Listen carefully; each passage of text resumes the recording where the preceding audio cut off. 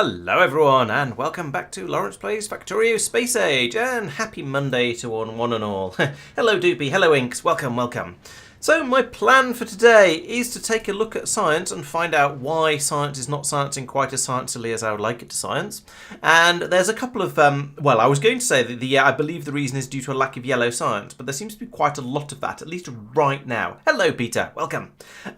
Unfortunately at the moment, the red, the green and the orange all seem to have ground to a halt. So that is, I believe, the job of the Coke, which is supposed to be filling up with all the science packs and has filled up with most of them, but there's a shortage of orange. So if we go and have a look over on Vulcanus, presumably that means that just down here, this row of machines here is insufficient for creating all of the orange science we need.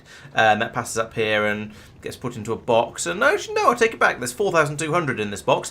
That should be plenty. It's probably, in that case then, it's probably because there's only there's only one beacon affecting this launch silo. And that's the limiting factor instead, which is a kind of silly problem to have. So let's fix that by moving you to there. And then you will have 1, 2, 3 of those in there. And we'll probably find that that makes this now run at a suitable speed and produces rockets a bit more quickly. Because the limiting factor, ridiculously enough, is how it seems to be. Oh no, it's both how quickly we can make rockets and how quickly we can then load said rockets. So actually, I'm going to have to get rid of that beacon and do that and that, and then for now let's limit that to there, so at least now they'll start to flow past and they can go into this box instead.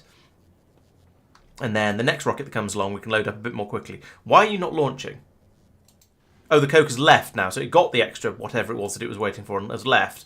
Okay, but you know what? That is still an improvement for the future, so I will happily take it. And we're loading 8,000 of each science pack. Wow, that's a lot of science. Oh, and it's reached Norvis already. That was very quick. There goes all of those science packs down to Norvis, and then so this is now okay. That's gone back down to 0 now, which is a bit of a shame. But as soon as those packs land, there they all are. That's a lot of science being dropped all at once. That can all then pour out onto the belts here, and we can get that up and running again. And eventually, we'll have it. Hopefully, have a bit decent amount of science coming through. So that's a good start.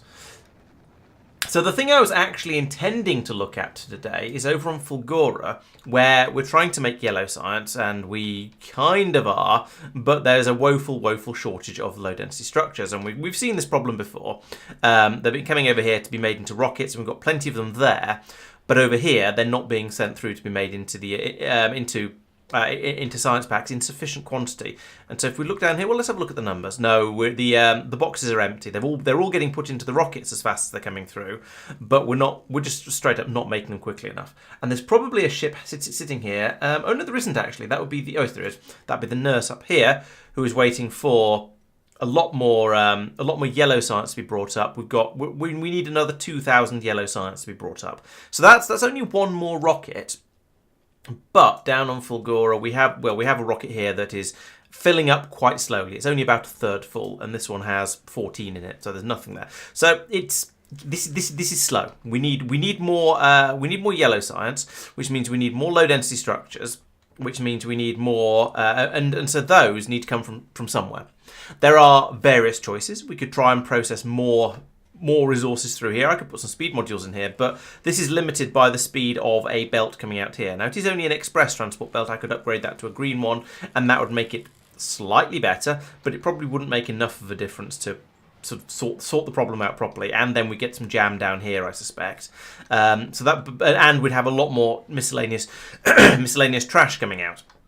So the other possibility is to make another possibility is to make the low density structures here, which is what's happening at the moment. But as you can see, there's a bit of a shortage of plastic coming through here, and now some of that is coming from red circuit recycling up here, which is okay, I suppose. Some of it is going to be being made down here, and we've got a shortage of petroleum gas, which is slightly odd. I wasn't expecting that to be the problem actually. I was expecting we're short of coal as well. So these machines here are making coal as fast as they... Oh, no, they're not, because there's a shortage of sulfur. The shortage of sulfur is also because of the shortage of petroleum gas. Right. So if I put in more of these 2 steps somewhere, I don't know where, this has got a bit cramped around here, but more of these, or maybe if I just speed module them, because it's free oil coming out of here, and we've got plenty of water because there's so much ice being produced. So yeah, let's try that first. Am I making tier 3 speed modules here? No, because that requires tungsten carbide. So let's put some tier 2 speed modules in bit, bat, bop, bat, bet, and that'll probably do. We do seem to have quite a lot of carbon available. So maybe I should be speeding these rather than productivitying them. But we'll see how this goes. Now that's running faster, we should now suddenly have some input, what's the name? Petroleum gas. It doesn't seem to have helped yet, but then there's a lot of machines that need buffers filling up, and I suspect we're not going to be able to do that.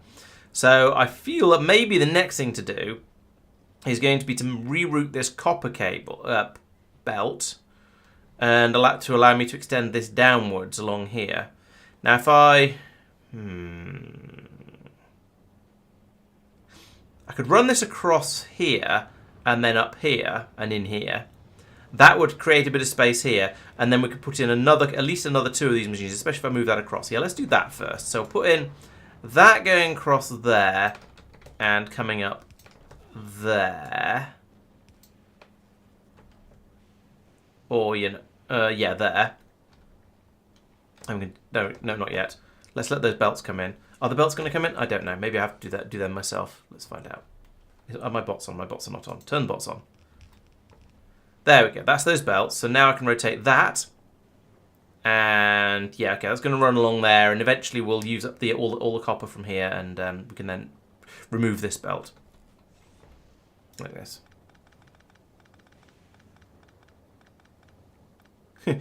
Flurry, or the various different sizes of flurry. So yeah, let that go through. Now I'm going to move this to here to get it out of the way, and continue to remove this belt. There we go. Because now, you see, there's still nothing in there. So let's take this and put it here.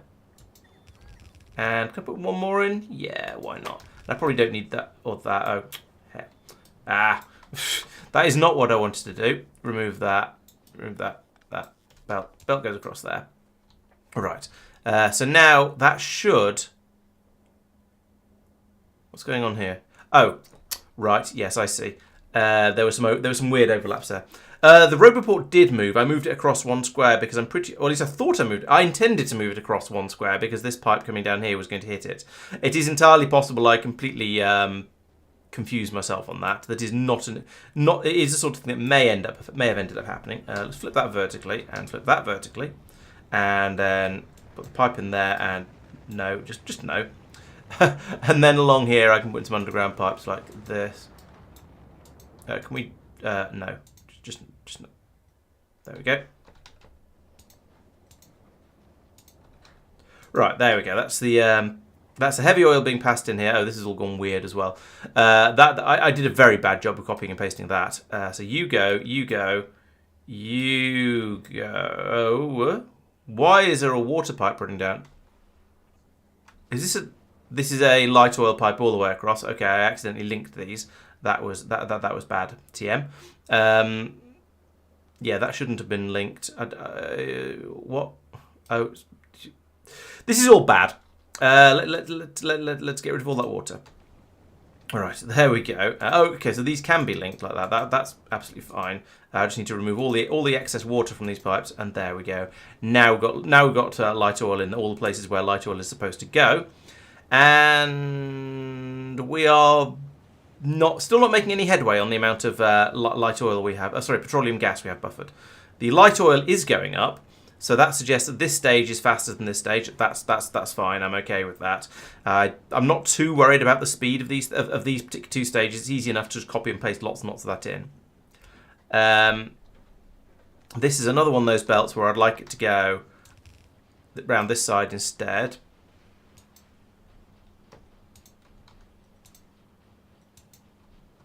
And then come around like this. Go back over to map view because I don't have to run over there myself. Which one is this one? So turn that like that. That plastic can flow around the top. And then I can remove all of this. All the way down to here and across to here. And that's going to give me more room for more of this down out on the other side of the belts. Where this copper belt is still in the... Did I not just move... Oh no, I only moved the copper belt up. Yeah, okay, I didn't do a very good job of moving the copper belt. Let's try that again. So I'll run a belt across here and up here. Turn that one there. And then this can go underground from there. Then this one can go onto there. And then remove all of this stuff. A little bit more. Oh, that copper belt's still in the way. I'm going to have to put a bit of a kink in the petroleum gas by the looks of it, because that is still going to be a problem. I could have moved it further across. Actually, yeah, all right. Let's do this properly.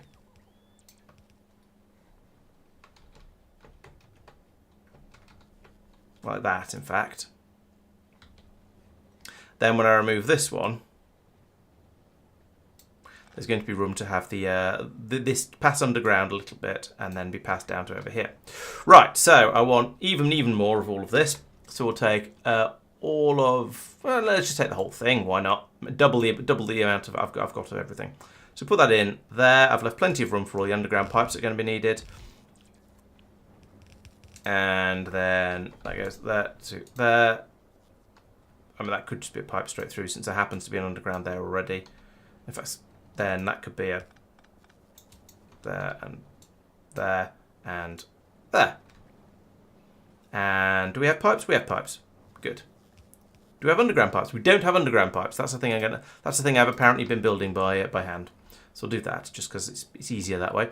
Right. So once that's happened, I suppose actually this could just be a extended underground belt over here as well, like that. And then this could just be a pipe going straight through. And let's put all this carbon back in here because I don't actually want that. There we go. Right, so now here we have a shortage of speed modules, fine. But if and when these all kick in, why are you not kicking in? Oh, you need yes, you need that and that. There we go. Now these have all kicked in. These will hopefully kick in momentarily. Yeah, there's a little bit of work happening over here. Oh, we've run out of water though. Okay, so you know you've solved one problem and caused half a dozen more. So it's a shortage of ice coming through now. That is not what I was expecting. I guess I have put in a load of extra new pipes. Maybe we're just trying to fill those up. No, I think we've just swallowed far too much ice. Let's go and grab a big quantity of ice from the other half of the factory. Bring it down there, chuck it into the machines, and and then see whether it's enough in the sort of steady state. Because up here I've got, I think I've got an enormous quantity of ice. Yes, here. Okay, yes, here. So let's take about that much.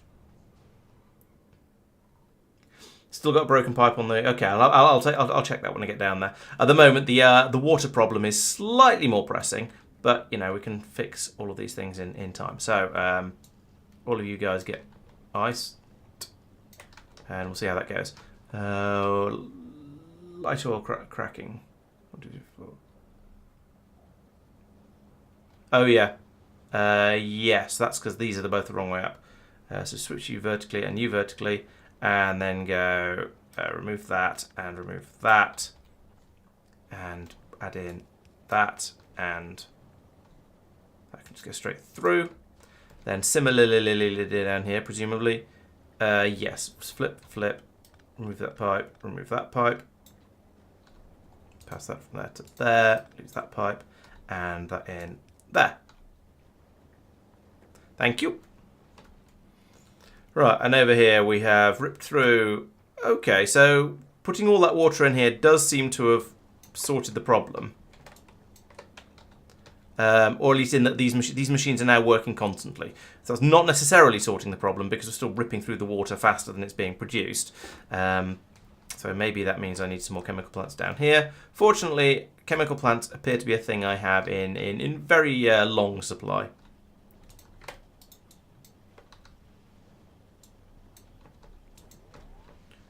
Do I have any inserters? Okay, there we go. I do have some inserters.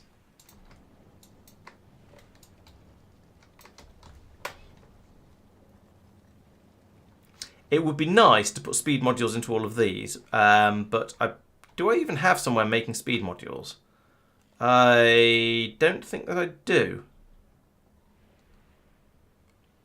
So where did all those speed modules I've just been playing with come from? I don't know. Maybe they came from space.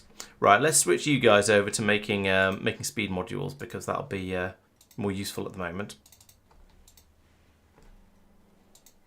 So that's speed 1 and speed 2. And then you can run until speed 2. Well, whenever speed 2 is less than 100. Cool. And I'll put those in here. And I don't know what I'll do with them. Probably just leave them in my inventory. Yeah, an ice buffer isn't a bad idea. It's an ice idea, if you will. Sorry. So let's put that there. And then, yeah, these here and here. And then I suppose I can just dump all this into here as well and start the ice buffer up there. Right, good thinking. So that should have helped a bit. If I look at my production graphs, we'll see that plastic has gone from plastic has gone from not very much to still not very much. Okay, it's not made a great deal of difference by the looks of it, which is odd because that should be. And okay, yes, we've run out of water. Maybe that's part of the problem. But it shouldn't be worse. I don't have any speed module. I do have productivity module. No, they won't help. I could go across here and take out these, I suppose. Actually, it was this stage was the faster one, wasn't it? Could bots please not? Thank you. Claim all of these. And these, and put them in over here. So that should get us a bit more water. I just hope the single inserter up here can always keep up. I could replace it with a higher quality one, but it was a bit of a pain in the wasp name to make those earlier. So yeah, we'll just see. Even with those extra machines, water is still a struggle.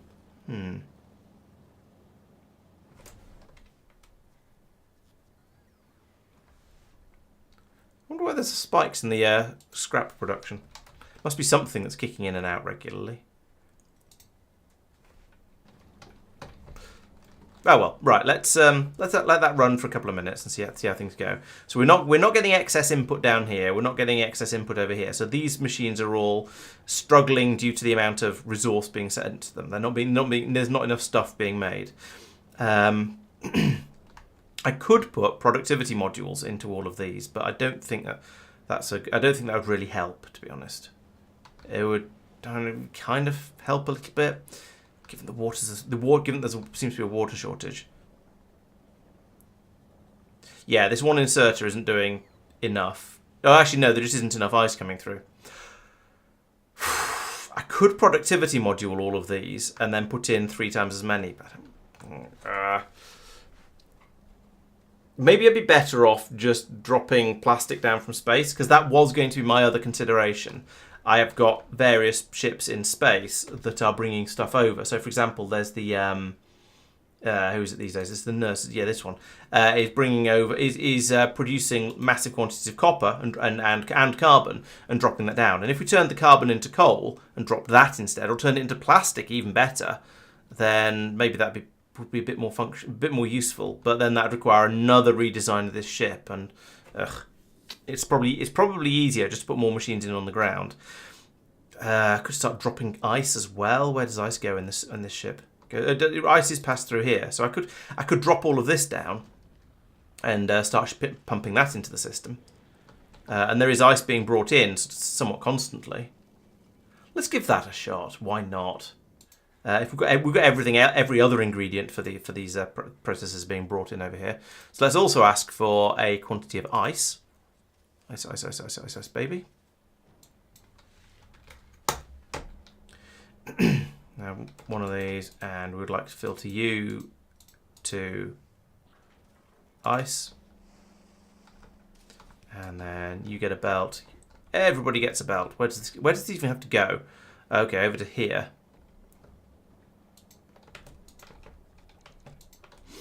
This is getting very, very spaghetti. I don't like it. I mean, I know, it's Factorio. We expect spaghetti, but still.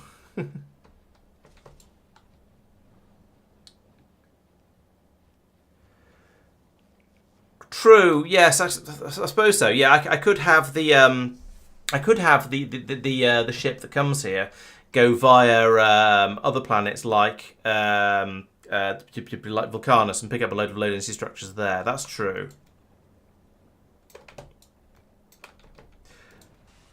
Oops. That would certainly, yeah. Could we not? Just no. Okay. Right. Yeah. Maybe that might be better than end tinkering with this, because yeah, it's a little bit frustrating because this planet has always felt like it's got all of the ingredients that are required for everything I'm trying to do, and then it just turns out that whilst it feels like it's got all the ingredients, it hasn't actually got any of them in quite the quantity required. Like the plastic that was coming out from the red circuit recycling, like the low density structures that were coming out from the recycling over here. How is Vulcanus doing with its low density structure production, and is there anywhere better for it? And the other possibility is plastic from Gleba. Over here, I've done enough low density structure researches though that this is coming out at a crazy rate. So, okay then. Oh, you're outside robo range. Does that matter? Yes, that matters. Let's put in another roboport over here then. Okay, let's go the other way with this then. Let's take the nurse. So what's it doing at the moment? At the moment, it's doing Norvis and Fulgora. Vulcanus is a hell of a detour, but that's going to be better than just sitting here waiting forever for things to happen. All right. Let's go back to the nurse and say, I want to go to Fulgora, Norvis, then go to Vulcanus, wait until all requests satisfied. Yeah. And don't unload while you're, do unload, who cares? It might have something useful. And while you're there, I would like you to pick up a quantity of low density structures from Vulcanus. Now the problem is this ship is generally very full, but I suppose if I do this, I can reduce the amount of carbon it's capturing. So okay, I'll cut down on that. So 500 per row. So I could have 3,000. Collect 3,000 from Vulcanus.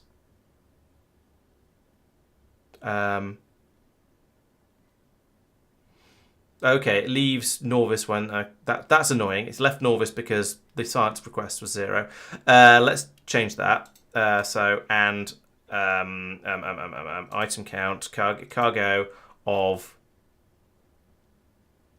what are we doing? Pink. This one. Pink equals 0, or this is going to have to be a multi-stage thing, or maybe it isn't. We'll have a look in a second. Or that one equals 0. It's gone the wrong way. I don't think I can. Oh, maybe I can. Maybe if I pull. No, the ands always go together, don't they? So even if I pull that down there and say that should be an or. Yeah, it's either runs out of pink science or it runs out of both of those. It has those both correct, and that's not correct. So yeah, I'm going to have to add in another item count, and that's going to have to be another yellow ammo is greater than 500, and put that one up there, and there we go. So now it'll leave if either if either science pack runs out and there's enough ammunition.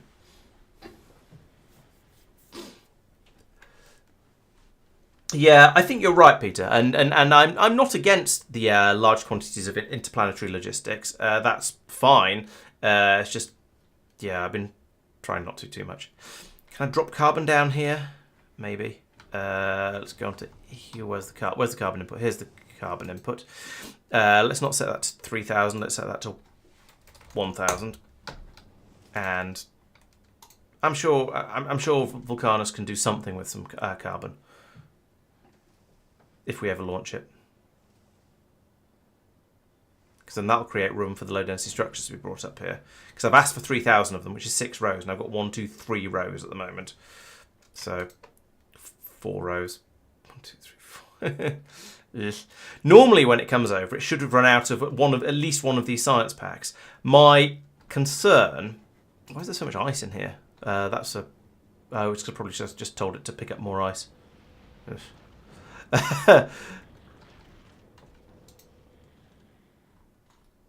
Yeah, my concern is that it's going to get here still with a full load of low density structures from the last time it's come round, and not be able to unload them all. But I don't know how to fix that, apart from another ship, which I could. I totally could do another ship. Also, I should set Norvis to claim these things and then recycle them. That'd be a good idea.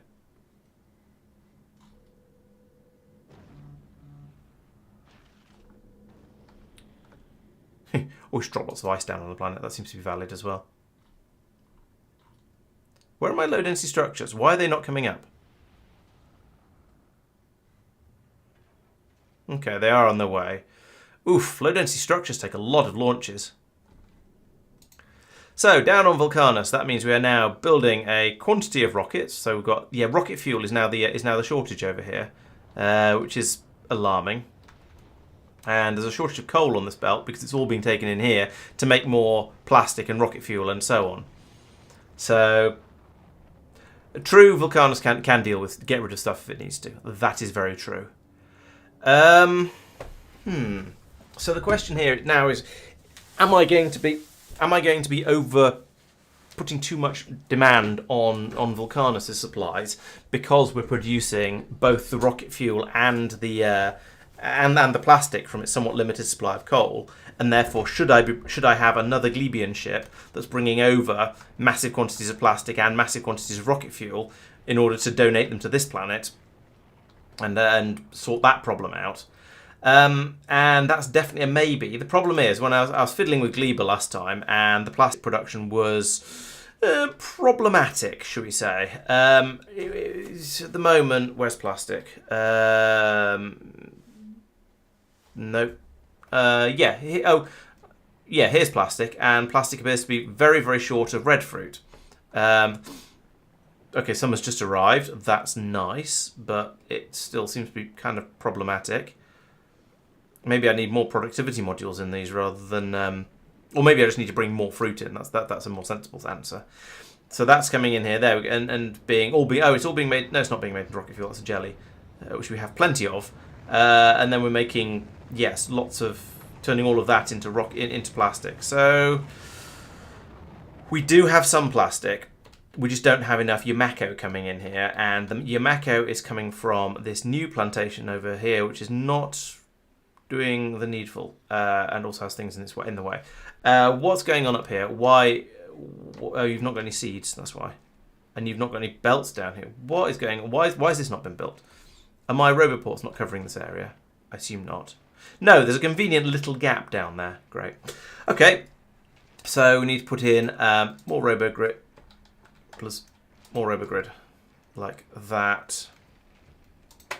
And I guess that, and then remove those two, because I don't want that there in the middle of the in the way. Ah, yes, it's just this one running. So I need to get these belts in. Have I just cut off the entire roboport area? No, not quite. That's all right then. It might be quite nice to finish the robogrid off down a little bit further. So I put in another one there and one there, and link both of these together. Then when I do inadvertently cut it all off, it'll be less of a problem. I've also broken the power to over here, so that one's going to be going from there to there to there. This one is going to be not connected to anything, really? Blimey. Okay, back to the power grid thing then, because I took that one out because it's in the way. I could put one there and there and there, and then we'd have power being passed through. Is there or alternatively I could just shove one of these in this corner here, like that, and then all will be well. How far up does this go? Have I cut power to my entire north defensive walls? No, I've cut it off there as well because, yeah, that was back when I was trying to split off the power areas so that I could kickstart it a little bit more easily down here without all the lightning towers taking up all of the power ever. Why are there so many? Oh, okay, there's so many bots because of these little rock things. Fair. Can we have that? I was going to say, can we have that piece of belt? I suppose it's not that important a piece of belt, but it'd be nice to have. Right, here come the seeds. Excellent. So they'll pour into here. We'll start growing more Yamako over here. Is it worth trying to put in another Yamaka patch here? How big are you? You're that big. I could put that in here. It's not full coverage, but it's pretty... It's not bad. Yeah, let's put in another Yamako patch there.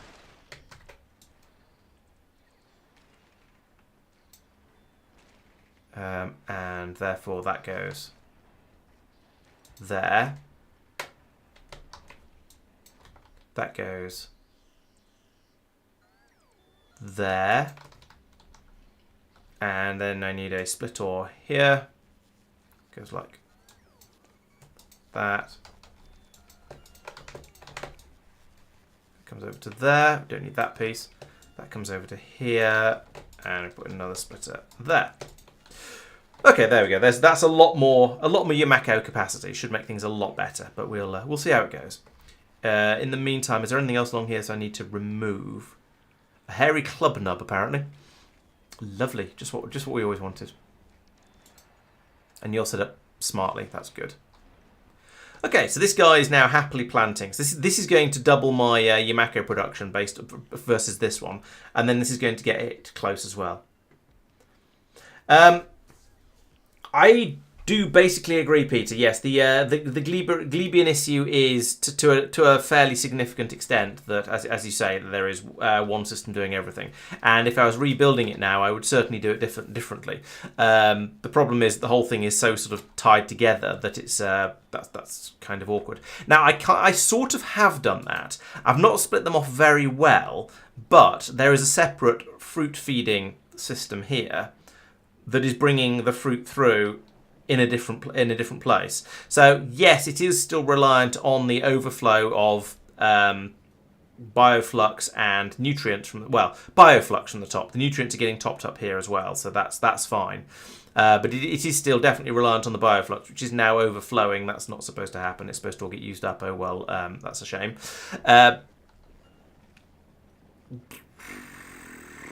Yeah, so what was I saying? Yeah, so it is still reliant on the same flow of bioflux coming through, but I don't see that as too much of a problem. The theory is this is going to use it up so we can keep the fresher stuff for making the science packs. And at the moment, there doesn't seem to be a shortage of bioflux there. There was a massive shortage of fruit, which is why I've added in the additional fruit processing area here, which has helped a minimal amount. There just isn't enough. Why are you? I don't care. There just isn't enough fruit being brought in for this processing system down here to deal with it, to keep a steady flow of Yamako mash coming through.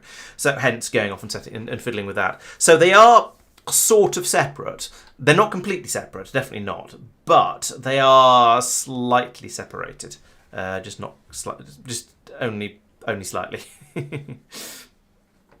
The big problem is that to get more stuff being brought up, I'm going to need additional rocket silos. And building rocket silos on Gleba is difficult because they require massive quantities of concrete and stuff like that, which all has to be shipped in. Now, that's not that difficult these days. I can bring all this stuff over by ship. I may already have done so. I'm not 100% certain. But yeah, I could then put in a couple of additional rocket silos down here that are that'll fill up with low density. It would be low density structures and rocket fuel, wouldn't it? So those have to go into boxes and then be done by bot, which is somewhat annoying. That said, I only have 97 logistics bots on the planet, so I have to take some more of those over. But again, that's not too much of a difficulty. I think that is doable. to start shipping out low density structures from here, and or do I want to ship out plastic from here and then make the low density structures on the other planet? Yeah, because I do have a bit of I don't have as much iron and copper here as I would ideally like to. So perhaps shipping out plastic and rocket fuel is the better way to go. So that kind of only requires one. I say requires one more rocket silo. It doesn't require it. I'd just rather load it by inserter than by bot. So I'll put one of those in there. It will never happen, of course. But still, try and get things working a little bit.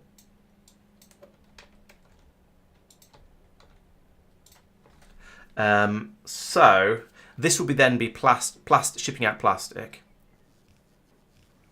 This one will be shipping out rocket fuel. So I will put in a one of these and a one of could be one of these, I guess, like that. And we'll just merrily fill that up with rocket fuel. And hopefully this will be a lower priority. Yes, it's a lower priority than keeping the power on, so that's good. But we can pull through loads of this. And we've got crazy, crazy quantities of green cubes available. So that should be absolutely fine. We can just ravage all of that. And it's gonna put quite a load on the bioflux. But I have too much bioflux, so that's not a problem. I want to pull a load of that through, so all of these machines can go absolutely nutso and make rocket fuel as fast as they like.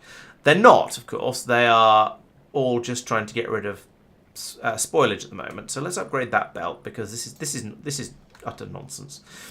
Are you running? You're not running because there's no water to most of these machines. For goodness sake.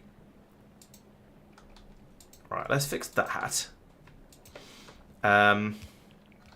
I don't think I'm making rocket fuel that quickly. I don't think I'm going to be making rocket fuel that quickly. Let's do that properly. If I need to swap sides, then I'll do it somewhere in here amongst the on the near side, or I'll come up with something different. Is there actual? No, there isn't a water shortage. It's just a bad design, and I hadn't put in all the pipes that I needed. So that should now, yeah, they can all start merrily making rocket fuel now, and I might even put in more of those. Now they are doing quite a number on the quantity of green jelly coming through. But even despite that, some of it is getting through, and we're not actually using it up that quickly in the rest of the factory. I suspect this is just the rate it's spoiling at all the way down at the end, down here like this. Yeah, it's just spoiling its way away down here, I think. So that's fine. Oh yeah, look, it's building back up again now. So we've got loads of that. We've got some Yumako coming through now. Hopefully that'll be enough to last for a little while. And growing now. Yes, you're working fine. You're working fine. You're working fine. Is there anything up here that's weird and might be fixable? What's going on here? Why have I not got? Okay, so these are just funny lakes that we can't Yumako landfill. All right, that's a shame.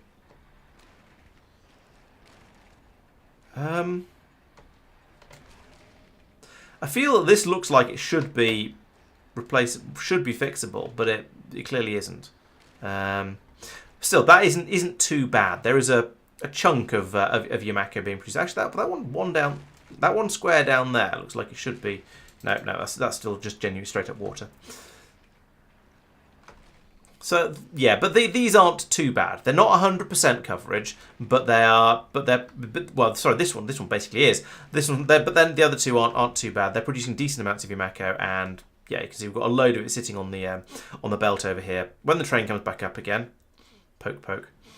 Oh, it's just got down there with a mostly full train. Okay, so yeah, the system is kind of working. I don't know why that's not letting the last of the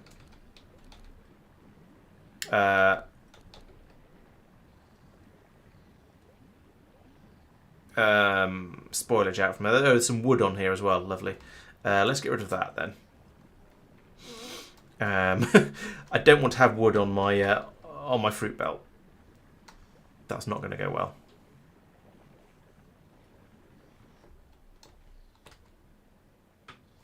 But otherwise, yeah, there we go. Got a nice healthy supply of Yumako, which means a nice healthy supply of plastic, which means I can come down here and feel slightly less guilty about putting in a splatter like this. And I'm going to prioritise to the right with this one because I want the science to carry on being made. I'll do that and that and that, and that. Okay, I lost a few, but never mind. Wait, that's too close. And that, and then put in an inserter there. Do we have things like concrete? We have some concrete. Do I have a thing like an assembling machine? No, but let's put in this. Well, yes, I've got scattered around in places. So I've put one of these in over here to be my idly make things that are required by the system. It might be that, yeah, it's true, there might be some wood blocking that. Where is it? It's up here. Oh, no, is it? That's not the right place. Yeah, there might be some wood in there. All right, let's delete that. Boink, and put it back in again. And then that can flow back out again. Yeah, that's true. Some weird thing could have just got stuck in at the end of there, and wood is quite a likely contender. What was I doing? Oh, yes. So up here, he says going downwards. You are going to try and make me a rocket silo. And so that means you need... How many? 1,000 steel, isn't it? Steel. And 200 blue circuits. And 200 electric engines. And 100 pipes. And 1,000 concrete? 1,000 concrete. It'll be interesting to see how much that arrives. I'm expecting the electric engines to be a problem, and I know I haven't got enough concrete, so I'm going to need to ship some more of that out. The steel, I wasn't expecting... Well, steel I will have to be... okay, it was wood. Awesome. Glad to got rid of it then. Over here, let's put in a copy of that there. But instead of iron, you're going to be doing steel. So we just have some steel available on the WAS naming network. I can't realistically make concrete on this planet because it requires lots and lots of stone. Electric engines I can make on this planet, and I wouldn't be surprised if I already am. Maybe I'm not. Electric engines are annoying to make because they have so many bits and pieces that go into them. They're not exactly... Oh, and they need lube as well. But no, I've got lube up here. So it's not miles. It's not a million miles away. They're just annoying and fiddly because you need to make something to make. You certainly, in order to make the electric engine units, you need green circuits, which is fine. But you also need normal engine units, which is steel, gears, and pipe. Oh, actually, that's not so bad. It's just the lube that's going to be annoying here. So we'll put one of those in there, one of those in there. What did I say for this one? Green circuits and lube. Green circuits come from underneath, so from there. And also need these things. You need steel, gears, and pipes, so that's one of those, those. And one of those. And I don't care about anything else, so you can pop up there. And belt, belt, belt, belt, bell, and belt. There we go. All right, so that's everything except the lube. The lube is going to be the fun part, as is always the way. Maybe we can bring it out here. That might work. How far underground do pipes go? It's quite some way, I think. So lube is here. Oh. Lube has turned into artillery shells. Great.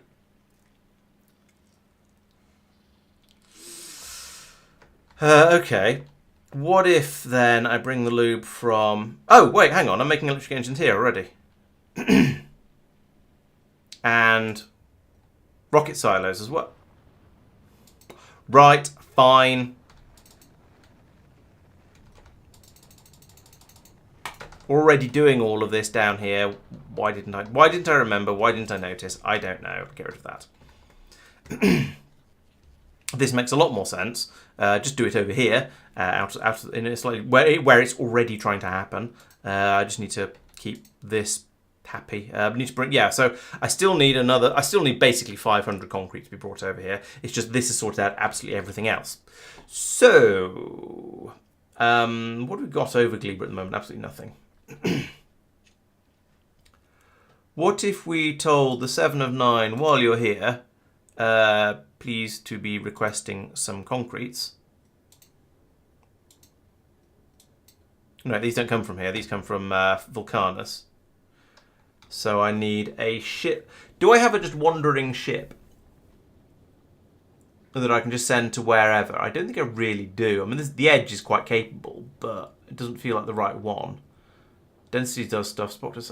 I need just a general. Actually, what I need is another ship that just wanders all the way around the solar system, picking up random stuff that's useful and dropping off random stuff that's useful. I suspect the Glebed might be picking up concrete. Actually, yes, it is. There we go. Okay, so it's going to go to Vulcanus, pick up some landfill, then head back over to Gleba where I can drop the concrete. Excellent. So if I go back to Gleba and say I would like to have 500 concrete at any given time. Bip. Concrete. Oh, I already have. Right, okay, so when that ship arrives, we'll have 500 concrete and we'll be able to make our thingy morse name thing. Why are you stockpiling spoilage? Because there's nowhere to put it onto the belt. The belt stops here for no apparent reason. Good job there, Laurence. Well done. Where does spoilage even go? Oh, it goes up here. Oh, was this one that was being taken away and now no longer is being taken away? Quite possibly. I could just run this belt up here and then feed it in to all of these mergers. If I do that, that's going to do some slightly weird things, but nothing that's going to break stuff. And then bring this belt down here like that. Okay, that'll get rid of that spoilage as well.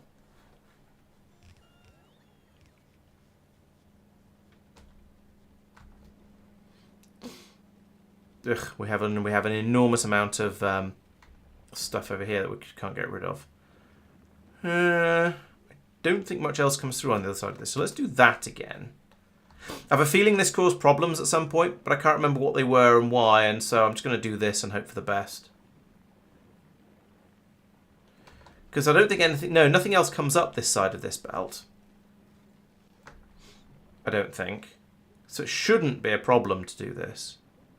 Even though we have massive quantities of spoilage coming through. Spoilage and nutrients and just general stuff being passed through here, which isn't amazing, but oh well, it can all go into the Burnimatron over here and do useful stuff with that.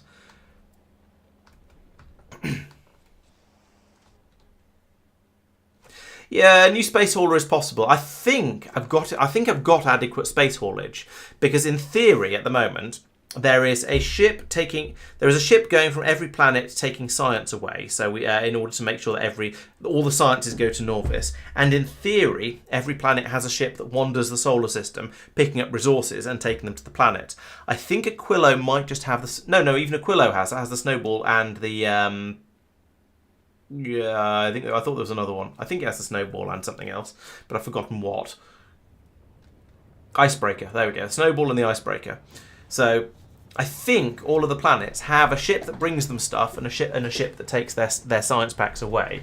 So that should be okay. Should. We also have an attempted dump of spoilage here, which isn't working. So let's copy that, flip it vertically, and put it here and here, and belt goes there and there, and we'll remove that one. Blip. There we go.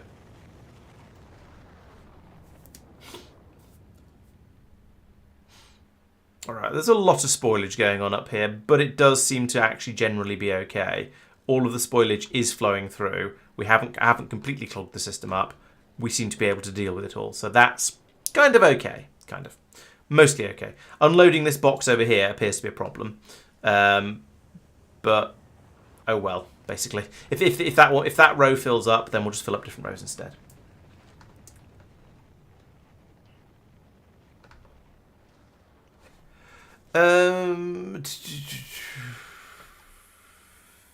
Yeah, I guess. Yeah, the spoilage is prioritized in a slightly odd way, but I think it's I think it's okay. But there isn't too much coming through. There's a little bit too much coming through. Let's put that there and there, and then we can dump some of it onto the other side of this belt, and that'll make things a little bit better. Fill up both sides of it. Yeah, there's there is enough capacity on the outputs here. The belts are not completely full. The belt put in spoiler to make.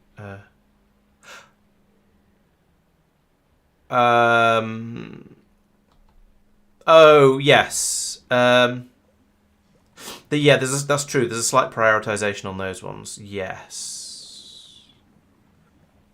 But it's if necessary. I was going to say if necessary, I could put in some more rows across here, but I don't think I can. Let's upgrade this belt because I feel that at the moment we don't have quite enough spoilage being disposed of, despoiled, if you will. There we go. That'll be more than enough to get rid of that. That'll increase my spoilage disposalage by about 30% or so, and should make a big difference. Yeah, and we're picking up a lot more on the input. I feel like we're picking up everything on the input side, and the outputs are running a little bit more healthily now. So that seems to be better. Right, where is that? Where's the Gleb? It's on its way still on its way to Vulcanus. Jeez, how slow is this ship? Very is the obvious answer, but jeez, nonetheless. I suppose it had to go from Fulgora to Norvis to Vulcanus, so it's taking a while. And then it's only one jump back to Gleba. And it's not like I'm actually taking any of this plastic away yet. So that's all of that. Now, what's going on here?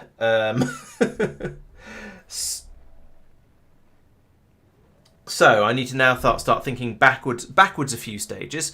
So the reason I'm doing all of this is because over on Fulgora, I'm getting through the yellow science isn't being made fast enough because I haven't got enough low density structures, and I haven't got enough low density structures because I haven't got enough plastic.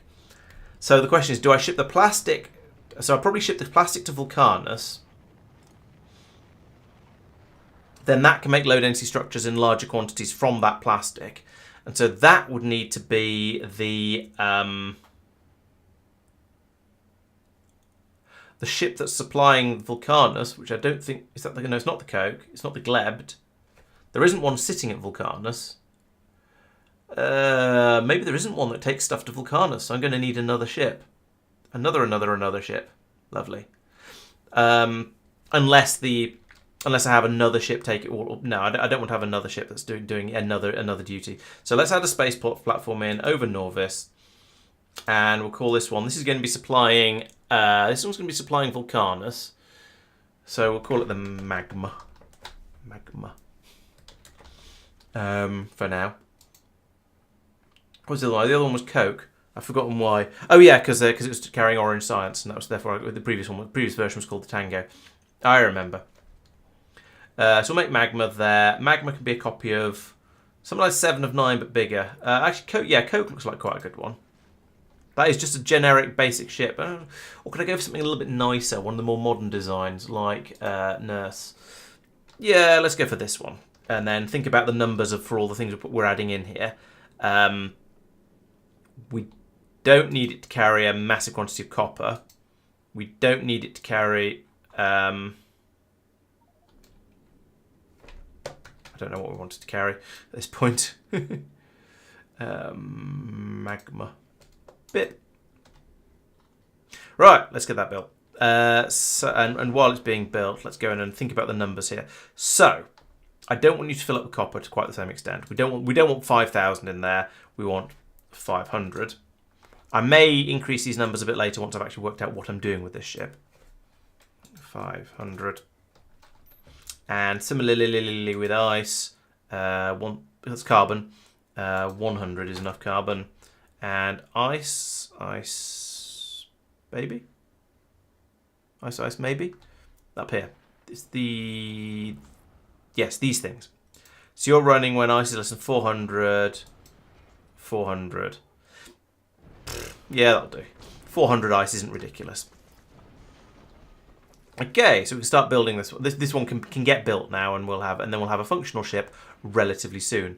While I think of it, Norvis, I'm going to ask you to start requesting all of the depleted uranium fuel cells. So we'll just pull them in from any ship that comes this way. They're going to need to be taken away. They're going to need to be reprocessed. What do we reprocess them into? I've forgotten. It's been so long, and I don't think I've reprocessed any of my uranium fuel cells, which is very naughty. So they get turned into cold uranium. Fine. It's done in a centrifuge. I could just stick a centrifuge in here and then purple chest it away. I think I'm going to do that, at least for the time being. Centrifuge? Centrifuge. So you're going to do that. And we're going to put that out into a purple chest that goes up here. And I'm going to put in a blue inserter because Y go faster. Like that and that. Alright, so we can dispose of those. And I suspect that down here there's quite a lot of... I don't know, where are they? Actually, ooh, no, it's all coming... It's all being recycled nicely. Yes, it is actually all going over to here.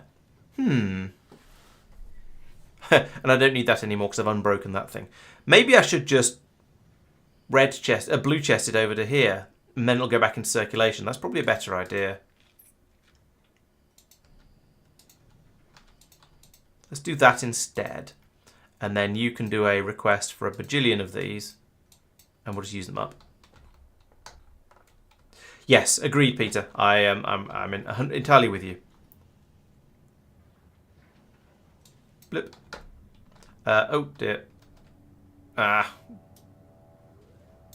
You filter those.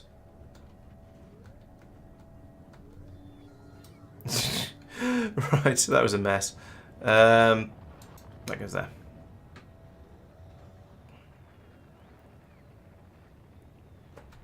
Okay, that all seems to be working. Yeah, the bots can take those away. Right, and so that'll empty out of whatever ships buzz around through this area. So in the meantime, the magma is being slowly built. We'll come back to that. So this is going to be the ship that carries the plastic and the rocket fuel from Gleba to Vulcanus and unloads there. Right. So that means over on Vulcanus, we're then going to have a request here for both rocket fuel. That one. Let's ask for a bit more than 20. And plastic. And I think I'm going to try and put some extensions on this. I probably don't have them here, but I'm going to at least ghost them in. And then we can request those from any ship that passes can drop some cargo bays in. And we'll add them in. Let's see what happens. Okie dokie. That means I now need to get plastic and rocket fuel up my very, very full bus over here. Actually, you're right, that is an excellent reason to do it. I actually put them in here because I was thinking this is going to get rather full at this rate. So, yeah, it is a bonus either way, though. So let's move you to there. And put another one in down here because it's probably going to cause problems otherwise. And then... Right, so we've got rocket fuel coming down here for reasons. Oh, to power a train. Okay. That's fine. That means I can turn that belt round and put rocket fuel onto it. So that's actually really handy. Is this my entire supply of steel? Yeah, it's an entire bus supply of steel anyway. Okay. So I'm going to put in a inserter here. I'm going to filter you to a rocket fuel. Like so. And bring that out along here. No, I'm going to do this with the blue belt. Bring this out along here. And then out here like this and this. Where's the rocket fuel belt? Oh, it's up there. I see it.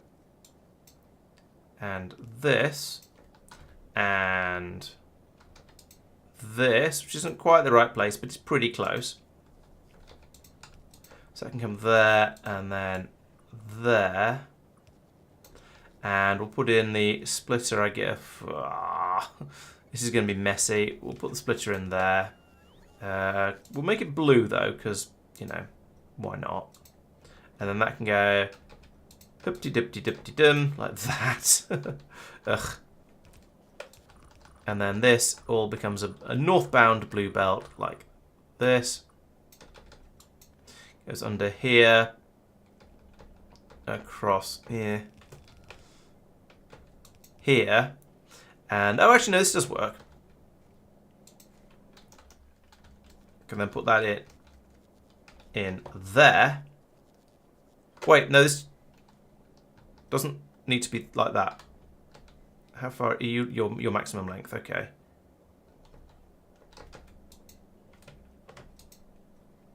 So put that there. Get rid of that, and then put in that. And input priority from the right, and then yeah, then we're glorious. That'll be fine. So I do still want this input, but I want to use it. I want to use the stuff that's coming up here by priority once there is some. Similarly over here, how do I get a belt up this way? Probably along here, sharing. Breaking laws of physics. Maybe under here and then kinking back across. That'll have to, or go straight up. Actually, straight up this line. That'll do. Instead of the carbon belt, because we don't need carbon. So then over here, we'll do exactly the same thing with plastic. Bring that across here.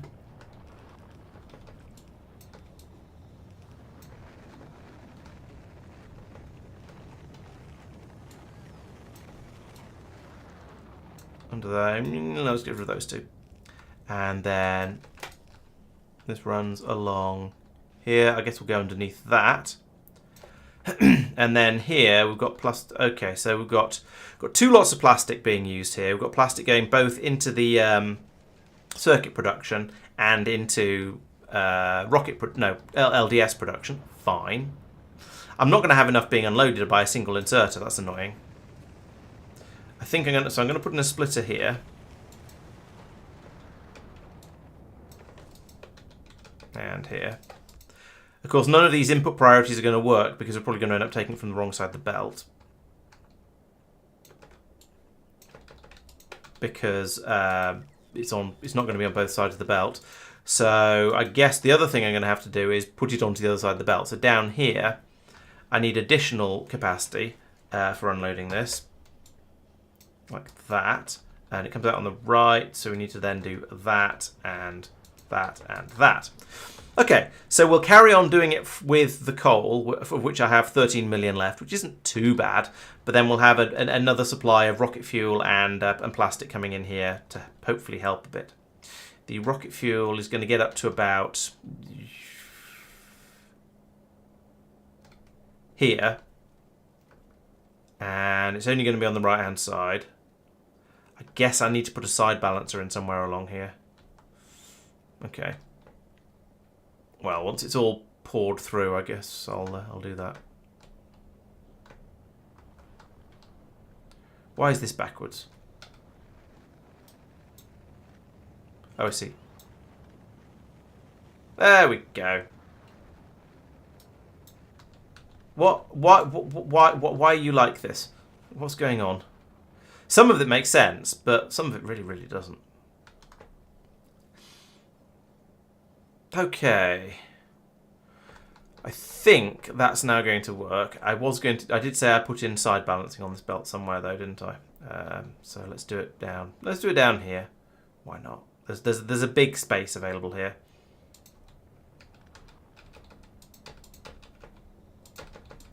Right. So that's great. I've set up systems to deal with all kinds of stuff that I just straight up don't have yet, because building a spaceship is slow. Because up here I have insufficient machines making flooring apparently, and some of these aren't powered. What? Oh, I don't think that matters. I don't know what these inserters are doing, but it's clearly unnecessary.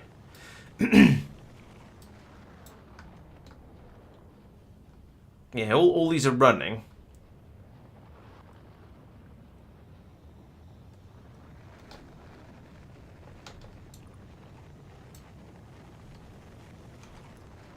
And a lot of this is doing things that I don't entirely understand. I'm sure I had good reasons. Oop, not the last one. I'm sure I had good reasons for all of this at the time, but I have no idea what those reasons were. Okay, so now we're just trying to make rockets over here, and it's a slow process because I haven't speed beaconed these ones because everything's crammed in here because I'm a fool. Stack I don't have stack inserters. Oh, I don't think I have stack inserters on Vulcanus. Maybe I do. Pretty sure I don't though. But yeah, all right. Let's try and upgrade them to stack inserters because that will help quite a lot. And you never know.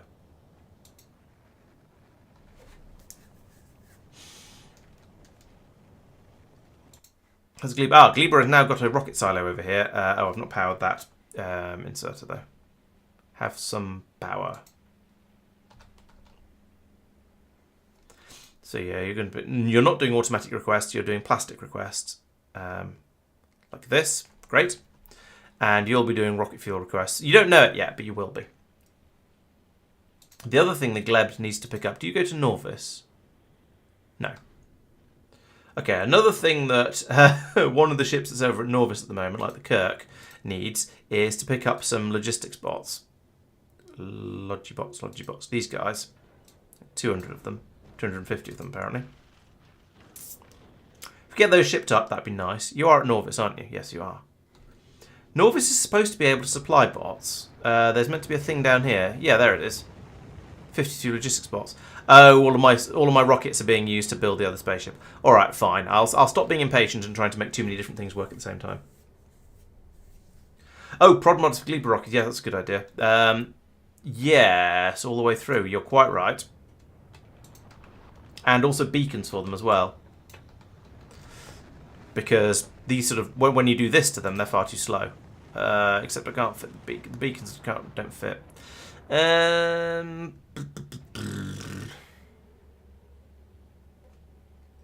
them there and there, and then power can go there instead. And then down here, if I put them out here, do they reach? They do. Awesome. So I've got 2 for the top 2 rockets, and I've got 2 for the bottom 2 rockets, and that'll bring things up to an acceptable speed. Yeah. Yeah, because that's pretty slow now, but more efficient, of course. If I bring some more modules over, then we can do this all a little bit quicker. There we go. So now that's a bit more acceptable, a lot quicker. Have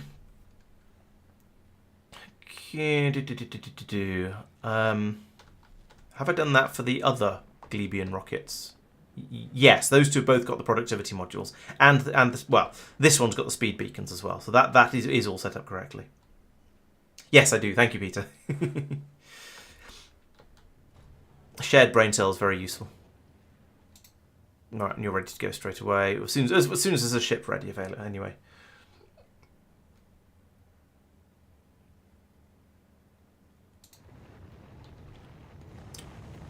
You know, I could squeeze in some beacons along here as well. Let's do that. Put them there and there. And use blue underground so that it actually works. Like that. And I'll copy that. Actually, no, I'll put the modules in first. I've got speed. I think I've got 3s available. Speed 3s available on this planet, so I might as well use them. And I can take that and force it in there and there, and things will be generally a lot better eventually once it all gets built. At least things will be much better. You know, it's one of those things will get worse and then before they get better, but they will get better. If we do part of the building part of what I've requested as well, that'd be very much appreciated. I've got enough bots to do all of this, I think. Oh, you need to be moved. Like that. How are you even? Oh, you're getting loaded from down there. That's fine. You're fine. You're fine. You're fine. You're fine. You're fine. There. Yeah. That all works. And this is all now acceptable. So who was it I told to ask for the modules? No, it wasn't you. Was it Kirk? It was Kirk. Cool. Oh, there's some on the way now. Oh, it's got 150 of them so far, and there's another couple of them. Another rocket load ready to. Sorry, another 50 on their way, and then another 50 after that. So yeah, this is being a little bit slow, but that's okay.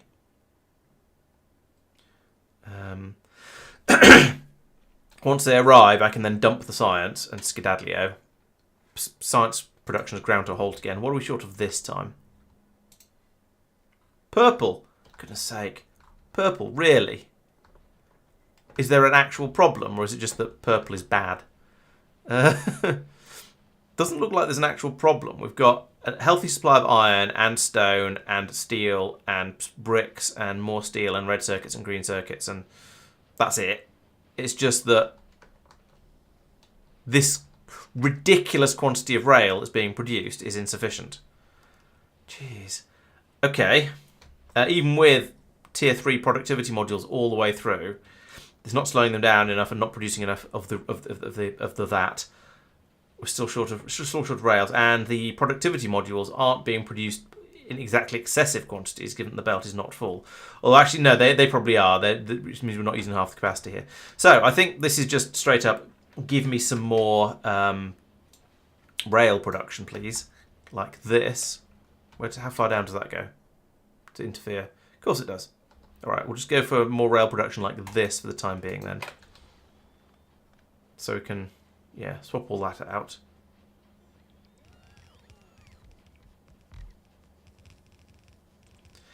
Hopefully we'll still. I think we should still have enough input. It did seem like input was not a problem previously, so hopefully that sort of that nudge in of productivity for the or improved production rate for the rail will allow the rail to get more than halfway through all of these machines.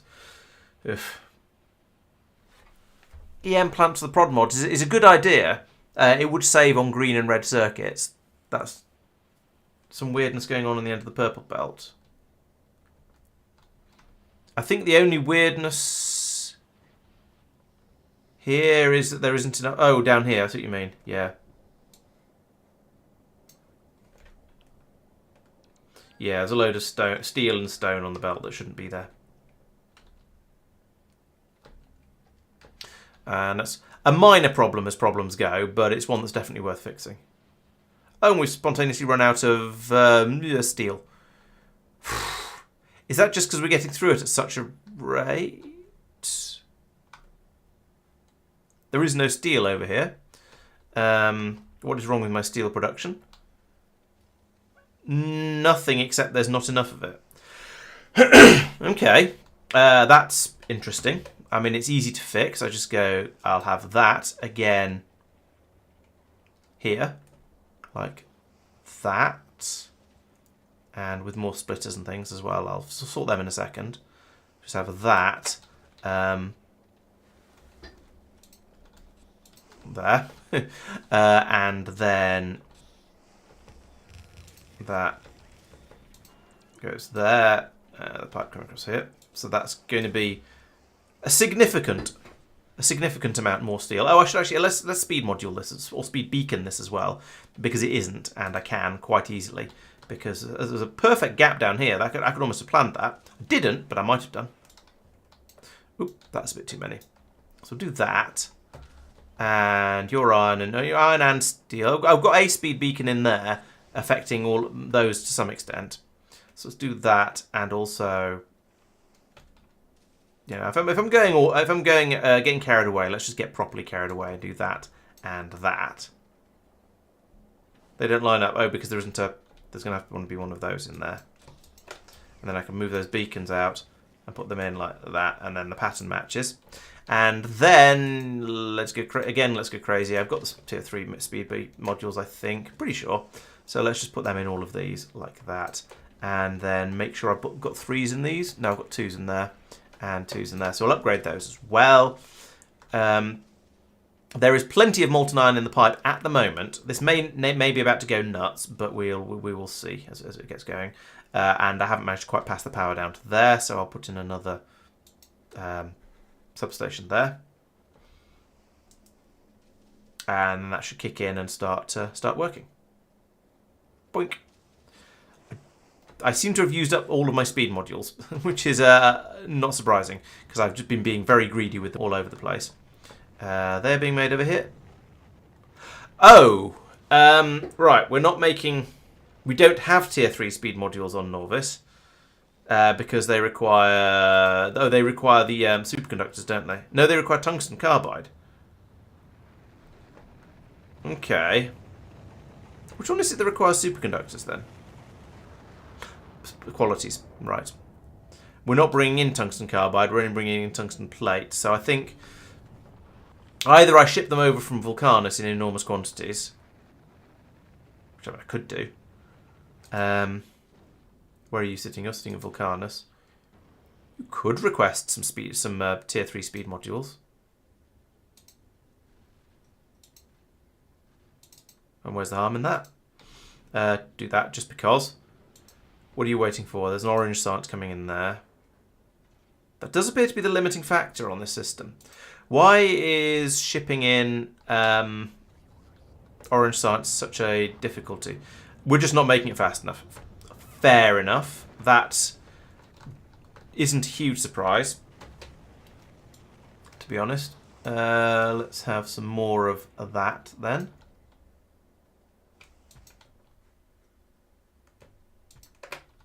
There we go. And also more of that. Is that enough? No, it's 1 square short, because of course it is. So put one more of those in there as well. There we go.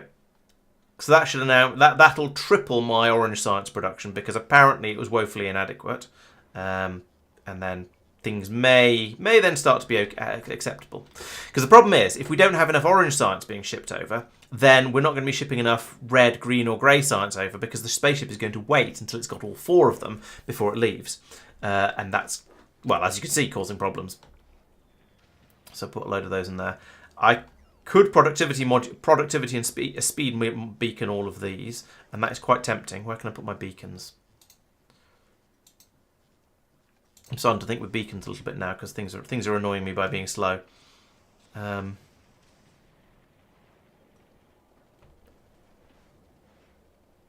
So yeah, I could just put a row of beacons across the top of here like that.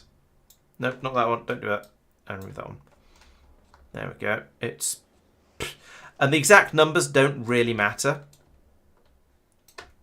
What does matter is that I get just that I get some improvement out of it. I haven't done any maths here. I've just gone, let's put in lots of beacons. What fun. Oh, Norvis is asking for speed 3s, is it? Yes, it is. You're right.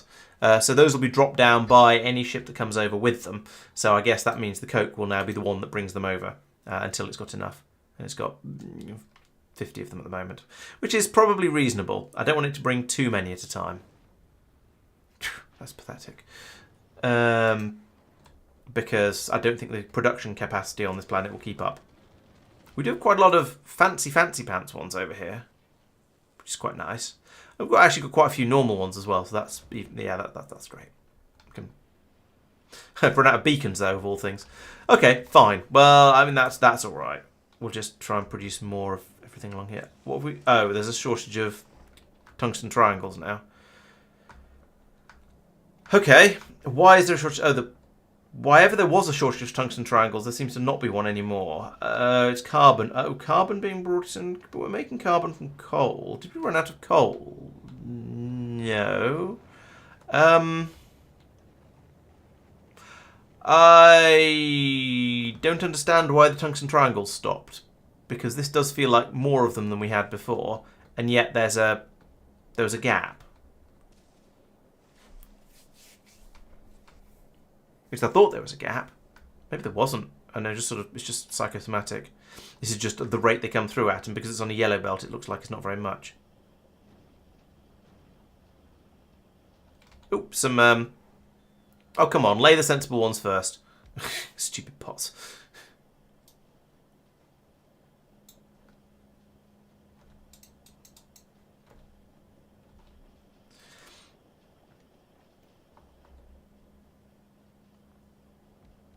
There we go. At least now there's plenty of capacity in here for all of the random stuff that I'm about to start dropping in. Okay, I have not been keeping my thoughts properly stacked, so I've sort of lost track of where I got to. I was making additional orange science because there wasn't enough of it, which is a pretty good reason to be making more of it. And that was, oh yes, because that was the reason this ship isn't leaving. It's currently up to, it needs another 3,000. I'm going to tell it to go now, just because I want the bits and pieces it's carrying. Because that's carrying speed modules, which is going to take over to Norvis. They'll be dropped down here, and that's going to allow us to speed up. This is all useless. Let's get rid of it. It's probably passing power through, but we'll sort that out afterwards. Don't need this. Don't need any of this anymore. That whole thing can go, except for the station. I do need to have one. I need to do the one final train thing over here, because otherwise we're going to end up with just a station that's never used.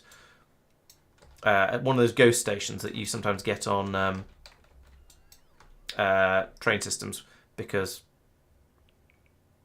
can we reach both of those? Of course not. That'd be far too helpful. Fine. Many pylons it is then. So I need to find a stone train, send it over to here, fill it up, and then send it over to drop off at the at a suitable station. Because there's presumably there is 9,000 stone here, which sounds like that might actually be more than one train's worth. Okay, let's find a let's turn that off and have it just straight up enabled. Are you straight up enabled? I can't tell. Yes, you are. So you'll probably get the next stone train. Can I tell you to come here? Come here. You. No, don't go there. Go down here. I happened to get it in exactly the right place. So that'll go to a stone pickup station down here. It'll pick up the rest of the stone from the station, or as much stone as it can. I think it might only hold. Well, I think it might only hold 5,000 because stone is less dense than ores. But, you know, still better than nothing. So that can come in here, fill up as much as it can, and then we shall see from there. What are you still... Oh, for goodness sake. There. And 5.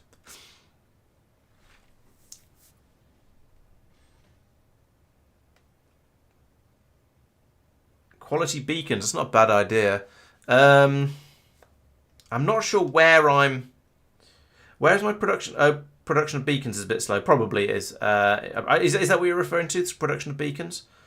Oh, there we go. And there's still 100. There's still what 1,100 left over here. Goodness sake. Okay, we'll deal with that later. Oh, we're still a couple of foundries short as well. But we have now got enough. Well, we've got a belt full of steel, which isn't necessarily enough, but implies that things are going a little bit better. Train is nearly full. Let's see if it leaves immediately since it fills up.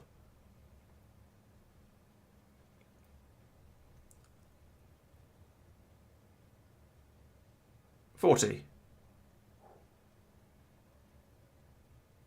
Okay, it's not quite actually. It's not actually not quite full. Okay, two wagons are full. 3. Why have you got less? Okay, no, it's leaving immediately. So that implies that our production here is still not sufficient. Let's... Oh god, where's going to be the... Yeah, if I bring a belt over from here, that's probably the best place. And that can come up there. Like that. And this one can now go there.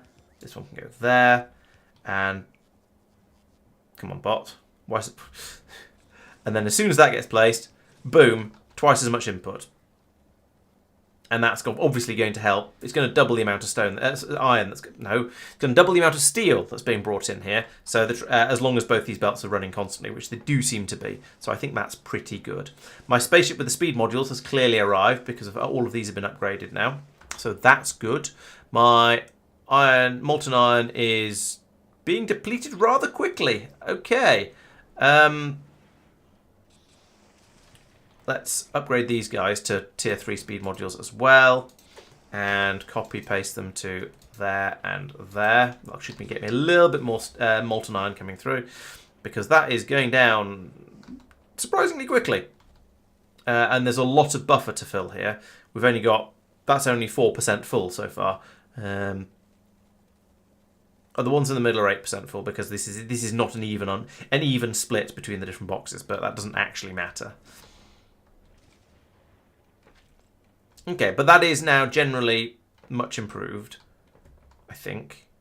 And purple science. How is purple science purpling? It is not, because we have no steel. Here comes the steel, and now we have some rail again. Not very much of it yet, but yeah, the steel is pushing through all the way down here. I assume I'm not going to be able to productivity module these. No, I'm not. That would be far too easy. Yeah, so we've got all the machines running now. So this is producing rail at the absolute maximum speed we can, given our current technology. Okay, so we'll have to wait a moment to see how these get on. Oh, molten iron train turned up as well. Yeah, that's true. That will also pull in a lot.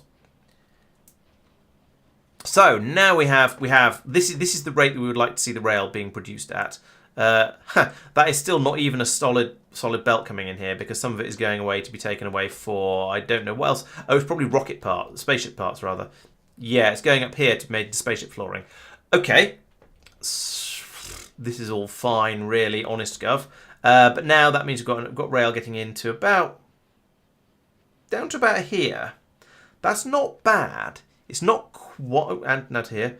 It's not quite enough, but it's pretty close. It's getting close to having all of the systems down here running. So I'm not going to say it's okay, but it's doing fairly well.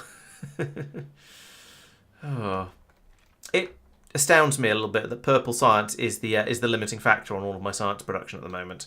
That's crazy, and especially as that's the one that's being made locally on Norvis, and therefore should be easy for certain values of should and certain values of easy. But yeah, maybe I just need more machines, more everything making that. But it's kind of hanging on, and we're going to get that stone train back up here again in a moment, I assume. Yes.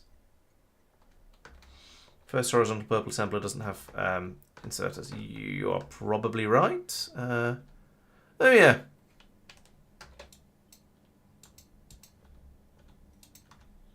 Let's fix that, because why not? And also give it some power, because otherwise it'll complain. Right, you're going to fill up with stone here,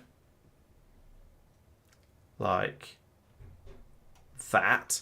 Then you need to be sent away manually to go to stone drop, and this station needs to be removed, and then all of this needs to be removed, because this is no longer a valid station. Oh, it's off again already. Excellent. That means I can now remove this bit,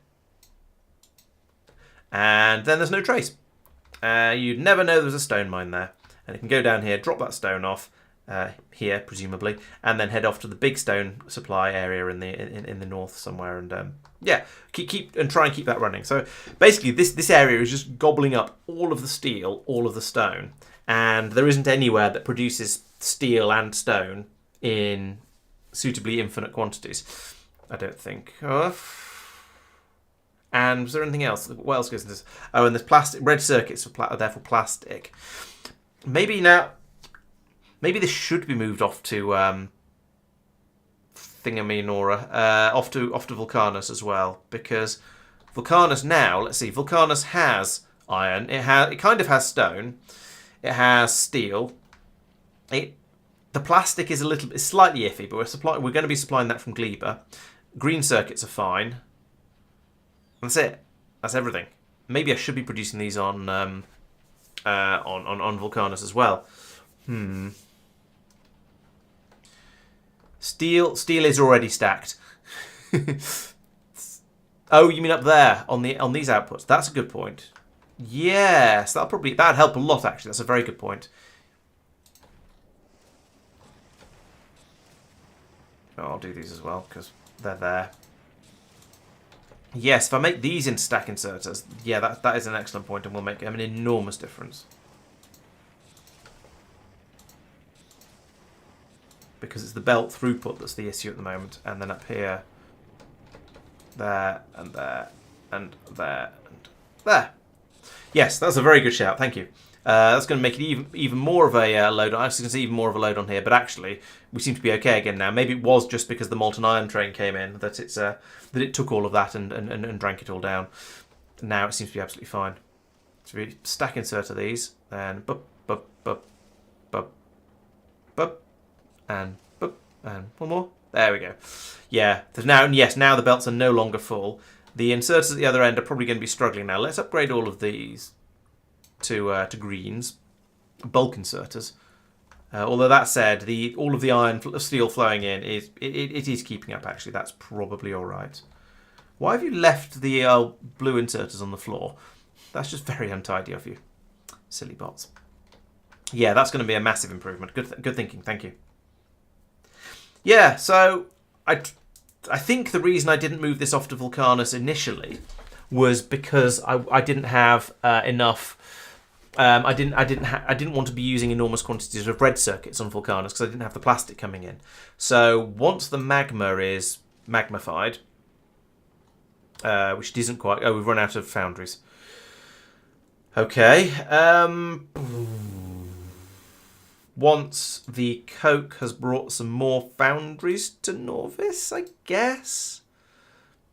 Foundries.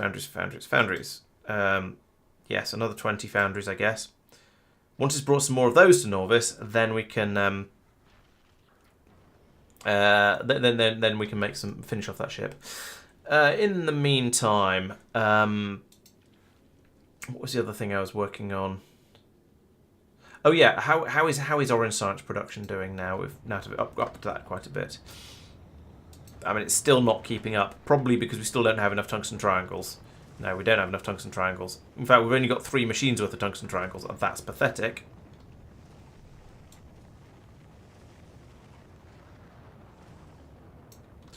So I'm going to upgrade this belt, even though that's not going to help at all. And then I'm going to have to think about how to get more tungsten triangle production.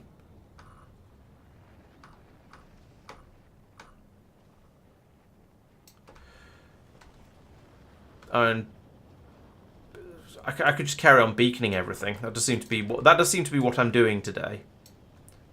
How about no? What is going on down here? Could you not be quite so wrong? There we go.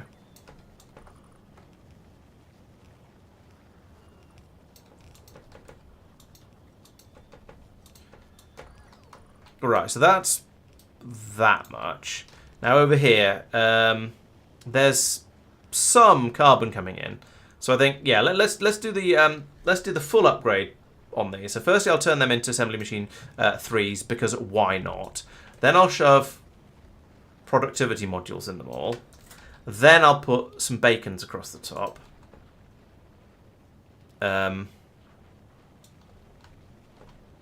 Just across the top of those. There isn't really room over here. Actually, I'll put one there as well. And then I'll put... What the hell? Let's speed 3. Let's just go nuts on all of it. Why not? There we go. See how this likes it. That is now, in fact, a full half belt of tungsten triangles coming out. That's good. And I think going up here, there were a couple of dodgy splitters that are going to need an upgrade, or they're going to be the limiting factor on everything. And just make it all terrible. Yes, like that. So we'll fix that one. And then I think the other one was a red one, which is very strange. I don't know why that was a red splitter, because it's yellow belts all around it. And there's no advantage to having a faster splitter. And I can understand using blue undergrounds with yellow belts. That makes a kind of sense. But not using red splitters with yellow belts. That's just weird. So there we go. Now we're chucking in a lot more tungsten triangles. Eventually, there we go. That's a bit better. That's a bit more like it. Yes, lovely. Oop, and I get suddenly a gap. Okay, well, we tried. That's probably because we ran out of carbon down at the bottom or something. But that will help as long as the supplies down here can keep up. And indeed it is because we run out of carbon. Right, okay, so do that.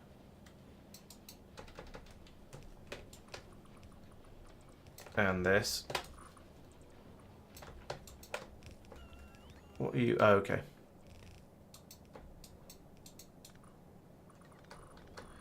And then increase the speed of this bit as well. And there we go. As long as basically this is another as long as we don't run out of coal thing. But we need the coal to make the tungsten triangle. No, we need the carbon. I guess we can be shipping that in from space to an extent. The big problem I'm having with everything that I'm dropping down from space is that I then have to worry about unloading it from one of these things. And that's frustratingly slow because it's been designed around using bots rather than around using inserters, and there just isn't enough space around them. Now this particular example, that's not a problem. There's loads of room around it, but in general, it's a bit of a limitation on the on everything I ever try to build. I guess I could do the same over here if I'm speeding and if I'm moduling everything, I can do that and okay, that and that and that and that, and then we get the power back in like that, I guess. And then I put speed modules in all these guys. Biff, buff, buff, buff. There we go. So that's going to be a bit more carbon coming through and a bit less coal used up as well. Well, how's my power production going? I've still got loads of headroom on the power. Just as long as I don't run out of... What was it? Sulfuric acid is the limiting factor on my power. Whoa. Yeah, sulfuric acid is a problem. Okay, so I have a decent amount of steam stored at the moment, but that is a crisis. Why is the sulfuric acid struggling so much? Is it just because of the amount I'm using? I think it is just because of the amount I'm using, because all of these guys are running merrily. Well, this is my solution for everything at the moment, so let's do this. They're probably basically out now, so putting these modules in is only going to help things. Oh, is these? Oh no, there's still a decent percentage down there actually. All right, maybe I need to find another sulfuric acid patch. What does sulfuric acid look like on the map? I've just covered it up completely, so I don't know what it looks like anymore. Okay, Peter. Well, thanks for your help and your suggestions and stuff. Yes, there's definitely a lot of yak fluff all over the place. The way this is going, we'll have to see how it continues. I don't see any other sulfuric acid patches. It doesn't. Oh, what's that? There we go. There's sulfuric acid. 46,000. That seems like a decent amount, especially as there's another 75,000 just there. So yeah, there's a good amount just over there. Although I will have to go and say excuse me to a demolisher for it, which means I need to go over there with my railgun and go excuse me, pop.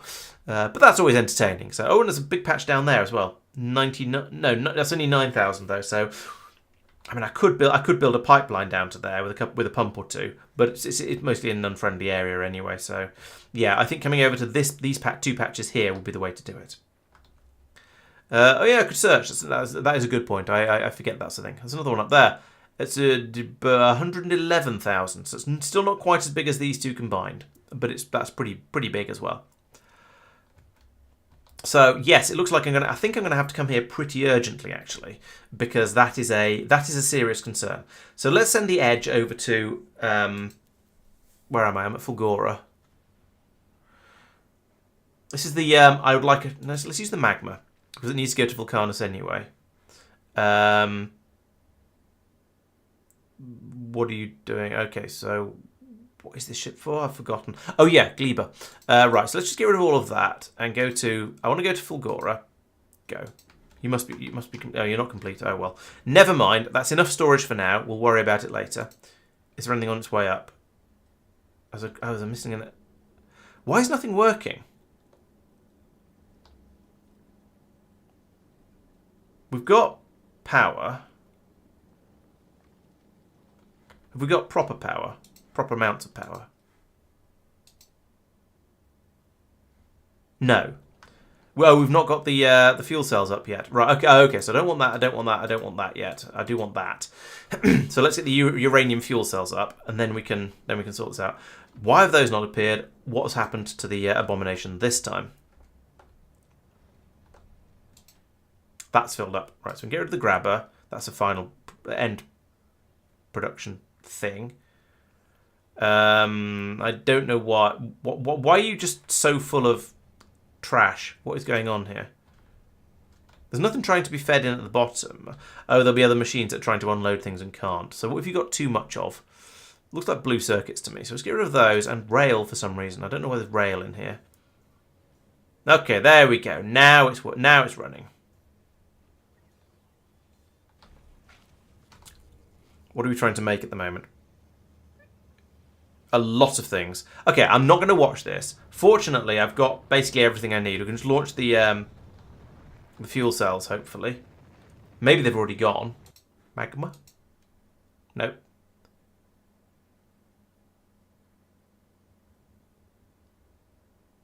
Oh, I need to pause the thrust. There we go. It's trying to escape. That's why nothing was arriving. Okay, so we'll load that up. Then I can get the ship to come to Fulgora. Wait till passenger present. Then go over to Vulcanus. Wait forever. I don't know. No, clear that. Actually, let's wait for passenger present and passenger not present. Then it won't go. And I can go down. I can pop another bitey guy, no, wormy guy, and then sort out the sulfuric acid supply over there. Right. So on the way, 40. Cool. So where was all this coming from? Let's try and run through the stack again, shall we? Because this has been long and complicated. So the problem was that I wasn't producing enough yellow science, and I wasn't producing enough yellow science because there weren't enough low density structures, and there weren't enough low density structures because there wasn't enough plastic, or possibly low density structures. So I thought, right, let's make the low density structures on Vulcanus because there's an unlimited supply of metal there, and therefore I want to make the but I'd use up all the coal, so let's bring in plastic and also rocket fuel. So I'm going to be making those on Gleba, which requires... No, actually, that's done, but that requires another spaceship to take the plastic and the rocket fuel over to Vulcanus, which is what I built here. Yeah, that all hangs together reasonably well, I think. Right, so can we start actually making things? Why is there nothing... Why are there no resources on this ship? What's going on? You're trying to grab everything. Oh, there's a problem over it. There's no foundry there, that's why.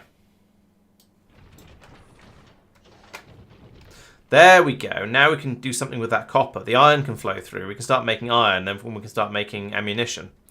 Right. Derp.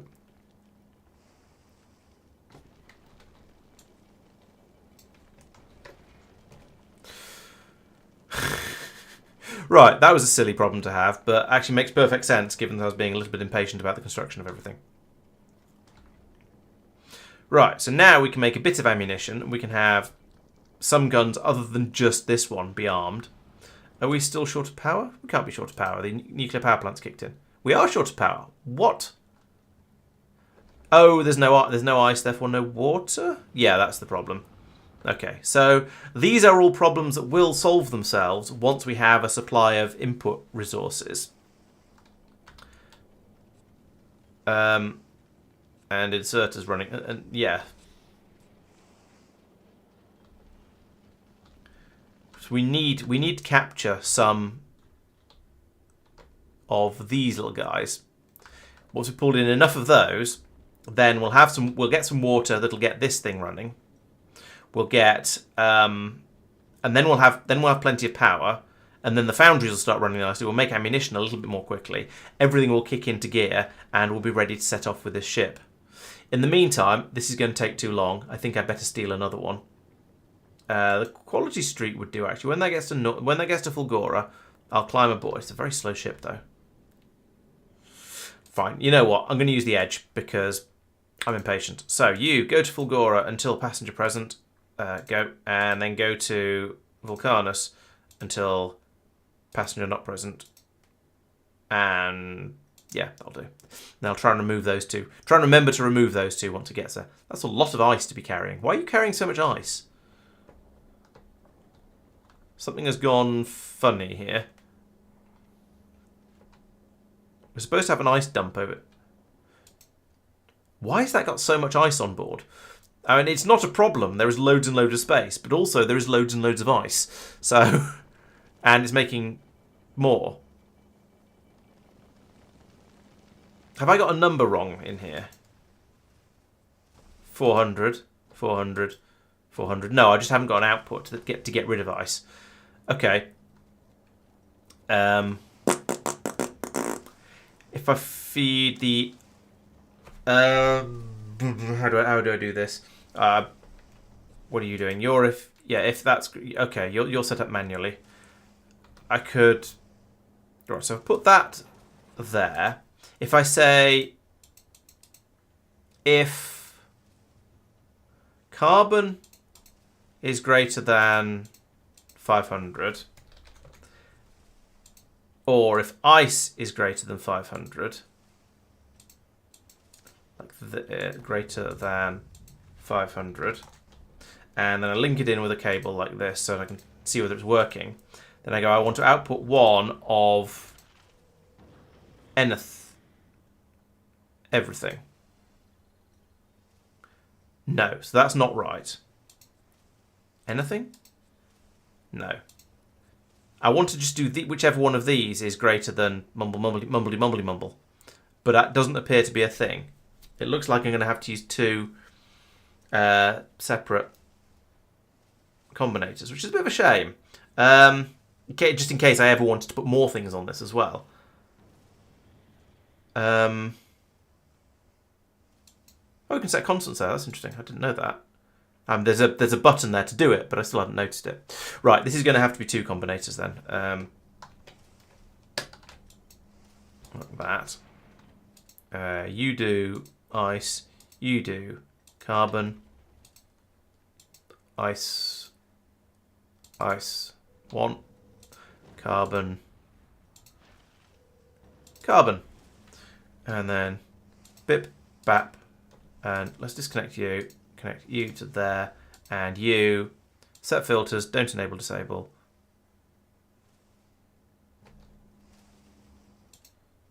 Right, you're outputting 1 carbon. You're outputting 1 ice. You are taking 1 carbon. So you've set your filter. Oh, it's a stack inserter. Is that causing a problem? No, it's just not picked up anything. What? Yeah? Oh, there's no carbon in there. That's coming from somewhere else then? Oh, yes, the carbon's no longer shipped through here. So I don't need a carb. I don't need that one at all. There we go. Now we can just unload the excess ice.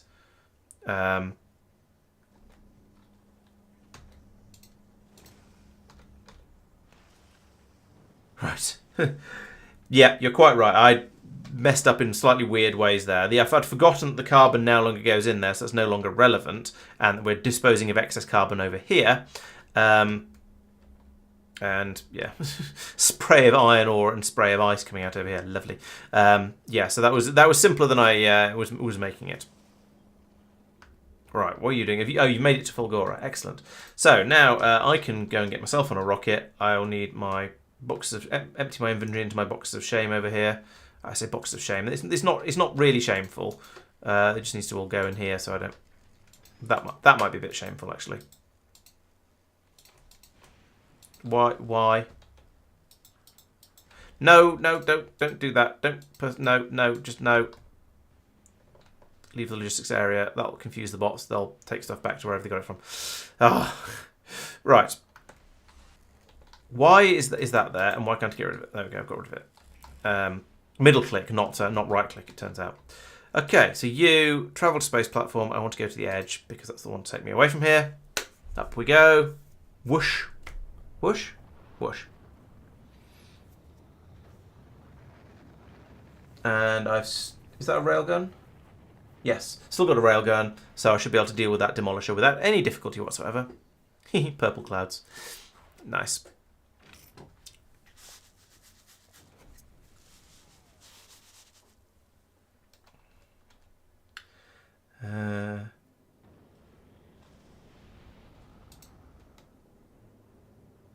Okay, and off we go. And I would like to drop onto Vulcanus when we get there. Right, how is Vulcanus doing given the alarming probable lack of steam we're about to have, or lack of sulfuric acid. Oh, those modules have fixed it. So speeding these guys up has now meant we've got plenty of sulfuric acid. But still, I think I would still be more comfortable if I went out there and made things a little bit more secure.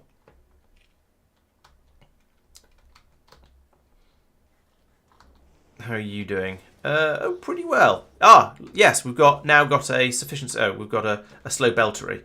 That's why it's sufficient. Which is why are you so bad? No, not that last one. But that one. Okay, there we go. And it's kind of working. I probably shouldn't complain too hard, but no.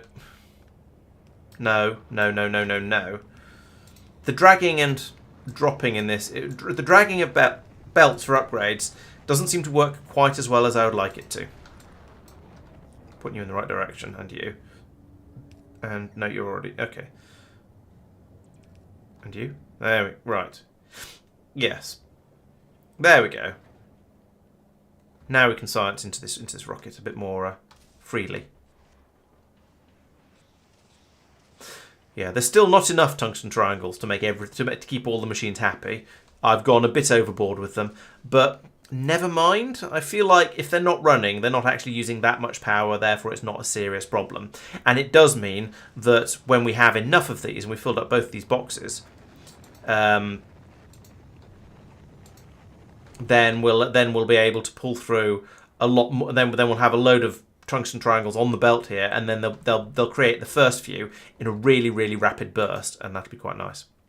So to there, yeah, I will put that there.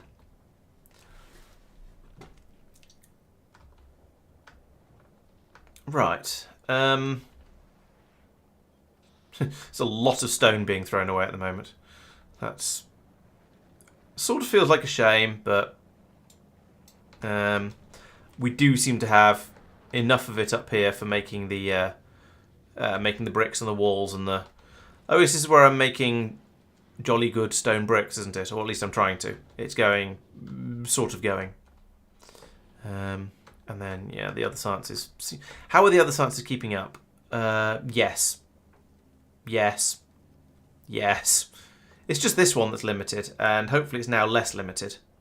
I wouldn't like to say. I think there's a similar number on this belt to these two belts. It's kind of hard to tell because of the way they're bunched up. Oop, I've got that. But it feels like there's probably enough.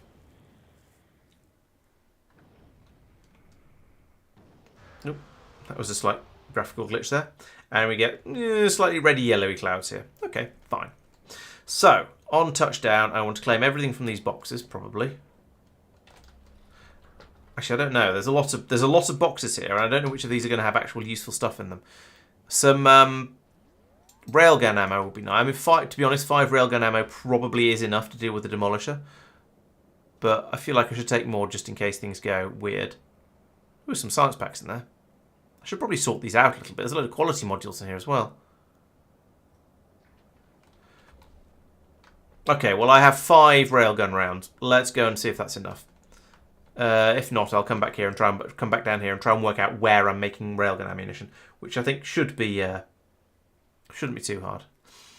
Right, so where's my sulfuric acid? There's my sulfuric acid. Where's my big scary worm dude? For certain values of big scary, and possibly also of worm dude. Here, Molly. Can I call a demolisher Molly? It seems like a good enough name. Ah, here he is. Hi. It doesn't get old that it's just that easy to take the demolishers out. Yeah, this is a. Hang on, is this the right patch? No, that's the wrong one. I killed the wrong demolisher. Don't.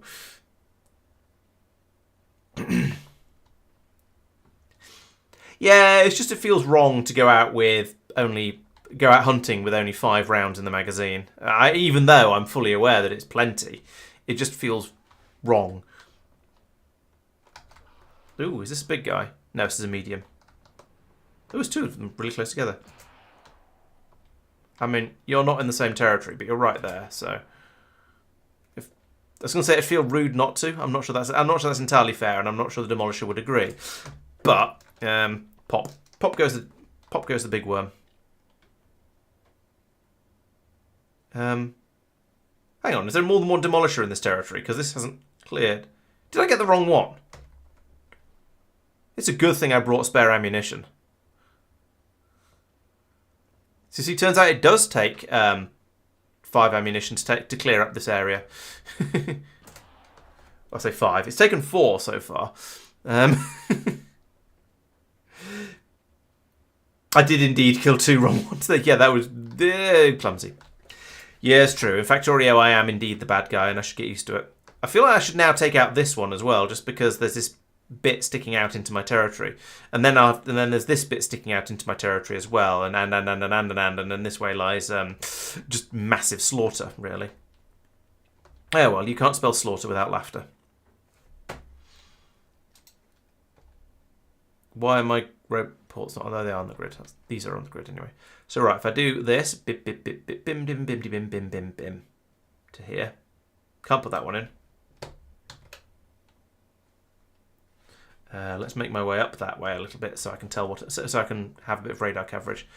Okay, so yeah, I put one there, and then there, and there, and there, and there, and that'll do, I think. Don't need that one, actually.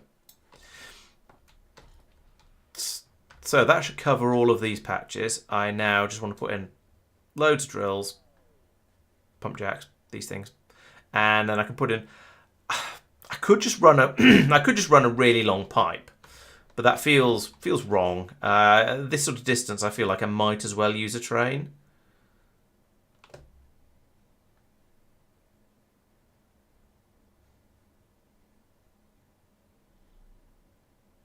It is tempting to just do a pipe though, and in New Factorio, pipes are sort of better because they have genuinely unlimited. Well, actually, no, they don't have unlimited throughput because you have to get them through pipes, pumps.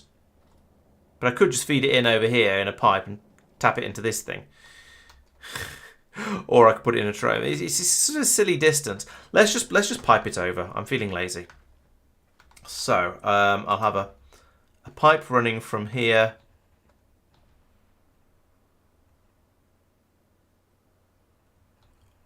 up to, where's the other patch over here? Right, let's do it from this view. Right, pipe comes over here like this, and I'll do some undergroundy bits as well. So it's that one, and then I'm going to need power over here as well, of course, mustn't forget that. Power is kind of important.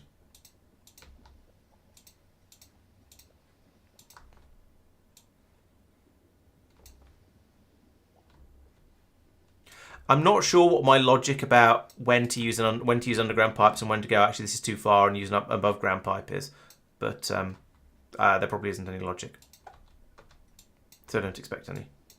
I'm just going to sort of throw stuff in places, in ways that seem sensible at the time. Put you that way, because then I can run my pipe from here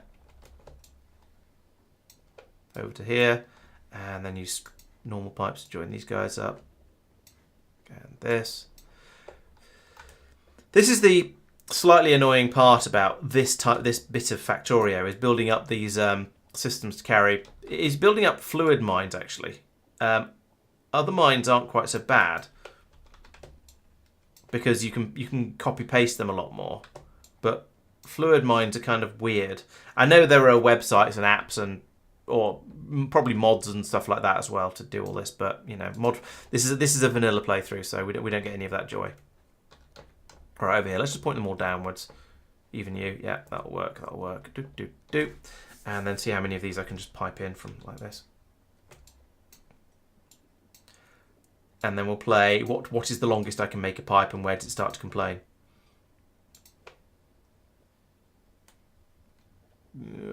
All these are difficult now. It is nice not having to worry about pipe throughput anymore, though. I remember back in the olden days, this sort of just hooking stuff up randomly like this and plumbing it all into a single pipe just wouldn't work. your bots would have you just wouldn't be able to get enough pushed through the pipes. So this is much easier.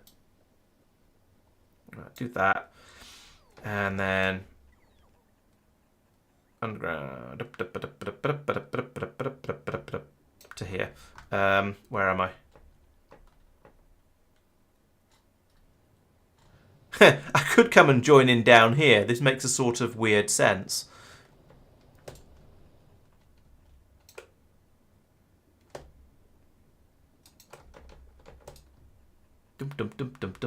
Oh, up to here at least.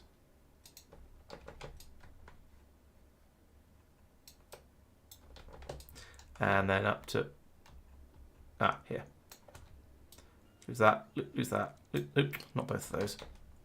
This is definitely going to be too long a pipe. However, I feel as if I've got the pipe in there, then I can check how too long a pipe it is, and then put the pumps in the appropriate places, and then power the pumps, and just get everything working. So over here, we're going to need you're not a thingy. You're a thingy. Right, we're going to need one of those.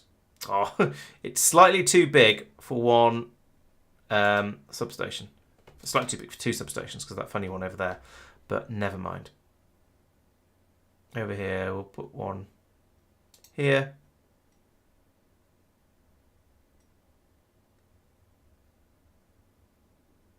Here, here, here, and here. That's good enough coverage, I think. And then it's a game of where are my pipes? Okay, the pipes are too long across here. That's entirely expected. Whereabouts? So that's okay. That's not okay. All right, let's put in a pump in here then. Pump. Pump goes here and gets power. Seems to be all right. Well, we'll see if putting all this pipe in over here breaks it as well. But so far, pretty good. Exactly, Ink. Yes, I needed 4 of the 5 ammo I took with me to kill the right demolisher. So this is why I was saying, I hope I've got enough ammunition. Or no, not so much. I hope I've got, but it just feels like I need more ammunition for this job. I know what I'm like. Horribly murderous is the apparently. Probably should have made this an underground pipe as well, but never mind. Suddenly all of this is valid for building. Right, so if it's to there to there, I'm probably going to need another one. Yeah, I'm probably going to need another pump in here somewhere. But let's see how we get on. Or I could just put one in here in general principles because, yep, there we go, because that's going to happen.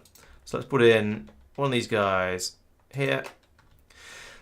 Because that is an area that just has already got power, so it's really easy. And I think the rest of it is going to be okay. These pipes aren't too long if this pipe is okay.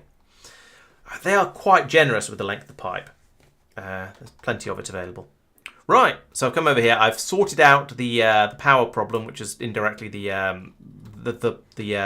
sulfuric acid problem. So we've got some carbon and some ice coming down from space, which is nice, but yeah, okay. Right, so we now need the magma. How are you going? You're sorted now. You're ready enough to go. So we can send you off to. No, you don't need to do this. You're doing the Gleba to Vulcanus run. So you're going to go to Gleba, where you're going to pick up plastic and rocket fuel. Rocket fuel is in here, despite being a rocket thing. Set a number, Laurence. So get those two. Then you're going to go to... no, go to Gleba. I don't want to pick them up from it. Get that from Gleba. Okay. Get that from Gleba. Okay. Then you're going to go to... so stay there until all requests satisfied. Then go to Vulcanus. Stay there until any request 0. So the Gleba Vulcanus route does not ever go via Norvis, so I can't. I need to also stick in. I mean, it needs to be an interrupt really, but I had trouble getting interrupts to work with these ships, so we're gonna do a loop round to Norvis anyway. Let's go there when we've got all the stuff, just in case we do want to drop any of it. And at Norvis, we're going to stay there until all requests satisfied, and that's going to be an opportunity to fill back up with uranium fuel cells whenever required. And it's not going to be too much of a detour, I hope. I think this is going to be mostly limited by the rate stuff can be made on Gleba. We'll find out how that gets on. Okay, so it's on its way to Gleba now. It'll be there relatively soon because it's a reasonably quick ship. Over on Gleba, we see that we've got... Who was supposed to be bringing over a massive quantity? It was the Gleb that was supposed to bring over a massive quantity. No, it wasn't. It was one of these. Was it Kirk? Yes, it was Kirk. Kirk is still sitting here. So let's ditch the chemical science and ditch the other science, and then we'll head off. 5. Bing. Right, so we're on our way to Gleba. When you get to Gleba, unload all of those guys and stop requesting them because we don't want to always have them on board.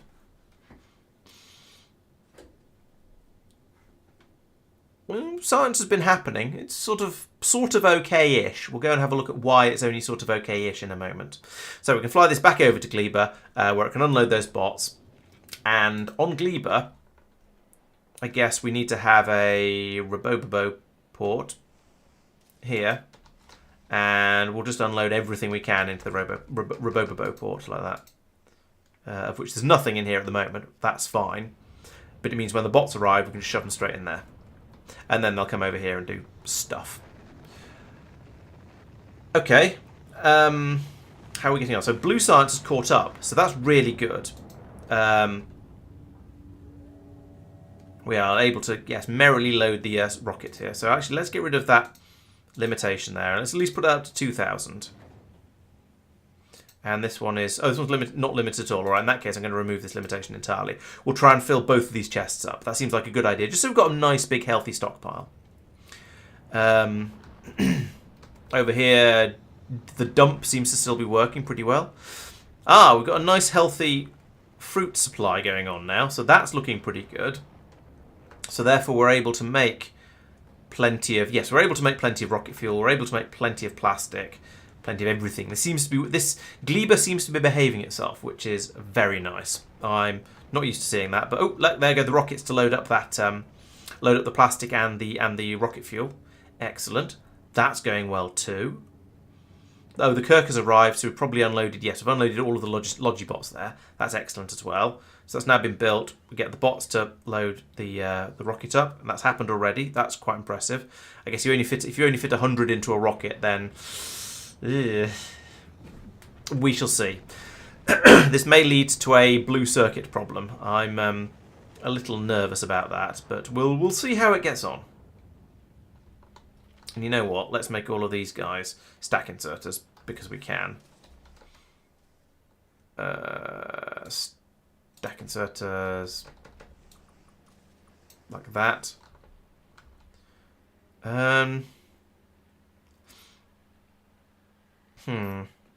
Can't unload stacks of carbon fibre because it's going onto the far side of the belt. But that's probably alright. We're not really using carbon fibre up in particularly large quantities. So, Yeah, I'm surprised how little carbon fibre I'm shipping off to other planets, to be honest. But I'm not going to worry about it too much. Okay, so merrily launching large amounts of rocket fuel and plastic. So that's going well. That will be the magma up here that is accepting all of that. Yes, we've got 2,000. We've got 2,000 plastic bars so far. We've got 200 rocket fuel. The rocket fuel is going to be difficult. I don't really much like rocket fuel, shipping the rocket fuel around like this because you only get 100 per rocket, and I feel like. Oh, but then actually we're only going to be using it to launch rockets, and so we're only using 100 per rocket we launch. Is it 100 per rocket to launch a rocket? I think minus productivities, of course. Let's check. So building a rocket part is... Oh, no, it's 50. It's 50. Because each rocket part is worth 2%, minus the productivity bonuses we've got here of whatever it is on. It's going to be the same on every planet, really, isn't it? It's going to be productivity of 84%. That's pretty good. Okay, so I don't feel quite so bad about that. But let's, for the time being, not send up quite so much rocket fuel. 4,000 is probably excessive. How much have we got so far? 400 out of 4,000. Okay, let's send 1,000 for now. 84% productivity isn't quite double, but it's reasonably close. Let's pretend it's double. So that means that 1,000 rocket fuel will launch. Well, it would be 50 per, so it'd be 20, so it'd be 40, almost 40 rockets. It's going to be 35 rockets. That's not too bad. I think that's probably going to be, yeah, 1,000 isn't too unreasonable, even if it's 10 launches to get it all up here. But the plastic is coming up thick and fast. What? Oh, got 6,000 of it now. Okay. You know what? Let's go to Vulcanus with this supply and then come back and see how we feel when we get back again. I think we're waiting. Oh, we're waiting for another rocket fuel. Yeah, let's head over to Vulcanus with a decent amount of plastic. I think I'm going to want to increase the amount of plastic, but this is a reasonable amount of plastic and a not particularly large amount of rocket fuel. For next time, let's bump that up to 10,000, and we'll bring a lot more plastic over. So that should be a lot easier to, yeah, just to we'll be able to unload a lot more onto Vulcanus when we get there. There we go, and off we go. I did think about the interrupts, but I remember trying interrupts with the spaceship once and having problems with it. All right, you know what? Let's try it and see what happens. And if it all breaks, then I'll blame you. Interrupt condition is item count. Nuclear fuel cells is less than 10. Then go to Norvis. Until all requests satisfied. I mean, we'll give it a try. See what happens. Oh, and it's never going to leave thingy because we've got a request up here for a superlative grabometron and these two things down here. So I'll remove them for now because we do seem to have plenty of capacity. Why have you stopped? We have no water. Why have we not going? Why is this problematic? What is difficult about this? Could we just? Oh, there's no ice chunks around. That's why it's difficult. And there's no reprocessors on this ship because I didn't expect to need them because generally you don't. But there is no ice here. Interesting. Is there literally no ice here? Is this expected? Between Gleba and thing, Oxide Asteroid. No, there should be some. Not many, granted, but there should be some.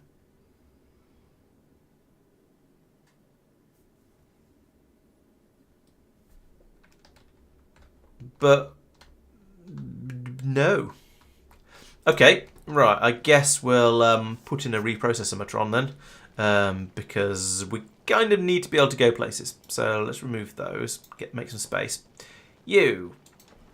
Carbonic seems to be the most popular. So let's take carbonic asteroids in. Get rid of that and that because I don't know what those are for. Oh, I can feed in there. Like that and that. And we'll link you to this green cable here.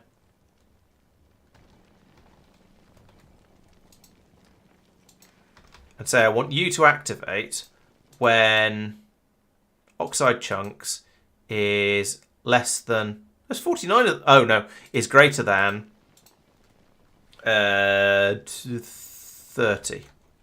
40. So we'll reprocess the carbonics whenever there's a severe shortage of these out here. In theory, it should also be whenever there's plenty of carbonics as well, which they usually are at the moment. Yeah, whenever that's less than 10 or something like that. But yeah,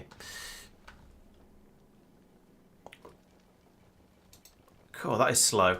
Let's give you some speed modules as well. Do I not have any speed modules on this ship? Oh, I only have tier 3 speed modules. Sorry, I didn't realise you were that fancy. There we go.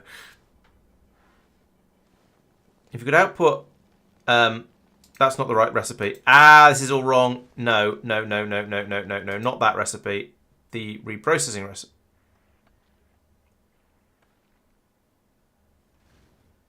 What? Yeah, that one. I thought that's what I select. I thought that was what I selected. Now I have some carbon on my on my output belt. That is not what I wanted. There are some more. Okay.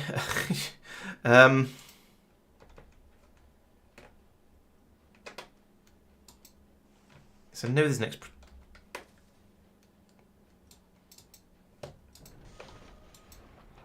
Right, if you could filter carbon off to the right, then I can get rid of it like that. Am I short of power? Yes. Oh, because I've not got any water. Right. So if this could hurry up and actually make some oxide asteroid chunks, that would be very much appreciated. And then we can start to make some water and, you know, make this ship work. Okay, that is running. And we'll fill this up with... How has this been filled up with carbon? What? Oh, I know how. Oh, crapskis. This isn't going to work. That's going to have to go somewhere else because yeah, that doesn't. That's missing the filters. So remove that and put that there, and then have a belt come from here. Actually, just come from here and go in there. That'll work better. And by better, I mean at all.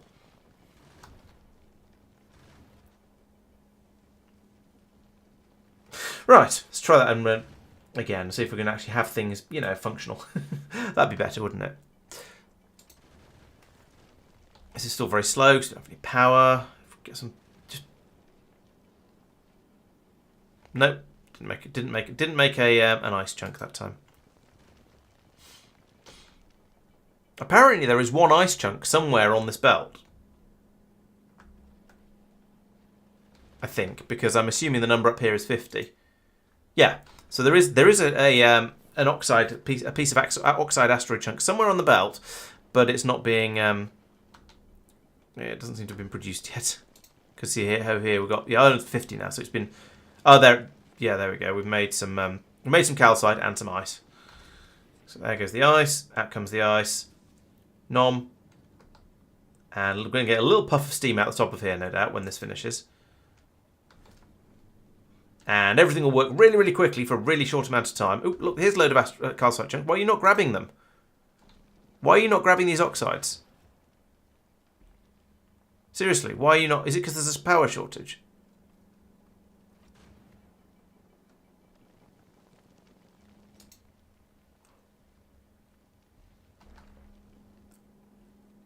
No, you just... I don't understand. Maybe it is a power problem. Yeah, it's power. Okay, yeah, that makes sense. I was hoping they just run slowly like so many other things do, but no, it's a... So that is a risk condition for this ship design.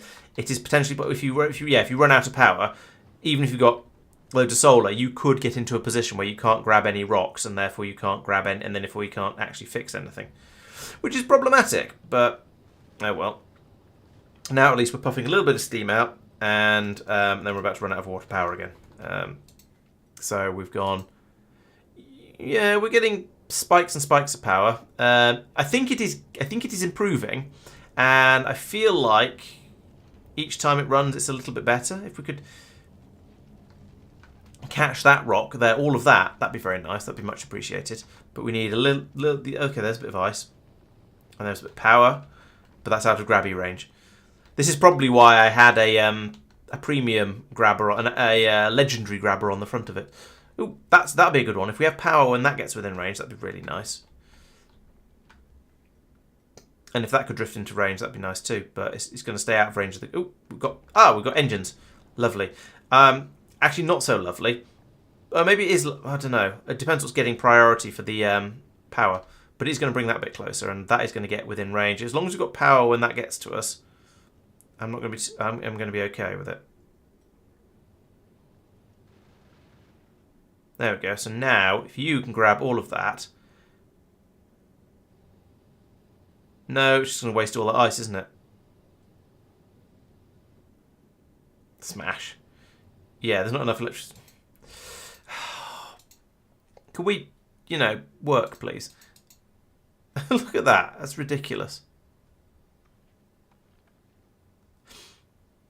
And even when that's up full, we still don't have anything like the capacity. That's weird. I'm going to take all of these speed modules out because I'm a bit concerned that we're trying to use a lot more electricity than this ship is capable of producing. Because those numbers didn't look big. Those spikes were not going high enough for what I would expect.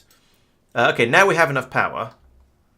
Oh, and then now we're producing quite a bit more power as well. So, yay. And now we can do things like, well, that, which is rather nice. And start to actually produce useful amounts of ice, and maybe then eventually we'll have a bit of water in this pipe in the sort of slightly longer term. This has been slightly painful.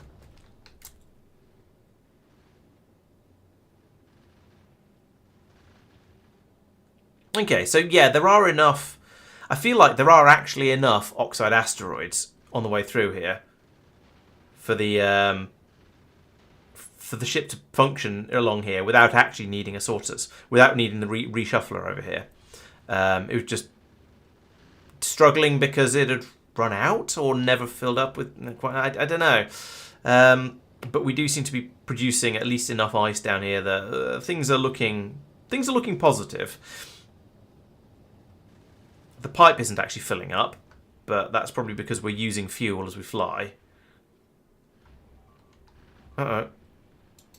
North, really? Oh, down here. Okay. Just a random biter.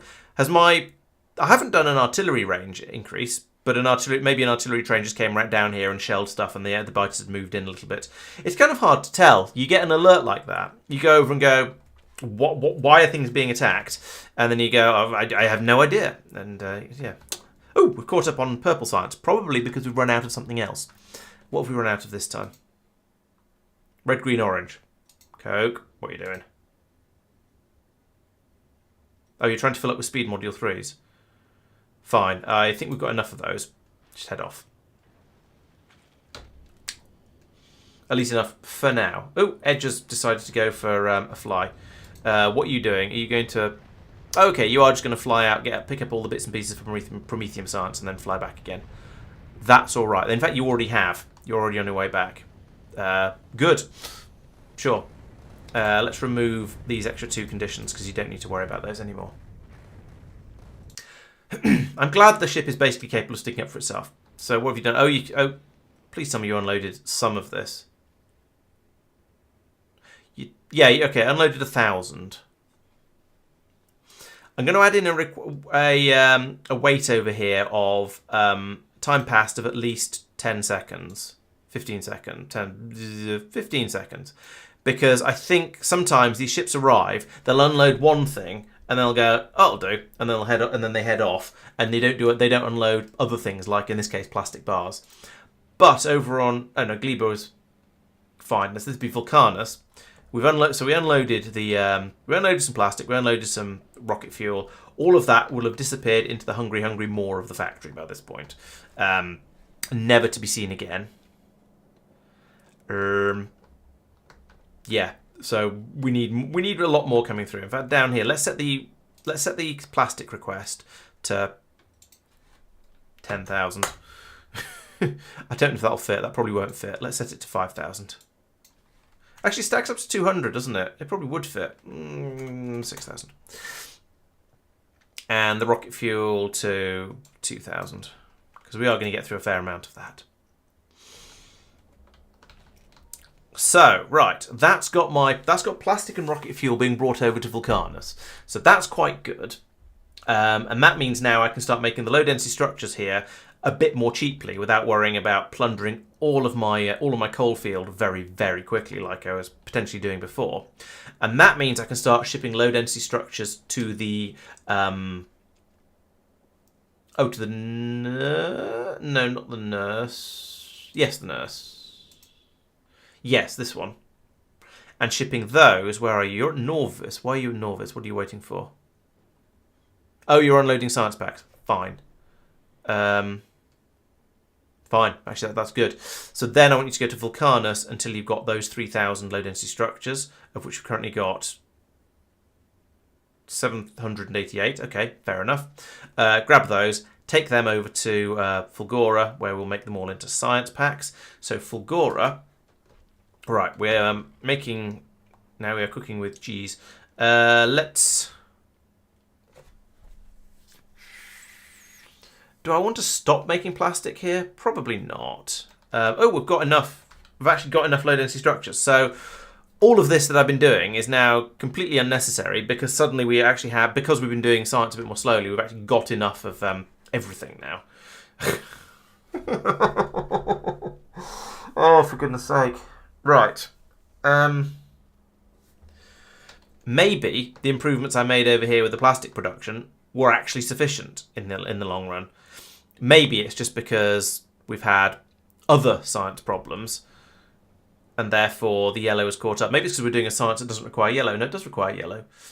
Yeah, I don't know. I despair slightly. They don't really know. I think science over here is going pretty well. At the moment, we are claiming to be short of agricultural. Okay, fair enough. There's a plentiful supply of it being brought in, so I'm not so worried about it. Oh, yes. Oh, no, I'm not on the right planet. Right. Fulgora. I need to take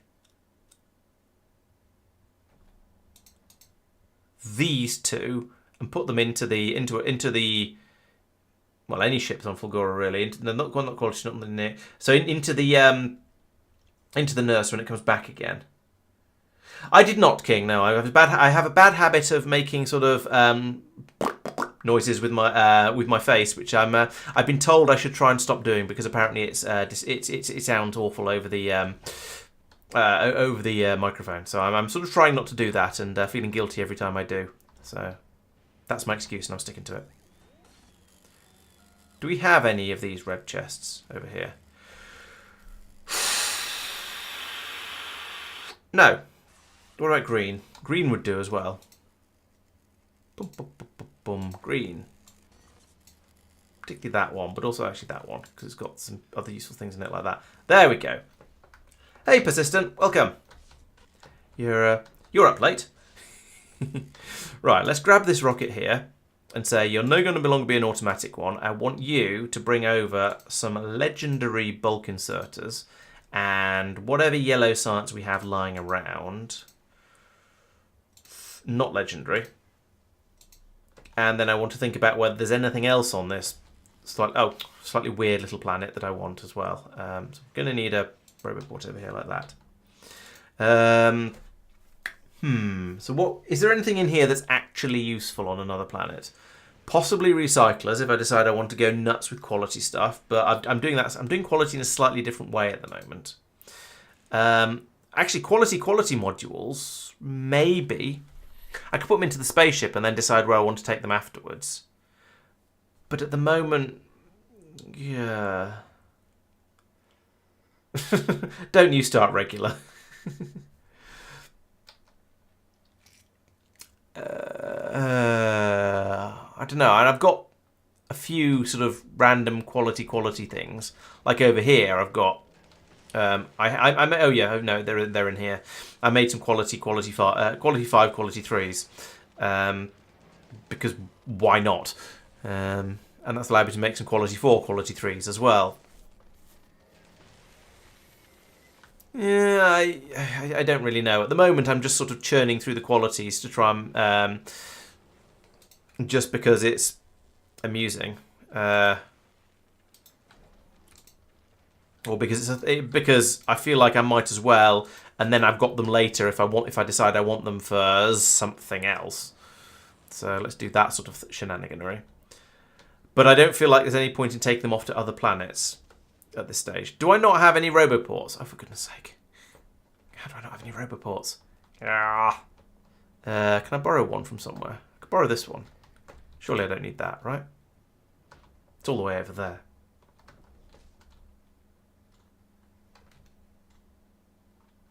Right, what's in the logistics network here? Is any of it useful? There's a load of legendary green circuits. That tells me I should probably stop making legendary green circuits, actually. You just got a bit carried away. Oh, wait, you're... Why? Oh, no, there's only 12 there. Where are all these legendary green circuits? Oh, that sounds like a raid. Hello, Okinawa. Ooh, and 21 viewers. Very welcome. I haven't seen you around for a while, but good to have you back. Thank you very much for joining. Hey, you join me while I am. I have had the most ridiculous yak parade going on today. So I didn't have. So at one point, I was following up on the science production and going, okay, well, if we look over here on Norvis, we can see that some of the sciences are limited. It turns out at the time it was the yellow science that I was struggling with. So I went back over to Fulgora where I'm producing yellow science, and well, at the time there weren't enough low density structures. So I thought, okay, well, I'm making low density structures over here, but I don't have enough plastic being made. So let's have a mess around with expanding the oil processing and the carbon processing over here to make the coal, because you don't get coal on Fulgora. And then I decided that's a bad idea. So let's go back over to Vulcanus where I can make low density structures. This is going to get silly, I promise you. Let's go over here to Vulcanus where I'm making low density structures already and in fairly significant quantities. So I can launch them up in my fleet of rockets, send them up to a ship that can bring them over to Fulgora, which is great. Except over on where am I? Vulcanus. It uses that. That means I'm going to be using quite a lot of plastic and rocket fuel in order to do that, because well, you need plastic. You need plastic in order to make low density structures. You need rocket fuel to make rockets, and so that's going to cost me coal. And coal isn't unlimited on this planet, and because it's all coming from this mine over here. So in that case, let's go over to Gleba. This is getting silly. Let's go over to Gleba. Where I'm making arbitrary quantities of plastic and not low density structures. I'm making lots of plastic and rocket fuel. Because you see, I've got plenty of fruit coming through here, so I can make loads of plastic. That's fine, and I can make at least reasonable quantities of rocket fuel. Now that seems to be doing pretty well as well. With somehow all of this fruit allows me to do that. But then I discovered I didn't actually have enough fruit going on over here, so I had to then expand my orchards up here to 3 machines going to that one. And now I've got a primary and secondary drop-off stations on Gleba for the primary and secondary fruitimatrons, which is all getting very, very silly. However, I do seem to have mostly caught up on the blue science coming up to here and being launched by the rockets over to the ships, and oh grief. And then, after I've had all of those resources in the right places, I'm getting attacked by something. Oh, it's fine. Yeah, then I realised I didn't have the ships to do the transporting from Gleba to Vulcanus, so that ended up having to be a new ship, which has now made it to Vulcanus with a quantity of plastic and a quantity of rocket fuel on it, and is dropping those down as they require. So, it has been an evening, and yeah, lots of stuff has been going on there, and yeah, I mean it is as there goes all the rocket fuel, and the ship is set off. So yeah, exactly as Okinawa. Yes, it's been fun. It has been the standard going down the rabbit hole in Factorio. The ridiculous thing about this is my sort of my plan for a month ago or so was to probably is a month or so ago was to try and get to the try to get to the Shattered Planet. So I've got this ship which is sort of mildly competent but not sufficient for Shattered Planet duties. It can get about a gigameter out there, but that's only about a quarter of the distance before it runs out of rockets. So I've been doing various things like putting in really high quality crushers and so on in here to try and make it that bit better, and so on and so on, all those sort of things. And that ended up with me getting distracted and then going over to Fulgora, where I have some legendary building stuff over here. I've got some churning going on here as well, which is a bit unnecessary and I'm not really using, but I'm making quality modules as well. And then that led to me making, where is it, the Quality Street, this ship, which is, in theory at least, gathering nuts in May. No, it's gathering rocky bits and pieces and then upgrading them. But there doesn't seem to be very much happening here at the moment. It's just sort of floating over Fulgora. So there's not enough rocks here. But in... Oh, it is so short of rocks that it's run out of ammunition. What? Excuse me? Could we get some metal ores in, please? And then... Hang on a minute. What's going on here?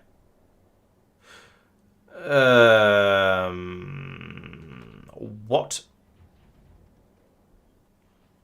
Okay, this foundry is... Oh, no, we've not got any power. Oh! Run out of power.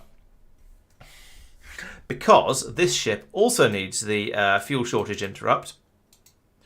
Where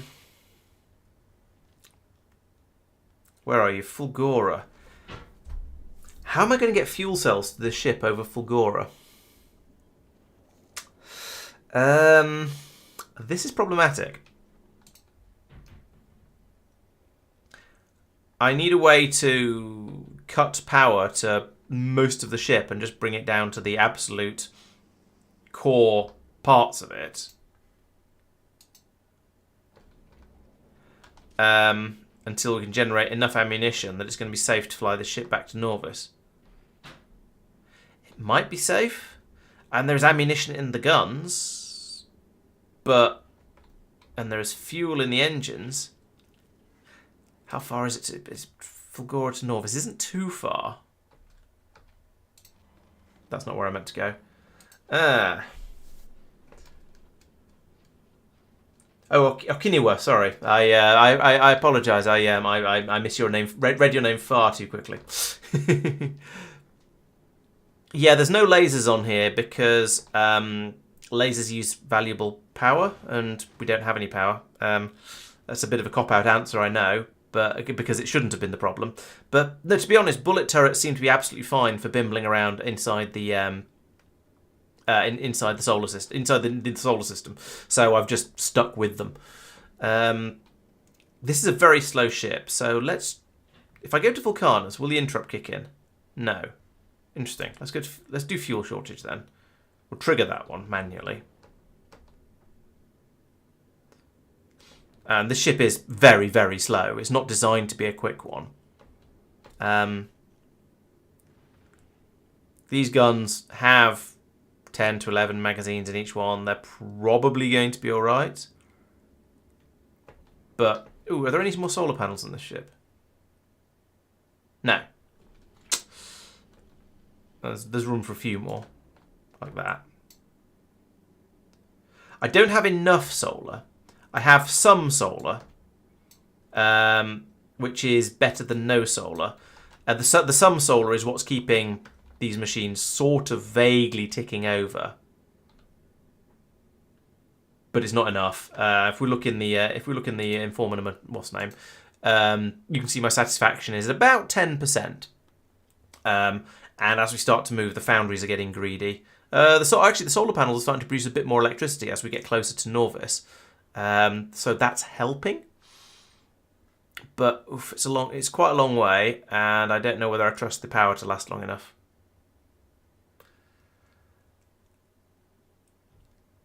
But true, if I get halfway, then falling. Oh, I've run out of power. I've run out of fuel, rather. Yeah. Things are problematic. And we're making the fuel in the oxidizer. Slowly. Question is the ship ever going to make it at this rate? Doubtful. Maybe I'm going to have to drop a load of nuclear fuel on Fulgora. I think that's probably the way to go. I think the ship is never actually going to get there. I think Economist is probably right. Yeah, let's go back to Fulgora. And pass some fuel up here. and then get some fuel brought in from another ship. So there is this one is here. This one doesn't have. This one is just solar, so that doesn't have any fuel. Quality Street's on its way there. When I see another ship, get there. Okay, well, thanks for dropping by, and thanks for bringing your friends. It's good to have a raid every so often, and I must remember actually to start raiding other people when I finish my streams, because I'm really bad at remembering it, to be honest. And it's something I feel like I should do, as a sort of a community thank you sort of thing to, so spread the love. I wonder if that would work. So if I turn the... No, I'm still falling... I think I'm still falling towards Fulgora. The game is smarter than that, it seems.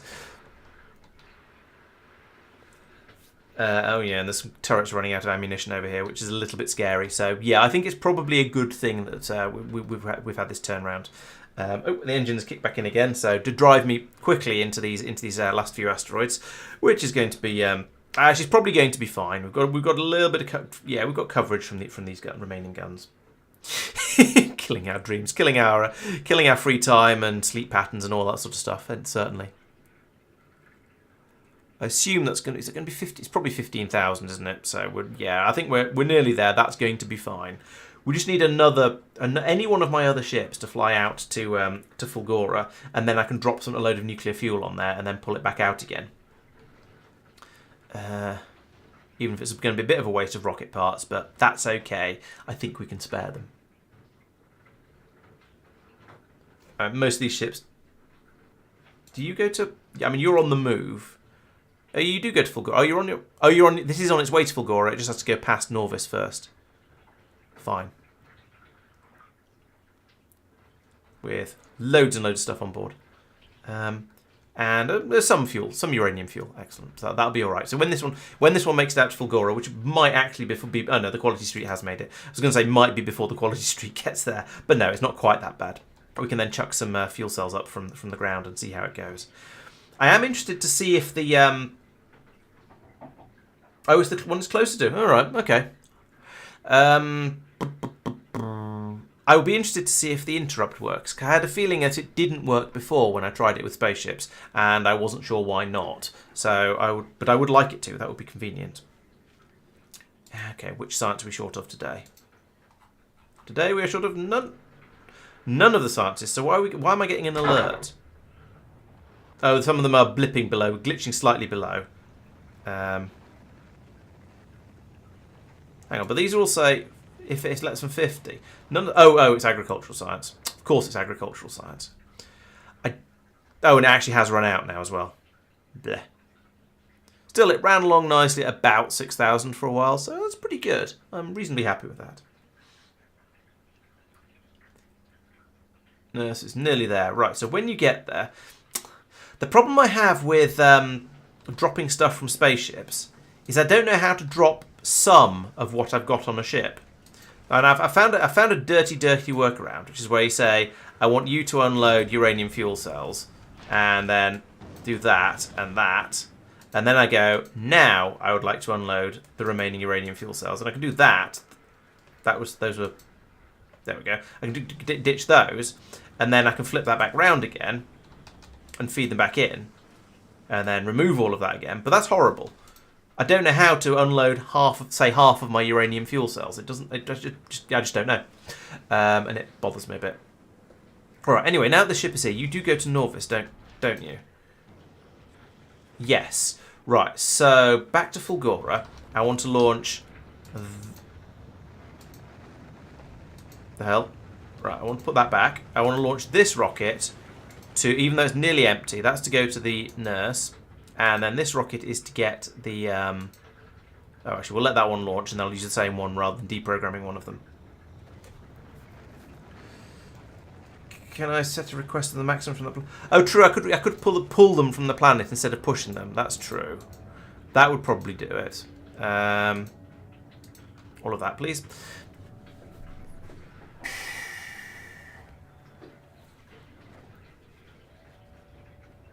Deliver cargo to the Quality Street. And then launch. And don't send another one afterwards. I'm not sure if it's going to or not.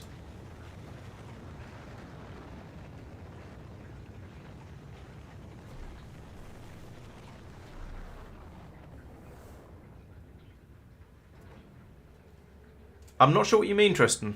I'm...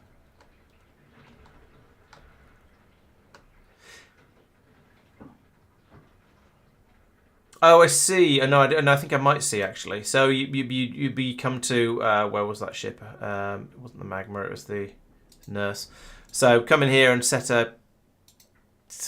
Oh, you can set... Yeah, you can set a maximum on here. Yeah, that might work.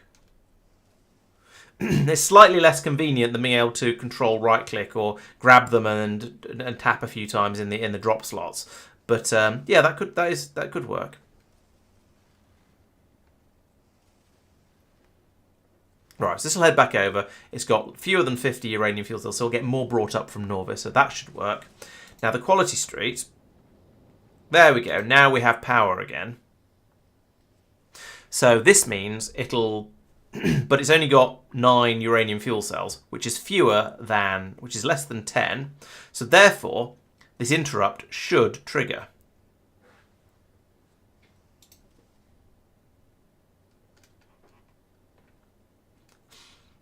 Oh, okay. Yeah, that's a good point, actually, Economist. Yeah, I hadn't thought of that. I've been setting up my ship. Actually, I don't want to drop them to just anywhere, so I've set up a request on Norvis to unload all of the all of the depleted uranium fuel cells. So a ship will fly in there, and Norvis is actively requesting them, and then chucking them all in a purple chest to be taken away and recycled.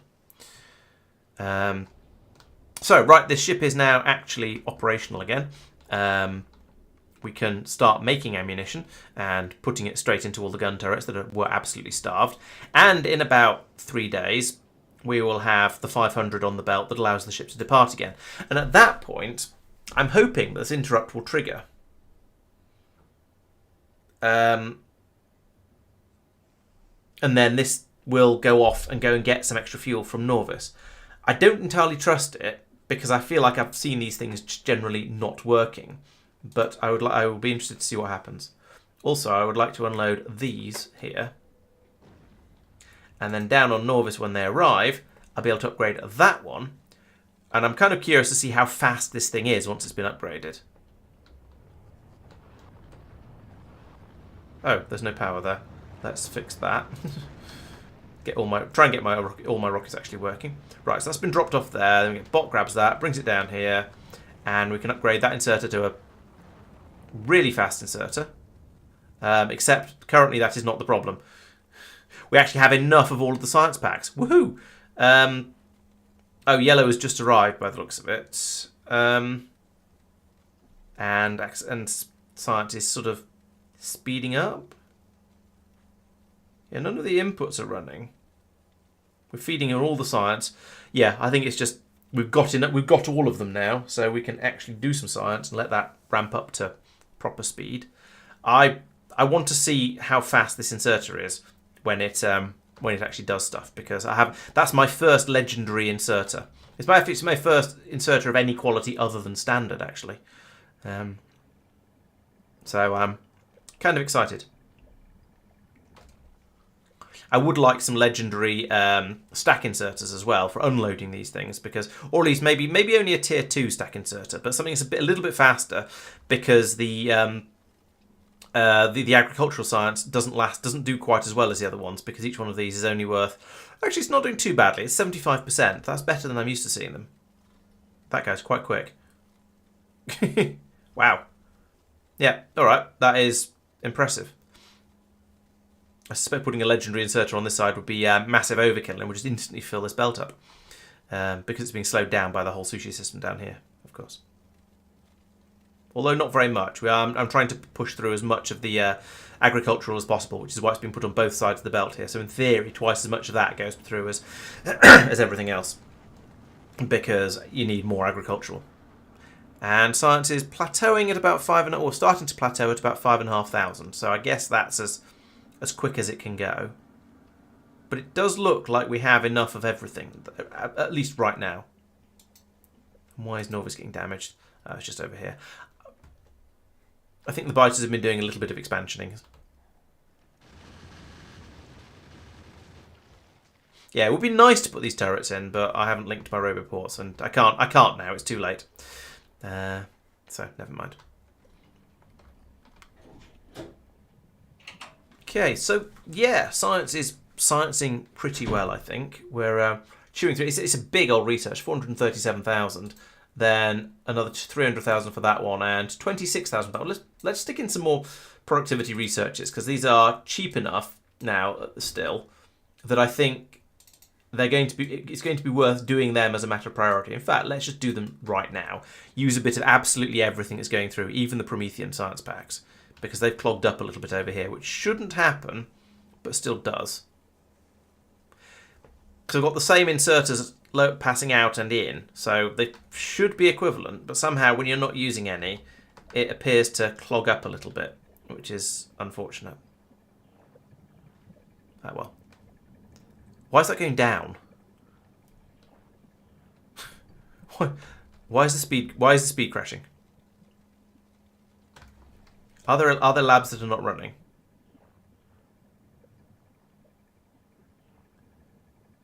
No, I think all of my labs are running. Just trying to eyeball them all. Oh, different research time. You might be right, actually. Oh yeah, yes, you're right. Those are two-minute researches, and this is a 1-minute research, and this is a 1-minute research. Huh. Okay. Well, that's interesting. That almost makes me think I need to put in twice as many labs for when I'm doing one of these, because the science packs will go twice as far. But then, when I'm doing other researches, I'll only be using half my labs, but then, is that a problem? It'd be relatively easy to double my labs. It's just a big copy-paste going out all the way over to here. Let's do that. Why not? Oop, wait, what? Oh, it's a bot on Novice, that's fine. Well, if many of them are being destroyed, that's a little bit alarming. There's a weird, yeah, sort of because the biters are coming in here where the cliff is. That counts as a corner and not an easy one to deal with. I've probably already just shelled out from here, which is why it's a problem right now. Okay, let's take that and put it there. Can I put it there? Is there room? Yes, except there's a roboport in the way. We can lose the roboport. Boom. And then over here, get rid of all of this because we don't need two sets of so these boxes here are for putting science packs back into the into the machines when they're when they've been passed out, but when they've found their way into the into the logistics system. So we don't actually need a second copy of that. So run this through here like that. Yeah, so that's my disposal belt for any spoilage that ends up in the system there. Then up here we have what are you? Okay, you're spoilage as well. So we won't split you out like that. We'll get rid of that bit, and we'll get rid of that bit. We'll feed that from there. This comes over to here, and we'll go back into there, but can't yet because it'll break the belt system. Then this one, as it comes up here, will go over this way like that, and disappear and drop down into there. There we go. Moves your interplanetary logistics to an interrupt-based system. Interesting. Okay. Dead simple reason about. Yeah, every planet had a platform orbited with logistics requests from other planets or exports. Interrupt for each planet. Something to go pick up. Okay. I sort of see what you're talking about, I think. Although my brain is slightly melty from it. Yeah, my current intention is that each planet has a ship that brings stuff to it that will go off to whatever planets are necessary. So it'll do, for example, the ship that goes to Gleba will go to Norvis to pick up, I don't know, whatever Norvis is still supplying. It'll then go to Vulcanus to pick up concrete and landfill and so on. And then it'll fly to Fulgora to get blue circuits, and then it'll fly to Gleba to unload all that stuff and then carry on doing that loop. And then each planet has a ship, or ships in Gleba's case, that take the science packs from that planet to Norvis because they want to have different interrupts essentially. And so then the ship that brings the science will linger over Norvis until it runs out of one of the sciences from that planet, and then it'll go back and get more. the ship for the planet will linger over the planet until one of the requests hits 0, at which point it'll go around the loop and get more of everything. And that works pretty well, except occasionally I have to make the ships a bit bigger because they don't have enough capacity. But the theory is good. I suppose I should be thinking about quality modules in this machine. Not this machine. This machine. Oh, I've got them in there already. And from that, I have 2 uncommon biolabs. Well, I might as well use up my uncommon biolabs. Like this. Bip. Bap. Pop. And find out what the improvement is. It'll be it's research speed and health. Okay, that's not very exciting. But I might as well, you know. I was hoping it'd give me a boost to productivity because that's what you actually care about with research, but I'm pretty sure it's not going to be the case. Yeah, no, it's just research speed and base health. That's boring. Ah, well, never mind.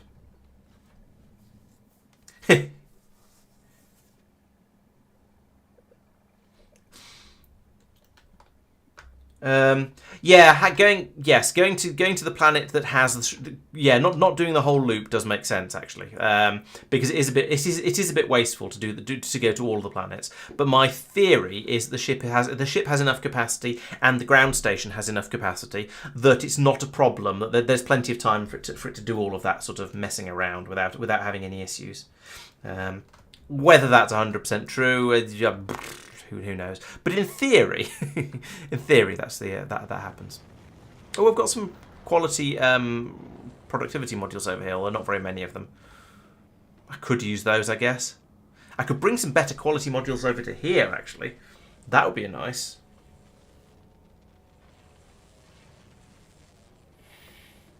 Where is she? Okay, the nurse has left Fulgora. We'll leave that alone for the moment then. No, it's the Quality Street. Quality Street, what are you doing? You're presumably making ammunition and trying to get... Yep, yes, it's about halfway to being ready to leave. Okay, that's fine. Let's put some of these metallic asteroid chunks back in here. I need to do something sensible with these. Right, let's fix this. So at the moment, this is processing my my legendary metallic asteroids, which is great. The problem is that sometimes you get the legendary chunks back out again. So what I need to do is put in a splatter here that says take out any legendary metallic asteroid chunks to the right, and then put them back on the belt here, and then they'll get grabbed again by this thing and put back into here, so they'll just go round and round. So now I can do this, try and reload that, and there we go, they're just going round and getting grabbed. Well, in theory, they're getting grabbed and put back in again, but oh, this machine's already full. That's why they're not. That's okay. They can trundle around the system a couple of times, and eventually we'll get them back in here. It still doesn't want them. Fine. They will eventually, as I say, they will eventually make their way round and round and round the loop and be brought back here. But yeah, here we go. Here's enormous quantities of legendary iron ore that we can then turn into legendary iron in order to make legendary things, and then all my legendary low density structures that can be turned into copper and plastic and steel to make into other legendary things. And oh yeah, legendary calcite for other making iron, copper and steel in legendarily on the ground as well, so that's all good too.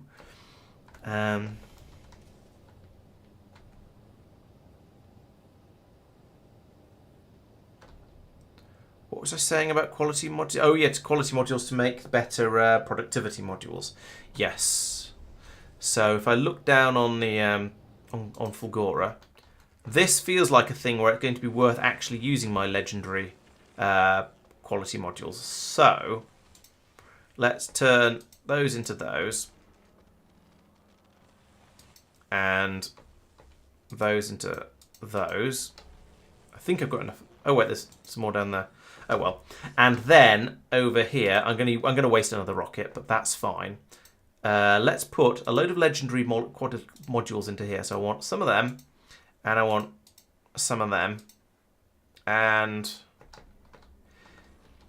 yeah, I'm happy to let this churn actually. So let's drop this down to tier 3s in here, and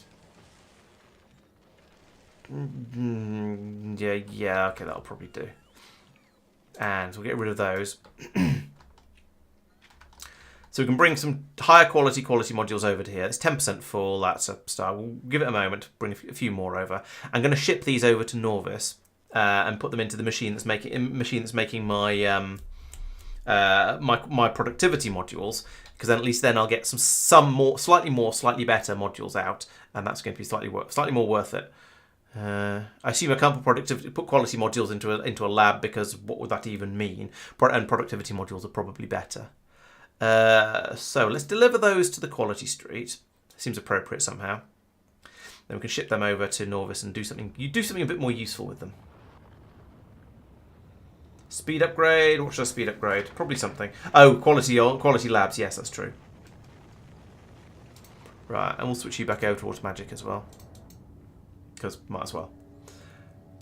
Okay, quality street. How are you doing with ammunition? 393. So I'm going to set this to 400 instead of 500 because it's nearly there, and I want to see what happens when the ship leaves. Because the interrupt should kick in, but I don't trust it. Right, so it's moving, and it has worked. Yes, so when it leaves, it does check for interrupts. So I'm happy. Okay, I'm happy with that. So we're now on our way to Norvis, where we'll head over there, get some fuel. We can unload those quality modules. And get them in place to do some useful things. I don't think there's anything else on here that I actually need on Norvis at the moment. Although we'll see if anything else gets asked for. But yeah, that'll probably be fine. So that's that one. Magma is just sitting over Gleba at the moment because it's waiting. I was waiting for more rocket fuel, but it's completely full. Why have you got so much ice? Why? I don't understand why. What is going on there? Why? Where is the dump stat? I mean, dump chute. There isn't one. Why do you have so much ice, and why has this not been a problem on all the other ships of this class? No, really, why?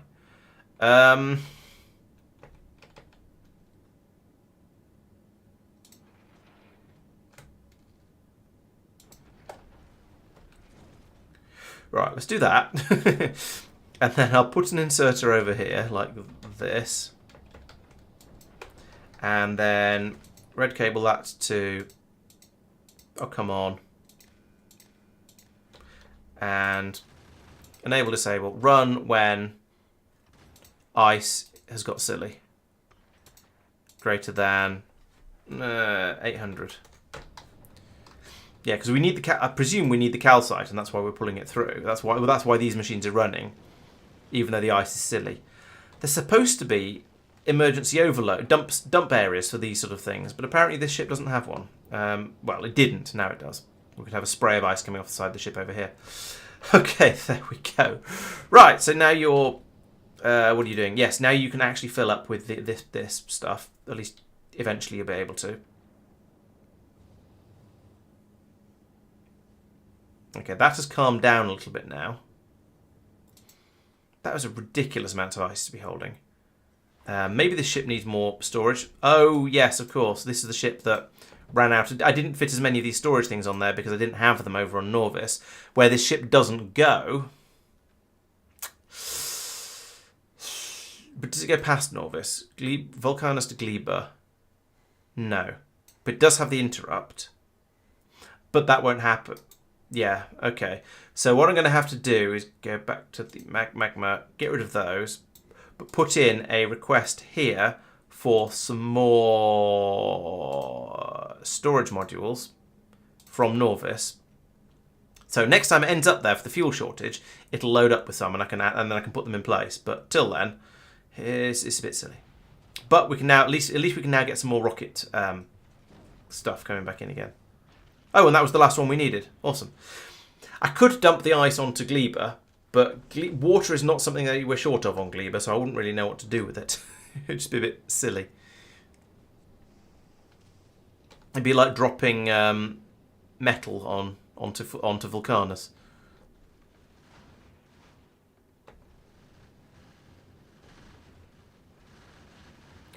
Right. This seems to be working quite nice. He's flying back over to Vulcanus, and when it gets there, it can unload the rocket fuel and the and the plastic. So this seems to be working. This is the new ship that I was talking about that's doing the run between Gleba and Vulcanus, and will and then when it gets there, the hope is that it's going to be able to keep up with the requirements for plastic and for rocket fuel on Vulcanus. I suspect it isn't actually going to keep up, but even if it doesn't keep up, it's still going to help quite a lot with the amounts required. By just dumping it, by turning up every so often and dumping sort of thousands of it onto the planet. So here we nearly are. 5, 6, 7, 8, 9. Bing, and immediately leaving. What the hell? Oh, could you, actually wait there for?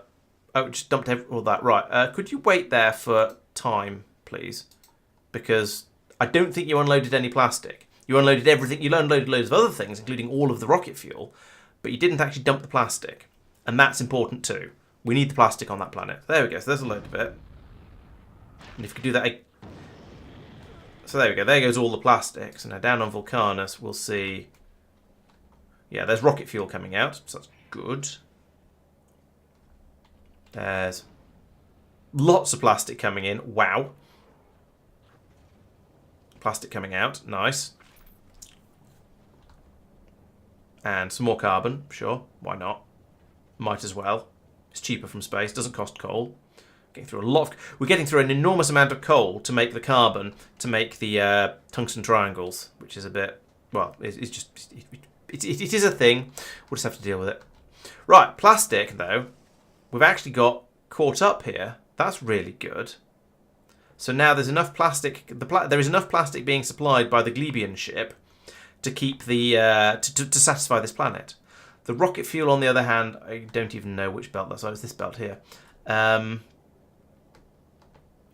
Actually, that's doing pretty well as well. The belt is full. We're still producing it from over here, from the coal, but this is the emergency backup supply essentially. We should be using the stuff that comes from the other planet first, which is why there's a side balancer here.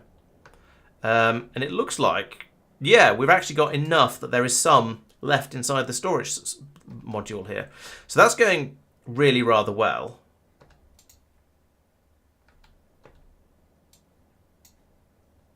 Let's have a bit more storage over here because that looked slightly concerning with the amounts of plastic and rocket fuel I'm requesting. So now the magma is headed back off again. That's fine. It's dumped all the rocket fuel. It's still got some plastic, but I'm okay with it not dumping all the plastic because there was plenty of it down on that planet. So now it's back at Gleba, at which point it can load up. We can bring another 2,000 plastic up with each rocket. That's really good. The rocket fuel is on its way too, but that takes a lot. That takes a lot more rockets to bring it all up. It's interesting that, as I was saying earlier, rocket fuel is expensive to transport. Plastic, I'm really impressed. It's 2,000 per rocket, I think. 2,000 per rocket, but there's only 100 per rocket of the rocket fuel. So fortunately, I don't think Vulcanus uses all that much rocket fuel. But still, it's a bit pricey bringing all that up. So now we're filling up the rocket there. Yep, that's going as expected. And we're filling up the rocket as well with that one. So if we take a look at Gleba, we can see that the plastic, yes, the plastic is coming in along here, being chucked into the silo, and eventually it'll fill up and the rocket can launch. The supply at the other end is quite happy with this happening. In fact, we're ripping through the plastic and the fruit pulp at a rate, but that's kind of what it's there for. I do wish the bioflux was flowing a little bit more smoothly though, because as it is, we're not really using it all up. And I keep messing with the numbers on this, saying, well, we've got 3,500 bioflux on the belt, so let's have these machines run at different numbers. Let's try something a little bit cleverer for this. So let's go along and remove this red cable to start with. So we won't have that going to... What are you, even? You're doing a hold all belts. You're doing a hold all belts. Okay, so let's link these two together. Like that. But then let's unlink them from here. Like that. and then unlink all the way along here. Because I have a cunning plan.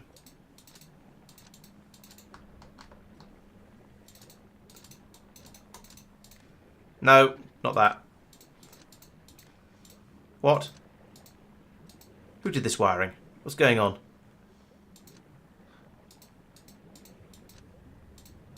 So I unlink this all the way along here. And then I'm going to steal an idea from Tristan's thing where, with the graphs that he made in our space exploration run many, many moons ago.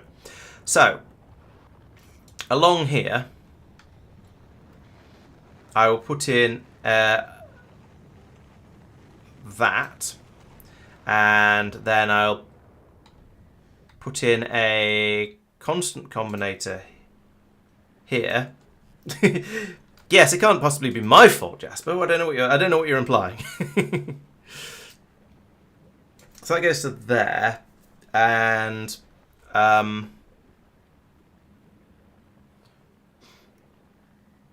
do I do this? Right, so I want you to be. I want to take. I want to do right. So I'm gonna supply a signal here, and I'm going to call it X, just because that is a standard thing in maths, and it's probably going to be 50. We'll call it. No, it's probably going to be a 200 for now, and then we're going to say.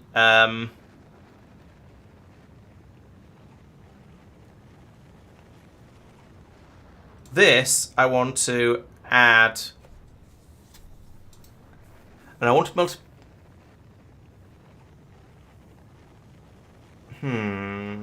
Yeah, okay. So we'll take X and add. My point is I want to add X onto. Yeah, add X onto it. X. Can we say X plus Y? And output that as Y. No, we can't.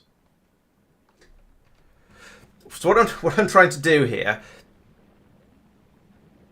is add another. Is multiply this by a slightly larger number each time. So, my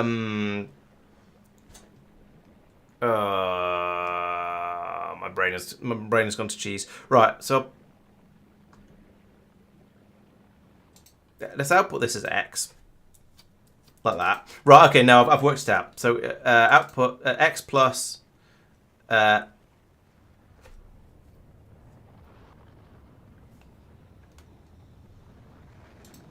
I don't even need to do that. I just need to do X plus 0, I think. We'll probably do it here. Let's test this. Set this constant 0. Right, so X plus that, and actually I'm going to rotate this. No, I'm not. I'm going to cut it and rotate it like that. And then I'm going to copy that to there. And I'm going to green cable from there to there. And I'm going to red cable from there to there to there. Okay. Is this going anywhere useful? These cables are the wrong way around. Green cable goes from there to there to there. Not to there, not to there. Red cable goes there to there and there. It already get not there to there and not there to there. But it does go from there to there. Right, so the idea here is that this has X 200 going in here. So this has 200 coming out. This one has 400 coming out. So if I copy this a bajillion times over, then I will have the number increasing by X each time it goes, each time I have an additional combinator. And so that means I can now run a multiplier along here very, very easily. However, I also need to then run a green cable from the end of each one of these like that. So I think that means I then need to copy that. If I do it as a blueprint, I can then remove all of this stuff in the middle and just keep the two specific things I care about. And hey, if I'm really clever, I can copy that and that again. If I'm slightly cleverer than that, I can copy that and that as a blueprint and get rid of all of this stuff in the middle again. And then I can snap to grid and a relative grid and go, yep, that'll do. And then I'd place it there, and go bump, bump, bump, bump, bump, bump, bump, bump, bump, bump, all the way along there, and that's just done. That's easy. Turns out occasionally I can do things right. Don't quote me on that. Right, and then we'll put another one of these in here as well to power these guys. So now we come along here. There's a little bit more actually required in this. I say enable or disable when that bioflux is less than X. So at the moment the bioflux, well, we're not feeding it in yet, but if I do a red cable from here to here, and then at this point I should have kept the red cable going in along all of these machines. Hindsight is 20/20, but we all know that. But this is a relatively easy thing to go along and do, which is why I haven't bothered to copy and paste, and then copy that, paste the settings all the way along. Right, so now we have all these machines that will run if the amount of bioflux on here is less than whatever. So here we see if the bioflux at the moment, we've got 1700 on the belt, and that means anything beyond about the 8th machine will run. I don't know if 200 is the right number, but now it's really, really easy to change. So I can go in here. If I decide actually I want more of them to run, I can change that to a 100. If I want fewer of them to run, I can change it to a 300 or 400 or whatever. There's capacity. Capacity seems to be about 4,000, so I don't want to take it above whatever. I don't even know how many machines I've got here. But this means that now not all the machines are running, but as we start to run a bit lower on bioflux, more of them will automatically kick in and start running. So that's the hope there. Oh, I missed what Evan was saying because I was too busy concentrating. Ready to try Gleba.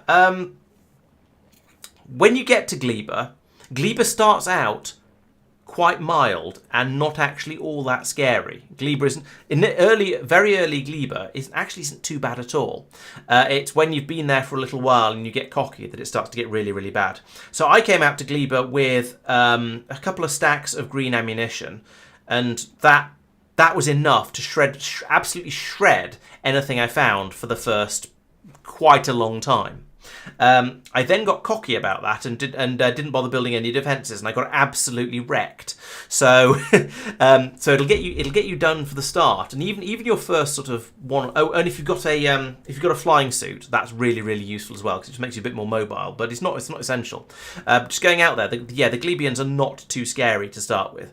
If you've already been to Fulgora, yes, take some take some lightning turrets. They're good. They're good for the little ones. And then yes, once you get out there, start making rocket turrets. And once you get to a point that you reasonably can, I just ring to my base with rocket turrets all the way around like this.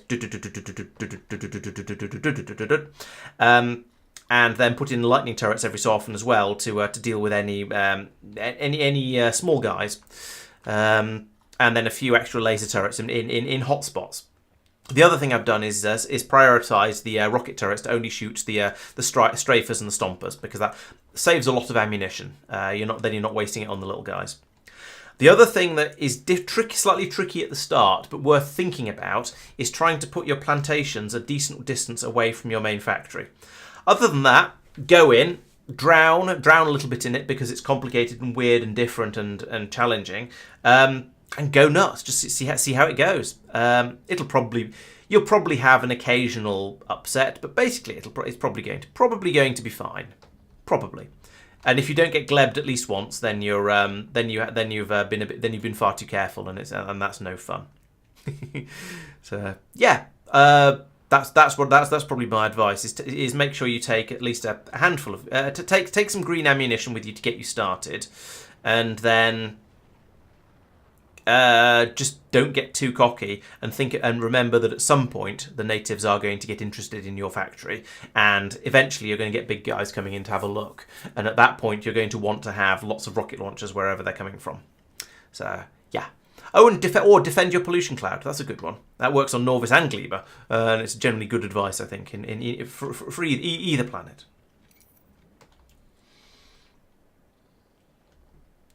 Right, so Gleba seems to be pretty happy. There's a lot of fruit here. This makes me worry a little bit that the fruit might not be quite so fresh when it arrives.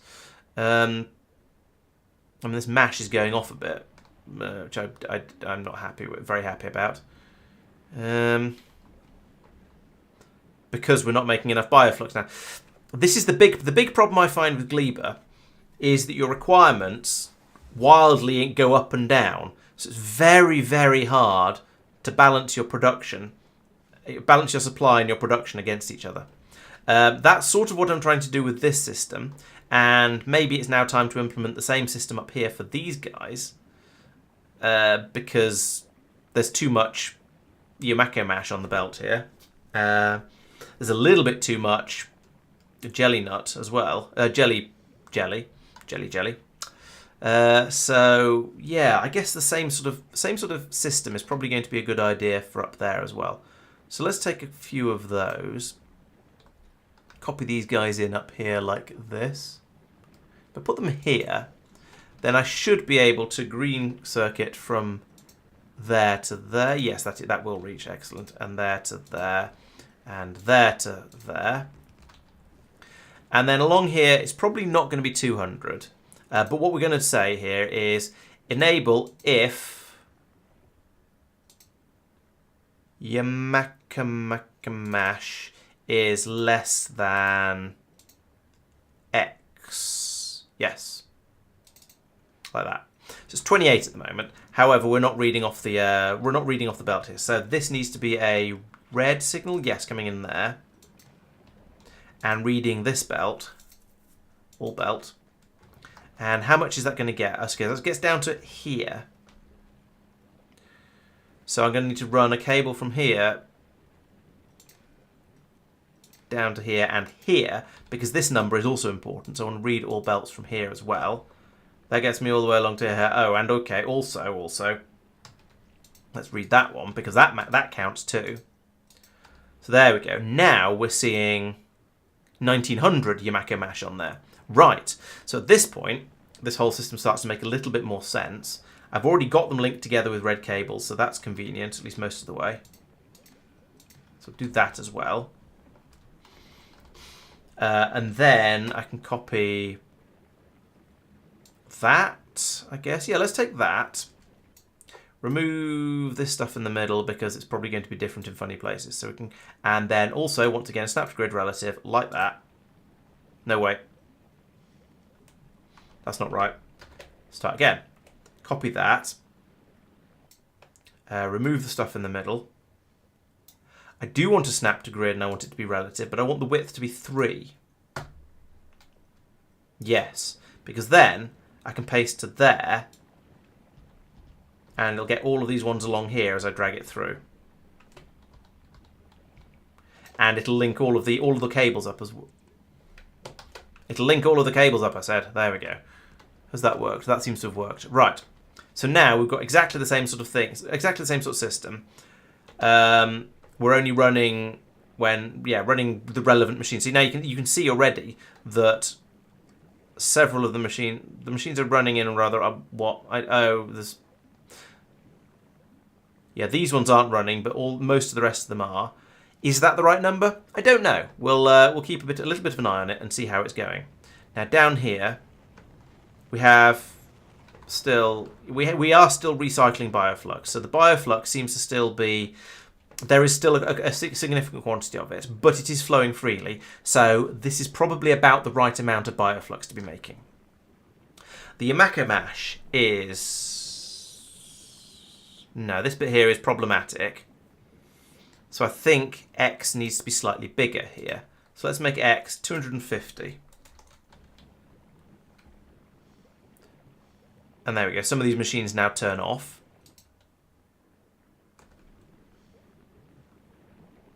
So we're now making a bit less Yumako mash. Some of it is still going around the loop, but then actually quite a lot of it's just being fed in the middle here. I think that might still be a bit too much. So let's increase that again. I can now make that 300. Another couple of machines are going to cut out from that. Yeah, that one's sort of flicking on and off because we've got 1500 here in the middle. Before it has to be below 1500 before that'll kick in. And I think it's still not enough. The problem is there's quite a I said that, let's go a bit nuts. I set that to 400, go quite a lot higher.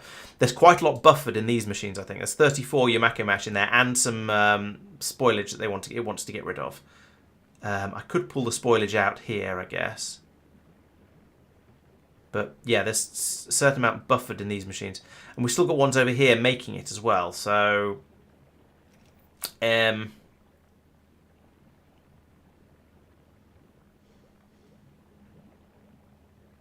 still seems to be too much.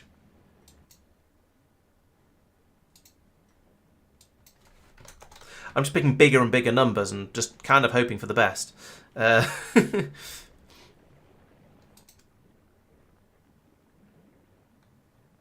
So if Yumeko is less than 1800... Hang on, this should be if greater than. No, it shouldn't. It should be less than. I'm taking the numbers the wrong way. This should be 150. There we go. Now nearly all of them have cut out. Yes, I had my numbers the wrong way round. Yeah, the smaller I make it, the thing over here, the lower it has, the lower the amount of Yumeko mash has to be before the machines will kick in. So now we're seeing 1300. Yes, it's got down to 1300 now, so these machines are still active, but these ones, most of these ones along here aren't. 1100. It's dropping, but that means more machines will kick in. 12. It's going back. It's floating, I guess. Yeah, that's not a bad idea, actually. Yes. Add description. Controls amount of mash. Smaller numbers means less mash on belt.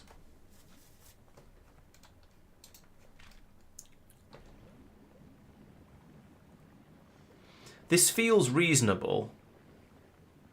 The belt down here is certainly not full. All of the mash is coming straight out of the machines here.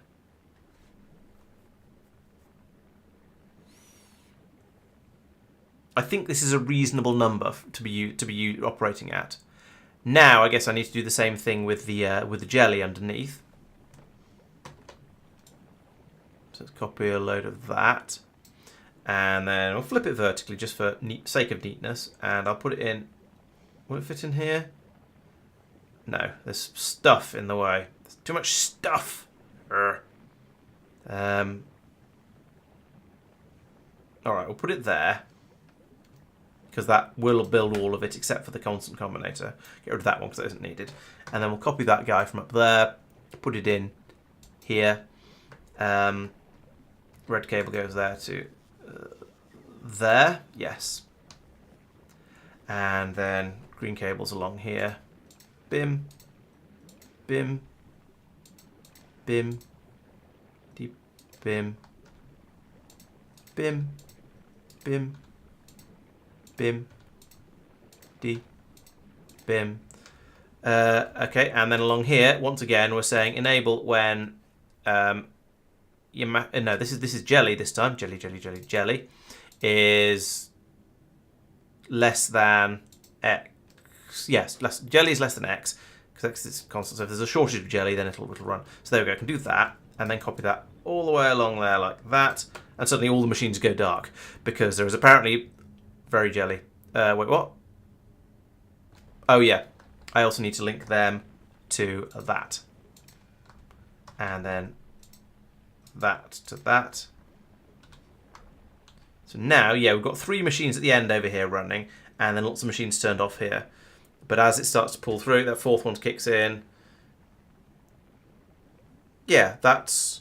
Again, have I got the numbers right? It's kind of hard to tell.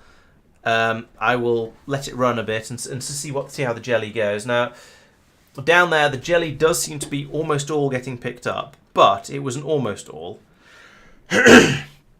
Now it is genuinely all. Yeah, so I need X to be slightly bigger on this one. So let's set that one to 200.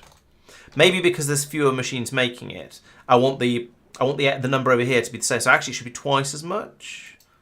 So let's guess at 250. See how that goes. Because I want the amount of jelly on here to probably be about the target amount of jelly to probably be the same as the target amount of mash. Although, oh dear, what's complaining? Why is the edge having issues? Why are you out here? Why? Why are you struggling? You've got Loads of rockets. You shouldn't struggle when you've got an infinite. We've got a huge supply of rockets. Where even are you?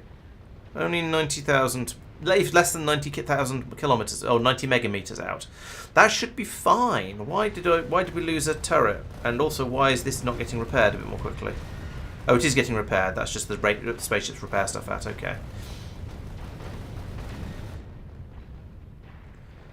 This ship should be perfectly capable of standing up for itself.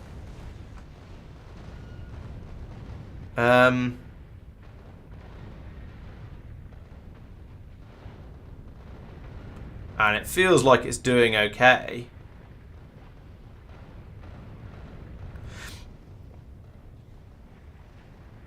Oh, run out of science or something. I'll go and have a look in a second.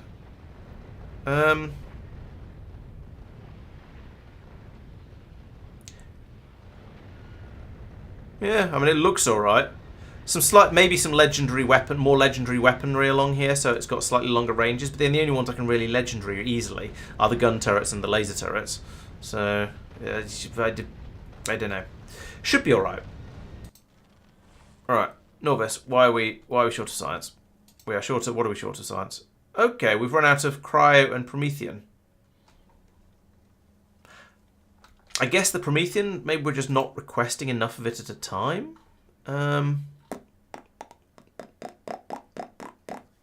Only 2,000. Yeah, let's bump that up to 5,000 like the rest of them, because apparently or 52,000 is also a number. That's not quite what I meant. Let's actually make that 8,000, because I suspect we're going to need significant amounts of that. The cryoscience, though, why is that short? Which one is it? Icebreaker or Snowball? This is this. Okay, so we're not making cryoscience on Aquilo at the moment. Why not? We are. It's just slow. Okay. This is probably a candidate for putting in an additional box in here, so we've got a stockpile of it. Let's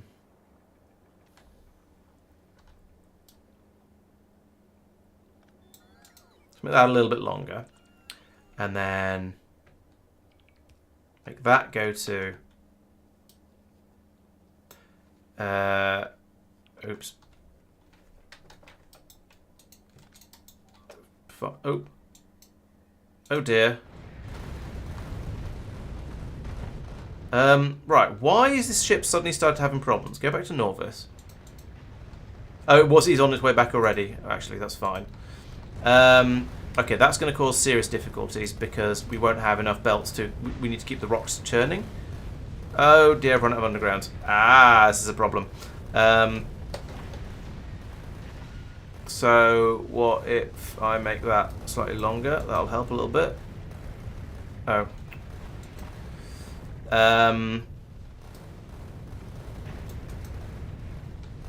There we go. Yay. Okay, so some additional design work is going to be required on this. Maybe more outward maybe I do need to have some outward pointing railguns, even if it'll up the amount of ammunition used significantly. Because yeah, things are getting at the corners of it, which is a bit of a problem.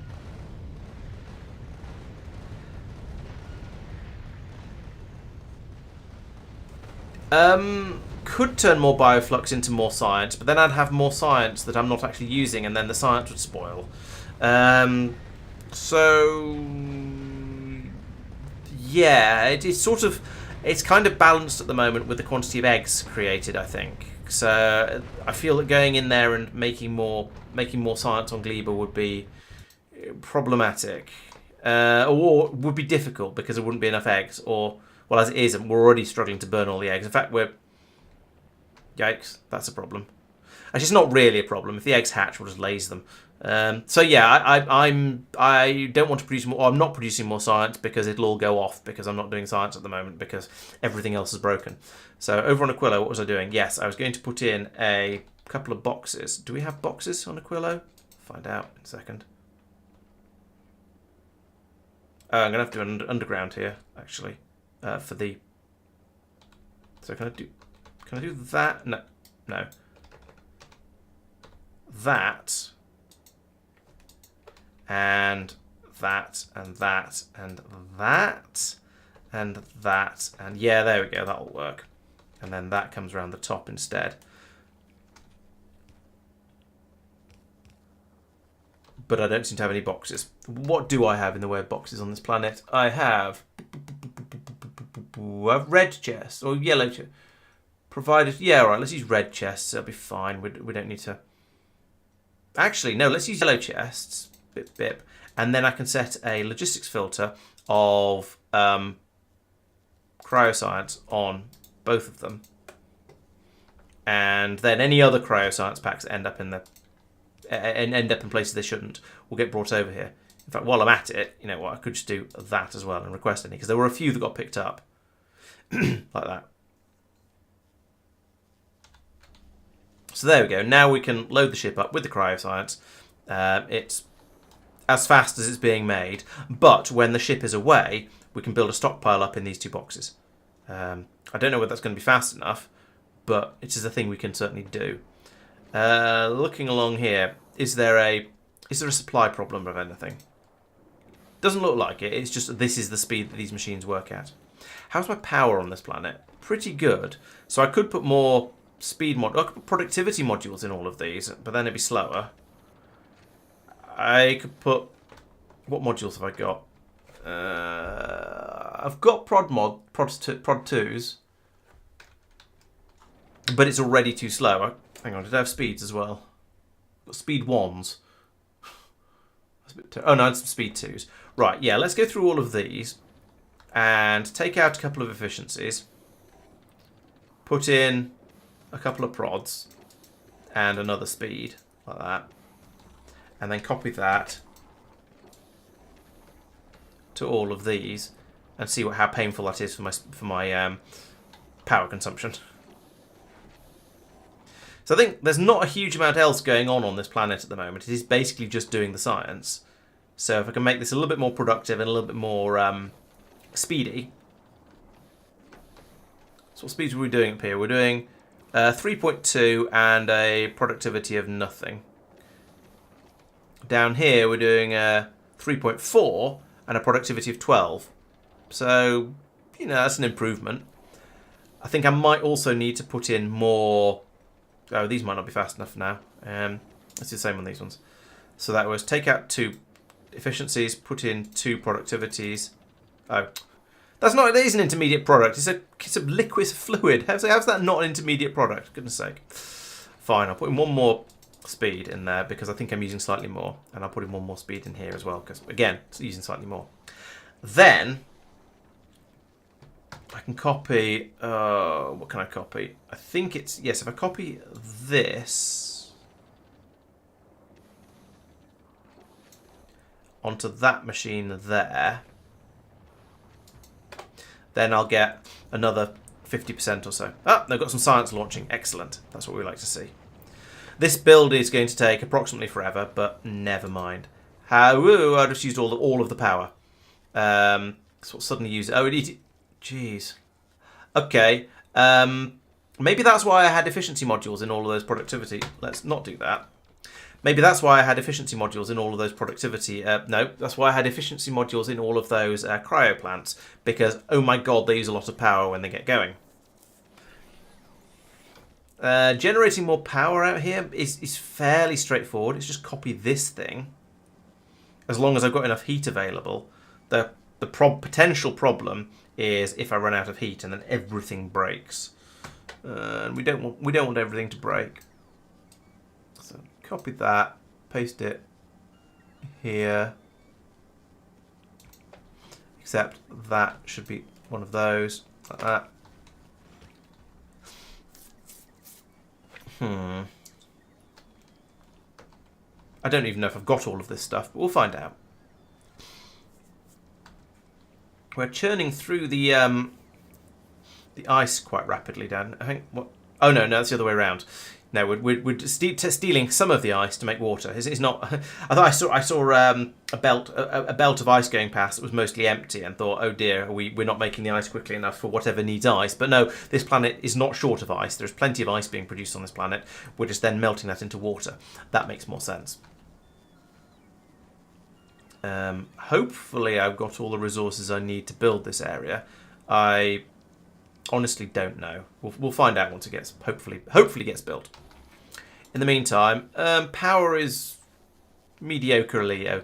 It's sort of kind of hanging on, kind of sort of maybe. And we are hopefully producing the science a little quicker than we were before. Yeah, a little bit quicker. I guess if I want to get that running faster, it is a case of putting that extra 50% of it up there, but that's going to need an extra 50% power first. So one bit at a time. In the meantime, the icebreaker has set off towards Norvis via Gleba at the moment, and there we go. Now going to Norvis. The edge is nearly back inside the solar system. Some redesign of that is going to be required. I can tell.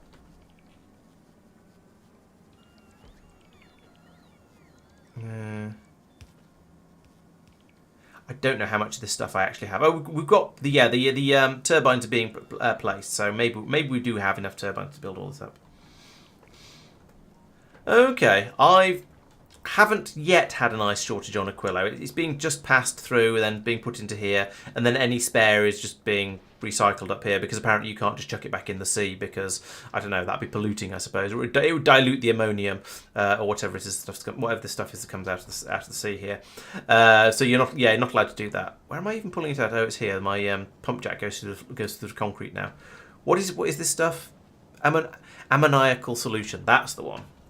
So yeah, I'm quite impressed you managed to have an ice shortage on this planet. So far, I've not, but I could see it. I could see it being potentially a thing.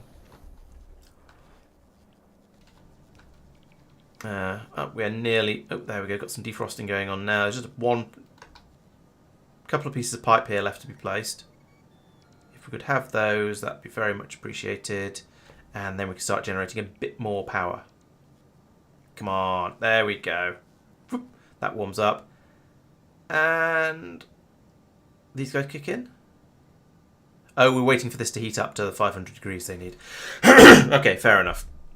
Yeah, the melting of the ice is almost instant, but they're getting enough heat out to the heat exchangers to actually flare up and start generating electricity. That's a little bit harder. That's fair. The question is, are we producing enough heat from these guys? And well, these guys over here also can as well, I suppose. But these ones need to be... Actually, these should be upgraded to be doing it with the rocket fuel recipe, like these ones are. But they're kind of in a cramped place. So actually, let's think about this a little bit. So in order to make... yeah, not... You can push it in the sea in the form of ice foundation. Yes, I suppose you can, but you do need extra ammonia in order to make ice foundation. So it's not quite that simple. Who's getting damaged this time? Norvis. Rocket launcher on Norvis. Oh, I've got eggs hatching, I guess. Yeah, that's fine. Right, so making the fuels over here. So if I wanted to make rocket fuel, you make the solid fuel out of ammonia and oil, and then you make the rocket fuel out of the solid fuel, more ammonia and water. So over here, I sort of want to do it over here because I feel like it'd be a bit nicer, because this bit, well, because then I could start making it from rocket fuel, and also then I could whack all my burner towers along the bottom of here underneath this bit, which feels logical to me. So making rocket fuel, and I could stop using the chemical plants for it as well. So I've got oil coming in here, I've got ammonia here, and I've got water here.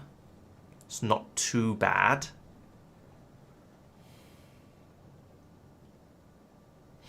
All right, let's play with this idea a little bit.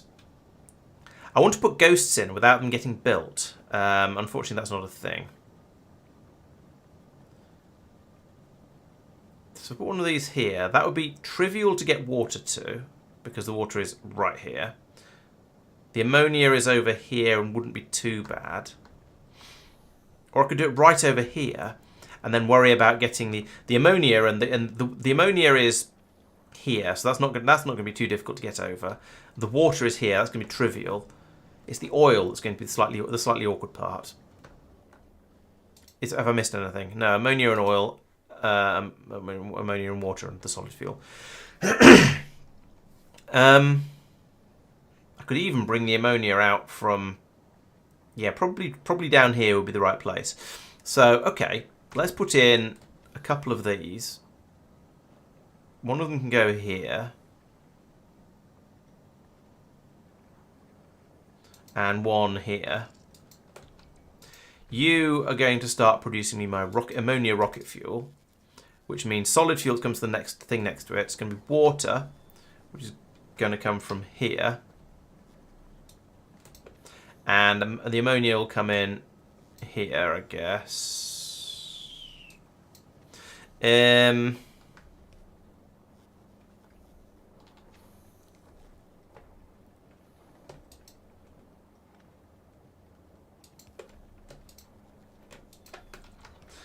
This is where we have the Aquilo fun, should we say. As we all know, Aquilo is great fun. No, not that. Right, put a pipe in there. And then here we are demonstrating exactly the sorts of fun you can have on Aquilo with trying to route things in weird ways. Because now I've got the ammonia here, but I can't get that over to this machine, which is going to be doing the solid fuel from ammonia up top side. Okay, defrosting that isn't going to be difficult. I can just do that and that. Why did I put that up there rather than down here? I don't know. There we go. So that's that one. So now I just need to get the stuff into this one. So I need to get the ammonia over to here as well. Well, I could go underground again, but then I can't get the heat to it, so that's not going to work. I can't get the heat to this underground pipe, so that won't work. I could bring it from all the way over here, which seems ludicrous, but is certainly possible. I could bring this down to here, and then across like this. And this. And this. There we go. So that's my oil. No, but let's flip that horizontally. This will be slightly easier. Then that can come... That can just be a straight pipe from... and I'll need a heat pipe across the top as well. This is as I say, is the fun of the joy of Aquilo is that you need to get heat to absolutely everything. So I need a heat pipe across there. That can just come over to here. That's fine. I can sort that one out. Now remaining is the ammonia. Now can I go from here to... No, I can't. I can go to here actually. Go to there and then run that round underneath. Fine. Then I have that there, and then from here let's do underground pipes, even though I know they're not the most efficient on this planet. They are easier to get heat pipes to though. So I'll do that, and then run that across there. Lovely. And then we'll do a long inserter here like that. For this comes across here. And then I want to put in some burner tower. Oops, suddenly a delivery of many things. You can tell I've been building, can't you? So I also want to then have burner towers along here in a quantity like that. And I can put a couple over here as well. Well, one over here, I suppose. Let's see if we can actually get the... Oh yeah, we do have some burner towers at least. And they will all be being fed from here like this. Stop it, Google. Stop it, phone. I don't know what I said, but it thought I was talking to it. Then I can put a belt across here like this. And that's it. Now I would then want to link to all of... I want to link each inserter to its burner tower like that. And read temperature. Temperature is 300. So I'd like this to run whenever... It was T for temperature, I think, wasn't it? Whenever T is less than 800. Yeah, 800. I'm going to need power for these guys as well. That's fine. I'll do that in a moment. So the power substation there.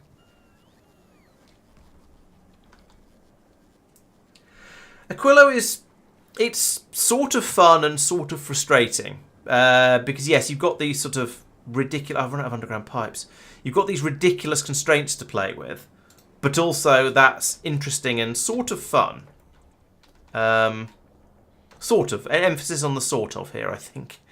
Why are we still making freezers there? Are we not making? Are we actually not making? Is that just where we're making the freezers? Apparently it is. Okay. Well, we should probably have a freezer making freezers somewhere, but at the moment we don't. I've run out of pipes. That is annoying. I've got a box of I've run out of underground pipes.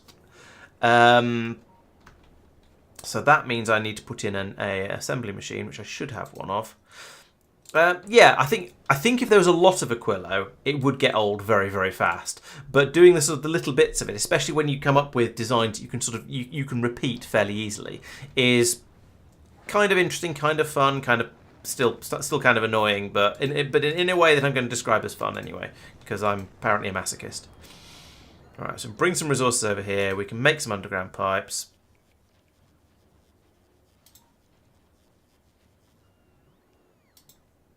And then we can run out of pipe, apparently, to make them. Is that the lot? Are we good now with pipes? No, we still need 5 more. Okay, you're going to have to make pipes to pipes then. To make normal pipes for a bit.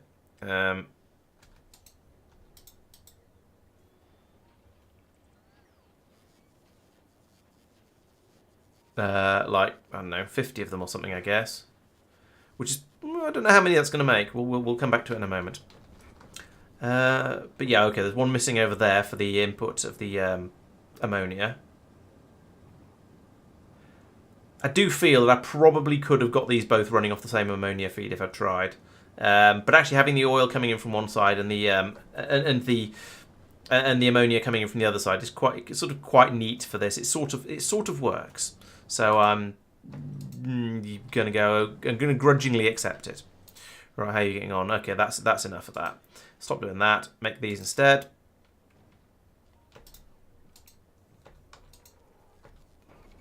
Apparently I have a supply of iron being brought in automatically. Yes, there it is. Which means I can do this sort of stuff and keep my supplies of things happy, or reasonably happy. There we go. Right. In fact, let's just remove that machine completely, so before it makes too many other things. Okay, so now that's frozen, and that's frozen.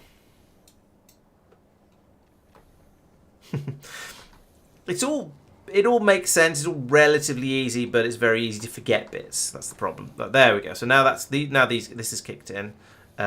This one is only at 500 degrees, so it's going to steal all of the rocket fuel for the time being. That's quite slow as machines go. The heat still hasn't made its way along here. I was hoping you'd be a bit quicker. Let's make you a bit quicker. How are you doing? Yeah, you're pretty quick. You're pretty slow. Okay, you're quick enough now.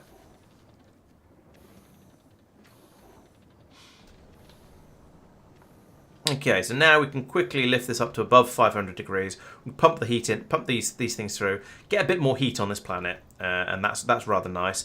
In theory, that means I can get rid of these heating towers in the middle, which are no longer particularly efficient because they're running off just the solid fuel. And the reason behind this was because back when I first landed here, I reckoned, and I'm not 100% sure of this, but at the time certainly, I reckoned that the solid fuel recipe was more efficient, as you got more heat out for the amount of ammonia you're putting in. I didn't have a huge amount of ammonia then, but since then I've done a load of rocket fuel productivity researches, so I get a lot more rocket fuel out now than I would have otherwise. So I've got this productivity bar under here, and so that's tipped the balance in the opposite direction. It's now worth the extra faffing around with the resources there. So I'm getting, as you can see, I'm getting enough rocket fuel out of this one machine now to make to certainly satisfy 4 burner towers, maybe 5. We'll see how it goes. We shall see. That's why I'm tempted to remove all these ones over here and have a bit of a gap in the middle have heat being produced on one side, heat being produced on this side of the base, and heat being produced on this side. This is the only place where we need it to be properly hot, though. Over here, as long as everywhere else, as long as it's over 30 degrees, whatever, however many degrees it is to keep machines defrosted, it's absolutely fine. It's only over here where it needs to be above 500 in order to produce electricity. So I should now have loads of electricity available. Yeah, I'm using 90 out of 140. Let's put in another copy of this. Biff.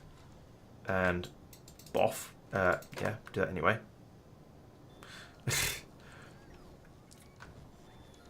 Because that way I've doubled. That's gonna, yeah, that will be doubling the amount of power I had available.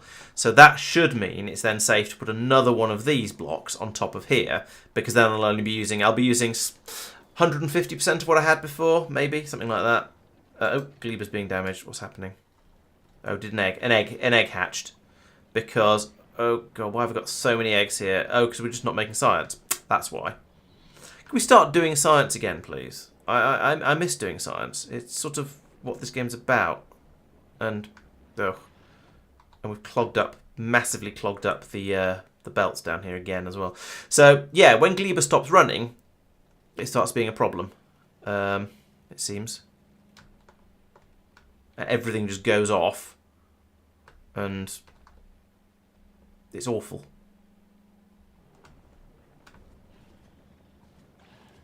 And we get pentas hatching all over the place. I don't know why this side is so much worse off. Maybe I can put in a second burner here. Maybe I can put in a second burner here. But I don't know why this side would need a second burner when the other side seems to be absolutely fine with a single one. I copy and pasted it. It is strange. I don't understand. I mean, in theory, a few eggs hatching doesn't really matter because we have the lasers to, yeah, zap them as they do. But it's not ideal. It really isn't. Okay, so now we're burning through twice as many eggs. Hopefully that'll bring the system under control a little bit. I don't know. Right, Aquilo, you're still trying to build. And things are difficult because Aquilo. Fair enough. So, why are we not sciencing at the moment? Which one is it that we're short of? I've got the Promethean. Must be the... and we've got the Cryo as well. Are we actually doing science again then? Yes, we are. Right, at 600. That's kind of pathetic. We were doing 6,000 before. And yes, I know this is a double time research. But still. That means we should be doing 3,000, not 500. And dropping. Maybe we're short of something else? No, we've got all the science packs. Why are you so slow? Are we only just getting started again? Yeah, it looks like it's only just getting started again. Oh, we've just had a delivery of agricultural science. That's why. You can see it lighting up as it passes through. He says waiting for this one to light up as well. I think we've had a delivery of some quite stale agricultural science.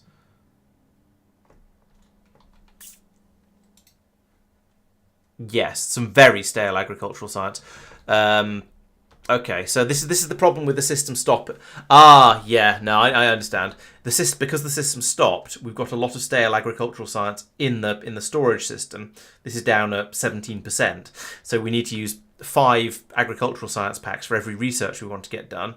Only one of the outputs is working because the other one's filled up with spoilage. It's just a bit horrible. Maybe having 2 of these outputs isn't going to work, isn't going to help.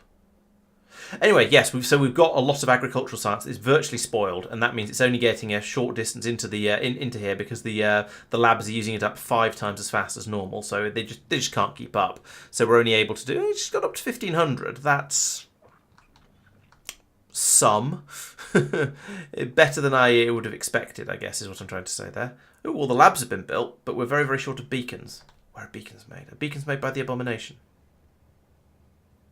Yes, yes they are. Why are you jammed this time? Well, you should. That shouldn't be in there. That shouldn't be in there. That shouldn't be in there. That shouldn't be in there. That could be, but won't be for now. This thing is. I like the idea, but it's kind of too much more trouble than it's worth. Why have we got so many blue circuits in there? And it's just endlessly trying to make solar panels, apparently. And yeah, okay, it's trying to make solar panels, beacons, grabbers, crushers, lasers, rockets, and storage caps pods. So the beacons might well be the next thing to be made after these solar panels get finished. No, well, probably, but no, the labs all have extractors on them to take any spoilage out of them, dump it onto the belts, and it can then go down here to be burned away in a burnotron over there. So no, it will get any Gleba science that spoils will get removed and dealt with and tidied up as appropriately. So no, there's no problems with that. It's just that because it's only getting a halfway round the labs, or less than halfway round the labs, because it's only 20% valid, we're not getting very much science out of it. So that is a problem that will solve itself as more and more as it gets pulled through. Eventually, we should hopefully start to get slightly fresher science packs coming in, being dropped down from space. Now, there's not a huge amount in here at the moment. We have. We don't have any of the ships in orbit over Norvis because they've all unloaded. Interesting. Yeah, I'm looking for Star Trekky names. We've got the 7 of 9, the Kirk, and the Spock. They're all over Gleba at the moment. So why isn't Gleba exporting science? What is going on here? Oh, we've got no science in here. Whoa. Oh, we've got too much backed up completely on spoilage. That's an interesting problem. Okay. So we've got this solid belt of spoilage going in here, which is a start. But, yeah, we're just not demolishing it fast enough. And up here is sort of the low end of the prior... No, wait. Okay, well, this also needs to go over to here. And be added in and become more of the problem. But currently that's... not the problem. I think possibly this needs to be taken out as a priority because this is where all of the important stuff comes from. So is there somewhere I can put, yes, this belt here. We can go on to that one.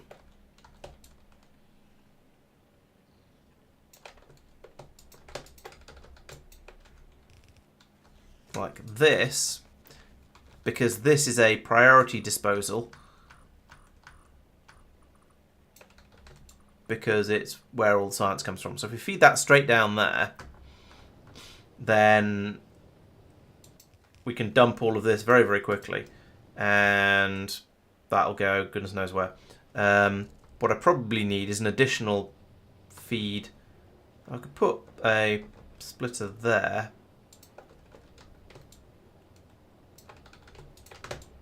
And there, and then a green splitter in over here. So when this sort of nonsense, when it turns into this sort of level of nonsense, we can get rid of it out that way as well. Have a bit more spoilage disposal. But now there we go. That's pulling it out of the important places. So science and fruit processing. So that should get things up and running again. Hopefully. All of these are starved. Great. We are still running at all, a bit, aren't we? Yeah, okay, there's some... Yeah, okay, there are nutrients starting to flow now. Bioflux is jammed up, but that has released the pressure up here. So things are... Yes, the system is starting to work. It's starting to run now. It's just a bit of a... It's taking a bit of getting it going again. This always seems to be the way with Gleba. I have, I think I've got it cracked, or I think I've got things working, and then it all just glebes on me, and I have to come back and sort things out and make them better. Come on, quickly. Not you. There, here it comes. Right, there we go. Get rid of all this spoilage. There we go. That's a bit better. Alright, so now we can start to make by. Oh, is that a rocket? Yeah, there's a rocket of science going now. So that makes me happy. Makes me think that things are sort of kind of probably mostly sorted. The bioflux is horrific. I don't know why there's so much of it. We're not supposed to be making it when there's so much. I suppose there's no way to get rid of it because I don't have any nutrients making their way all the way down to the bottom here. Because they've been stuck on this belt for approximately forever. Oh, Gleba. Why are you so gleby? I don't have enough spoilage disposal by now, it seems. Maybe I need to pull out. The thing is, when it's running, it's absolutely fine. It's just at the moment, it's having difficulties. Everything is full of spoilage, so it's difficult to clear it out. I guess the answer is have more belts bringing the spoilage in from around here. So this one, for example, they should probably also have a belt coming in, like a second belt coming along here. Like this. Going up to, I don't even know where. But more burners connected to the same heating system, I guess. But where?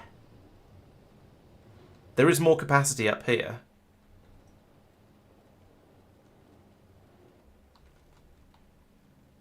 Where'd that belt even go to? That was here.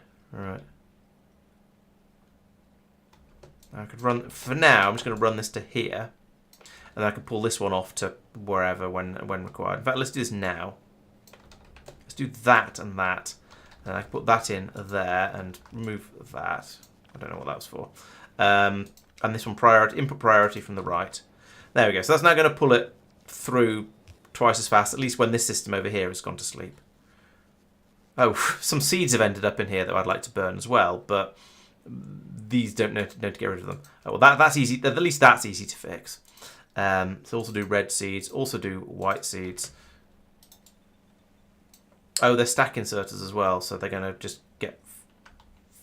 Oh, bother.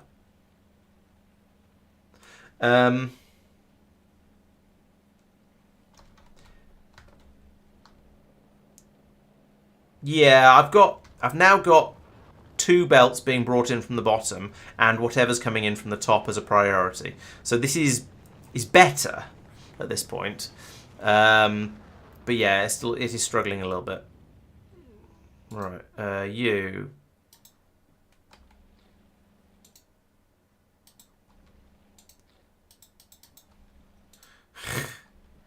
Oh, stack inserters are so annoying.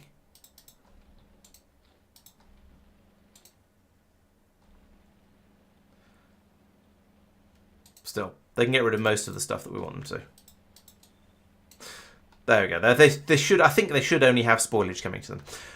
Right. So after all that, oh, we stopped making rocket fuel. That could be a crisis at some point in the not too distant future. But hopefully that'll kick in again, just sort of naturally, when we manage to get rid of all of this spoilage.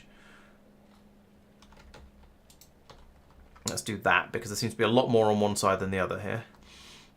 Yeah, the science is flowing again now, which is nice. That's what we like to see. Nice fresh science coming through. Spoilage is currently being pulled out of the rocket silo over here. There's a lot of spoilage on the bioflux belt.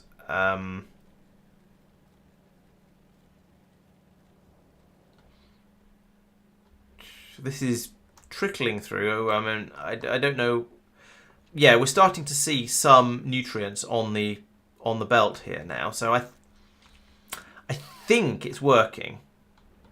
I think the system is clearing itself out, but it's... I want to make some sort of scatological comparison. Say it's like it needs some laxatives or something like that pumping into it just to get it going again properly.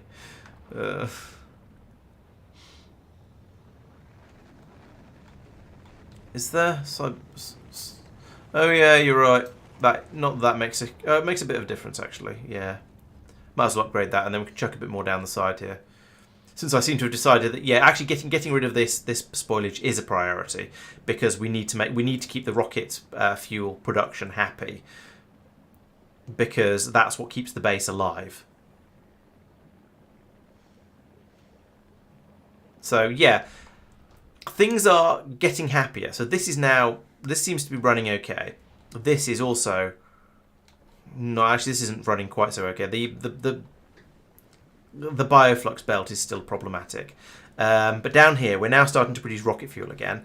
So that's nice. We're not getting any Yamako mash through in order to make plastic, which is problematic. But that's because there's so much spoilage on the belt here that it's struggling to push it all through. But that's about to get better because now we've got rid of all of the spoilage from the rocket fuel production. So now we can start to get rid of that a bit. And a lot of the spoilage from here is nearly gone. Yeah, there we go. So that's now flowing steadily. So that means there's less of it down here, which means potentially we can pull more through from here. I don't know. This is still struggling. Why is this so juddery and struggly? Because it's being merged here with the flow that's coming through from these belts. Right, so now if I set this up as a right, no, oh, that's fine. You can get tidied up as it goes through there. If I set that to prioritise from this side, then, well, yes, it slows it down over here, but we can get more of that through on the other belt. So that's kind of okay. Now we're able to pull through the not actually nutrients anymore a bit quicker. So that's now running. Actually, it's running at blue belt speed, not the green belt speed it's supposed to run at. But that is significantly better. I feel that yeah, the only belt now that's still a problem is the one that's supposedly bioflux. That must be launching some very stale bioflux. But hopefully this will... There's a lot of bioflux on here. Eventually the theory is we'll get some... the nutrients will make it all the way down to here, and we'll start cooking the bioflux into nutrients and then be able to let it decay. But this is a slow process bringing all that through.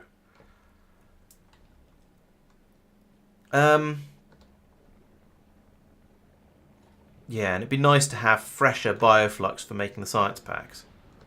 And at the moment, it's... Actually, this side is probably making really nice, delicious, fresh science. And this side is making festering old science out of 50% bioflux. It could be a lot worse. So we are getting 72% science packs coming through. Or 66% science packs. It's... Yeah, you might say. And the science is being shipped out, which is a good sign. Oh no, I was going to say a big chunk of the bioflux is decayed. No, that's not the bioflux belt I was looking for. This is still just trying to pull through to get some nutrients. Are they getting down to here? Were they getting down this far before? These are all nearly gone off, of course. So they're going to spoil probably as they trundle along here. But this machine can grab some. Oh, it doesn't even want any. Okay. Its output is too full of gunge, so fine. Oh, yeah, it is all still going off as it swings around here. But it's getting down to here now, and I feel that's further. Maybe.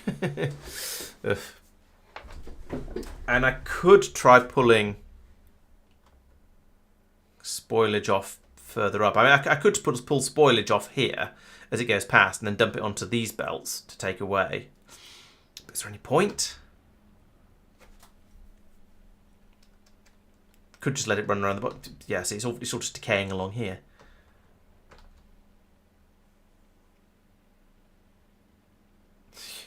You can see the nutrients just dying as they come along here. Alright, let's put in... I'm just endlessly tinkering with things here, and I don't know whether that's a good idea or not. Filter spoilage to the right.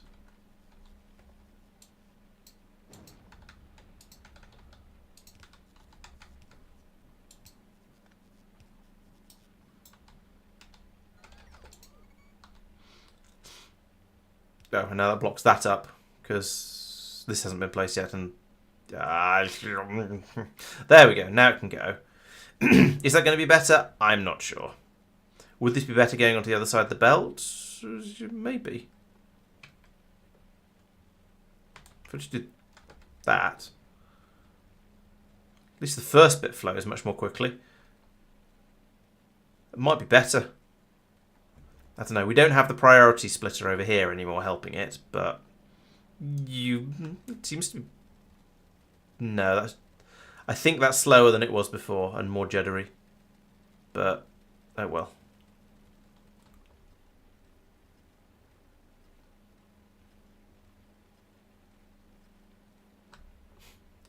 Any nutrients that do make it this far will go through very, very quickly. That's a really long belt going across there with the carbon production. That's probably why it's all going on. Yeah. So this is reminding me that if I want to, that I basically possibly just need to redesign Gleba with a town system. So it's a much, much smaller construction rather than this whole thing that's just passing all these things that go off down endless long belts. Is it because science stop? I'm not sure. That's a good point. I do kind of need to know why it broke so that I can try and fix the latest problem and try and make sure it doesn't break again, don't I? I don't really know. So science stopped because there wasn't any demand for it, which will have reduced the amount of nutrients and actually won't reduce the amount of nutrients by very much because it's still all going to be being turned into eggs, as you can tell by all this joyful hatching that's going on around here. But the bioflux won't have been being used in the science production, and I don't know. I don't really know why it all failed. I do know that I need to get rid of bioflux, and that means I need to flow the nutrients down to over here.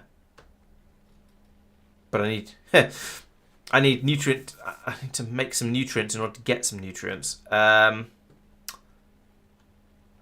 Here's a thought. What if I put in a machine? Where can I put this that can reach everything? Here would be nearly good. Why is there oh yeah, there used to be a rocket here.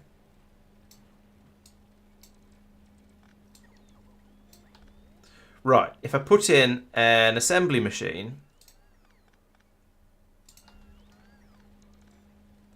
here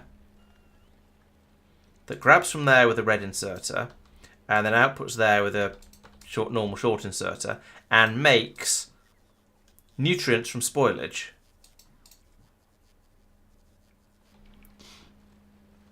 Then that can feed these machines, which can start making spoilage from nutrients from bioflux, which will then start pulling at least a little bit of bioflux through this belt system and allow things to start ticking over at least a little bit. Put some more seeds in there again now, but never mind.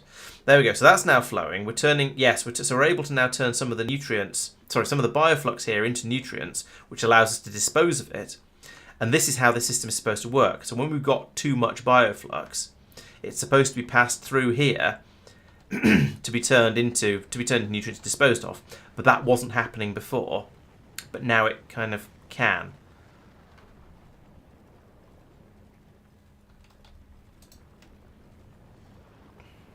If I do that as well, then we'll have loads of nutrients coming out here. All these machines can kick in. We can deal with lots more bioflux. Things will be generally better. I think.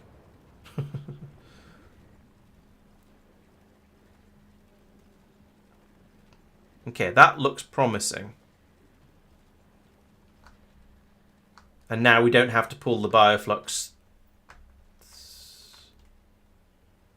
Yeah, we can pull the bioflux through, even though the nutrients haven't got down here. I'm still a little bit concerned that the nutrients aren't getting down here fast enough, before they go completely, before they decay completely. I feel like I need a lot of additional spoilage removal points along here. So maybe in here that takes it onto another belt and dumps it away, or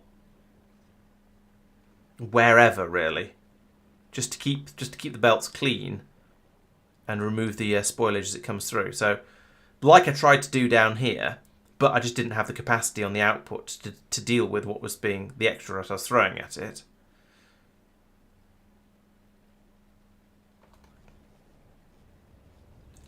But there is also the question of, is this now going to now to put some sort of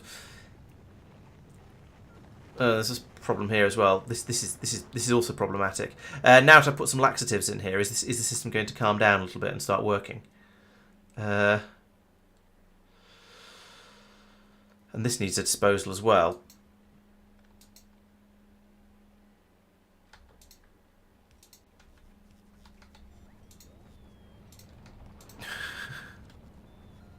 There's so much.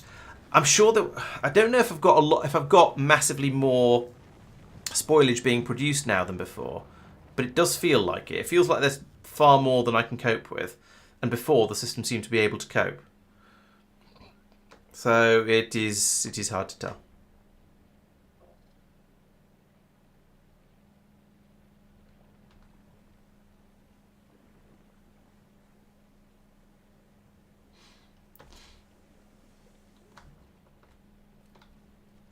And of course, we can't get the bioflux to flow in from the recycling point anymore because, there's so much spoilage on the bioflux belt, and we're trying to cram more bioflux in at the top that it's just causing problems. So maybe I need to put X here up to 600 for the time being, so that it stops producing quite so much bioflux, and see how things go. That's the wrong way, isn't it? Let's check my note. Smaller number means less mash, less on the belt. So down here, actually, we don't want to make that 600. I want to make that 100. And then most of these will stop running.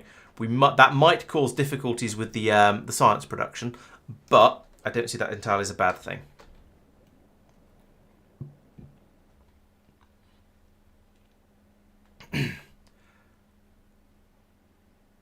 Can I tap off? I can't tap off the spoilage. There's just so much of it. I have to look at the production graph. How much am I creating and destroying? Okay, so consumption has shot right up over there, and production has dropped down. So down to 190, and I'm using up 19,000. So actually, this looks like things are going to be okay. There's just rather a lot of it. I just have... what? That can't be right. Those numbers don't make sense. Oh, probably if it spoils on the belt, it doesn't count or something like that. So yeah, there's very little being produced now, but there's still 19,000 being consumed. So that must be catching up, surely. Must be getting rid of spoilage in the world, just reducing the amount of it there is in there in total. I know there's a lot being produced by stuff spoiling on the belts, which we can't really see. I think once we pull through enough bioflux that actually, if I can just tap it, where is the? Yeah, if I tap it somewhere along here and pull out spoilage and put it onto, make this belt suffer even more. At least I can then pull it off the spoilage belt, the bioflux belt. So let's try that. This is a bad idea, but never mind.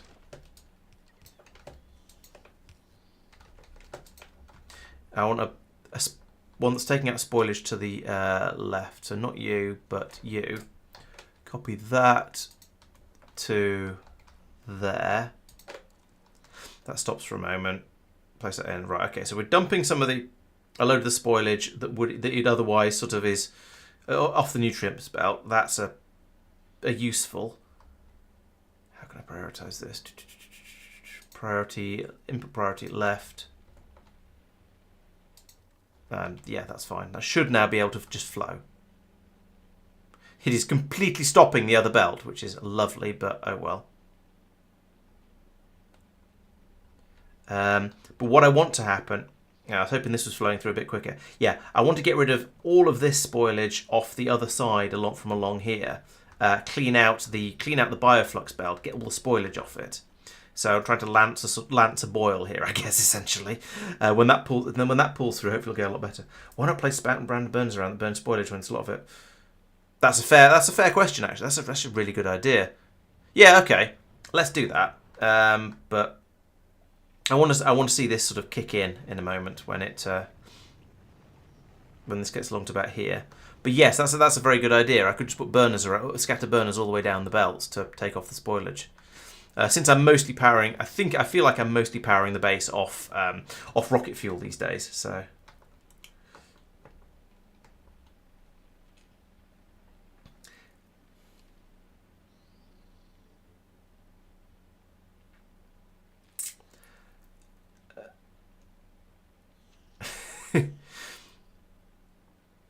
Yeah, the thing is that I'm not quite sure at the moment what's triggering the problem. Whether it was because I did go in and make some changes upstream, but then that should have made things run a bit less rather than spoiled just after it went through the splitter. Great, and there we go. Now this is just running solidly. We can pull out all of that spoilage. The belt is. I don't think the belt is too long for nutrients. The belt is too long for nutrients when it's jammed up with a load of spoilage and when the spoilage disposal system isn't capable of coping, which is what's happened at the moment.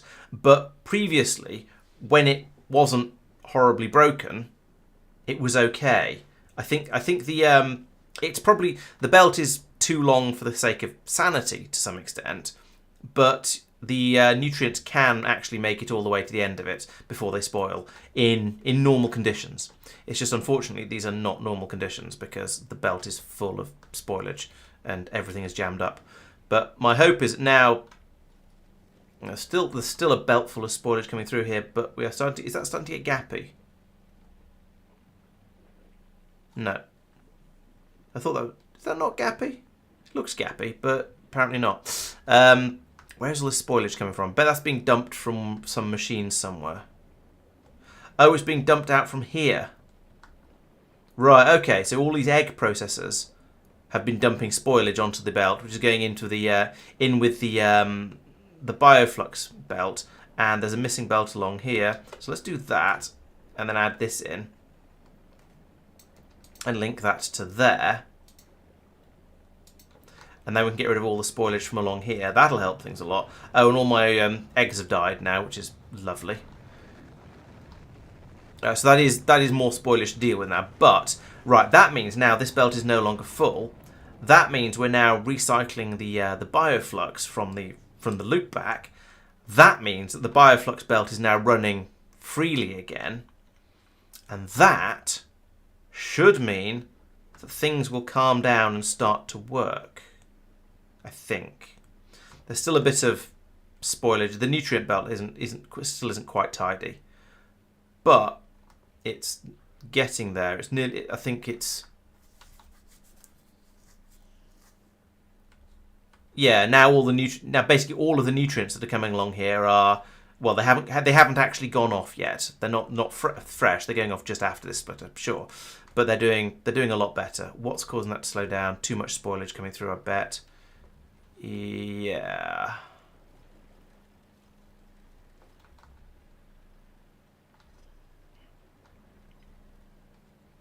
Okay, and all of that being on just one side of the belt. It is improved. I think things are improving quickly here. The bioflux is now sorted, but the so we've put, but that meant we pulled out an enormous quantity of spoilage in that process. Unfortunately, in the process of cleaning it out, I've jammed this back up again, which goes, oh dear. So let's unjam that. In fact, this belt probably should go somewhere else. Oh, could this ship please be a little bit more secure in itself? What's that? Oh, it's a green underground we've lost. Oh dear. I don't think I have any spares of those, which is upsetting. I mean, as in, I seem to have used all the spares of those. Oh, maybe that could go. Can that reach? No. Pfft. Needed that.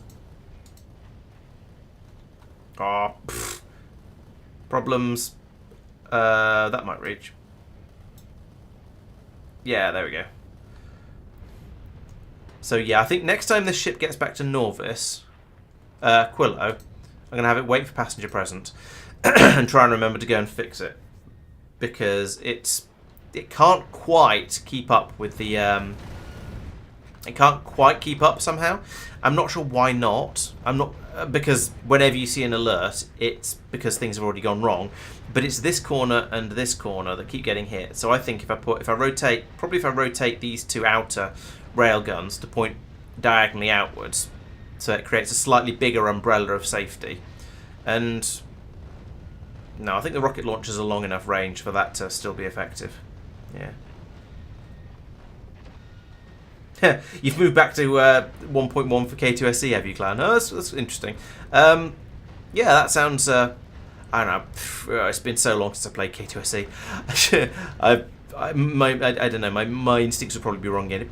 Let me know. It'd be interesting to know how it feels going back to losing some of the quality of life improvements that have been included in Factorio 2. Not so much the space age stuff, but the quality of life things that they've added in, the 2.0 stuff. Be interested to hear how that's gone. Anyway, over here, I reckon this belt shouldn't be coming out here. It should be going directly over to here and probably into another set of these guys. It's probably not even worth. This is the sort of point where I go, actually, yes, this is where just having just going straight into a burners would be a good idea. But I'm gonna be a little bit forward thinking, and bring it over to here, and then put in some burner towers along here. So not there, but there. And then maybe I can put in some more thingy along here, more turbines in here as well, and heat exchangers. And there's water everywhere on this planet, so that's not a problem. And then inserters there. I said there. I hope I was going to say. I hope I have some more heating towers left. I do have some more heating towers left. Thank goodness for that. And you're going to need power as well, so put that in there. Is that going to be enough? Probably. Find out in a sec. That was not what I wanted that bot to do. Can we have the substation here, please? Come on. Oh, let's put such a slowdown and a jam on the whole system over there. Right, there we go. Yeah, that's just fast enough, I think. Let's put one more in, because I feel like it's only just fast enough and not actually fast enough.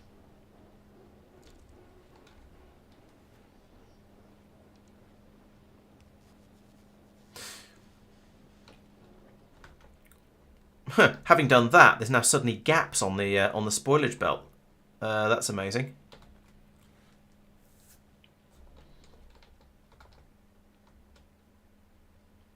And steady flow of spoilage coming through over here as well. But what if I put that onto the top side of the belt? Then the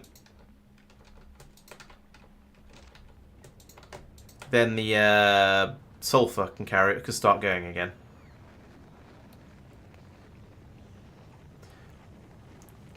I wish making these alterations was a bit quicker sometimes. Well, in fact, I always wish making these alterations was a bit quicker. There we go. So now, yeah, now the sulfur can run eventually, but we can also dump this whole massive grossness of no longer nutrients.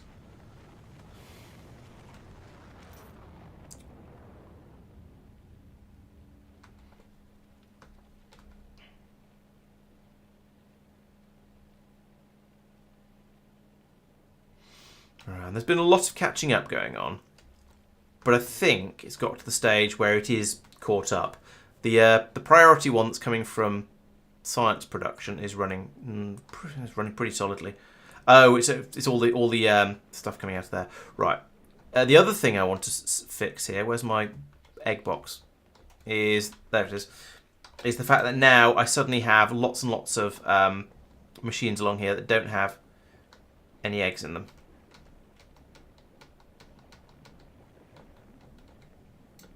So do that, and then that, and then can find some of the machines that do, and steal their eggs like this, and this, and okay, I did that one, and this.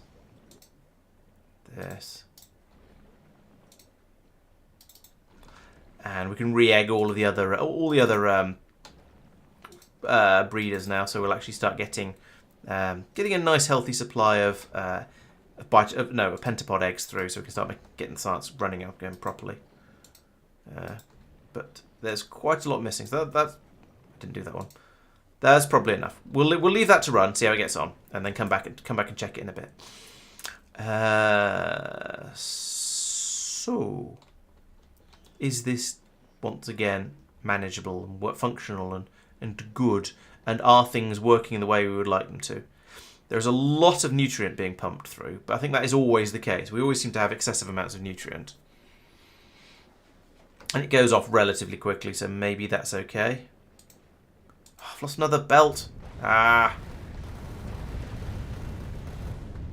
Yeah, so there's something about the defences on the corners here that just isn't working quite as well as it should.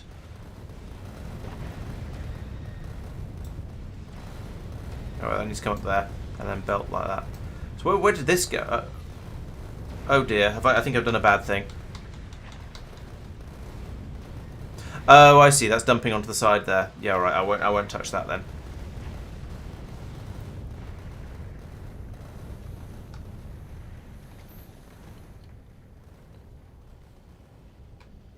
There aren't enough places left to nick pieces of belt from. This one will do.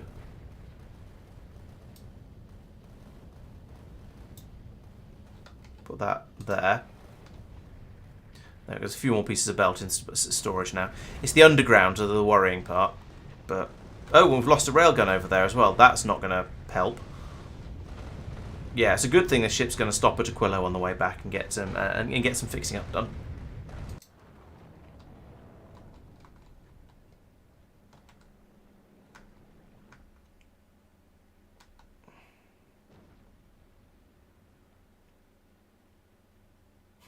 This is obviously running quite well because we are getting a bit of the spoilage coming through from here, and finding its way onto the nutrient belt. And we've got nutrients very nearly getting to the end down here, nearly getting to the end.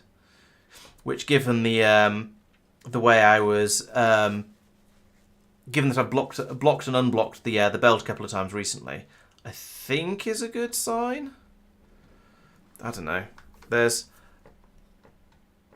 gaps in it here. Yeah, there's gaps on the belt. That's because yes, it slows down from green to blue here. Kind of. Let's get rid of the funny gappy bits. Yeah, so because it was slowing from green to blue, it was taking a long time to pull that through. So now I think that is the magic point at which things are better. Which ones should I be making requested chests? Sorry, I didn't notice that message quickly enough when you said it. Yeah, so I think now that there's no nutrients coming through, that's the opposite problem. That's ridiculous, but still probably an improvement.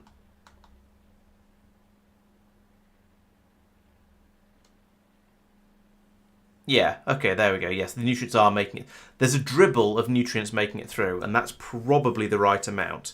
It's sort of just about keeping the machines fed, but not a sort of an endless stream of them pouring off the end of the belts. So I think now we've probably reached a happy point where the system has caught up. All of the spoilage has been cleaned off the belts. Things are seeming okay now. I think putting in this machine here... Oh, pentapod egg chest. That's a good idea, actually. Yeah, if every one of those was a blue chest requesting one... Oh, I did reduce the amount of bioflux. Yes. It doesn't seem to be... is it still okay? That's the question. So how much is getting through here? No, it's basically all getting eaten. Right, let's increase the bioflux a little bit. That's a very good point and does need to be fixed. So let's put that back up to 100. It was 150 before. Let's put it to 140 because that's slightly less.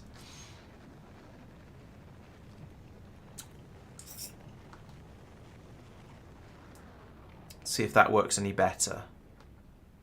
So yeah, we're getting a flood of extra bioflux through now. We'll see. It takes a while for it to sort itself out, unfortunately. But yeah, there's definitely less spoilage coming through here now. Things are very much calmed down.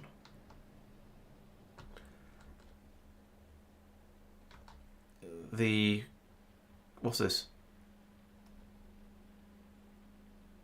Oh, this is bioflux and nutrient. Yes, so that has, yeah, is definitely insufficient then, because we're not getting any coming through down here.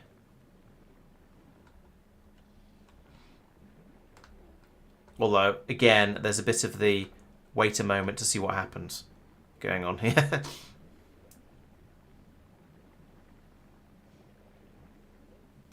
Let's put it back to 150, because I picked that number completely arbitrarily when I initially started.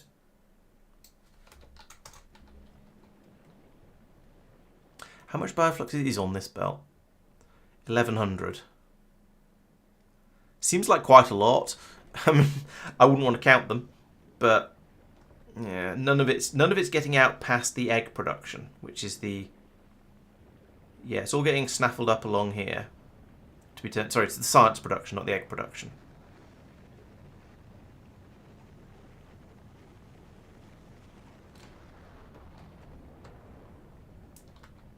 But now there's a bit more coming through. So...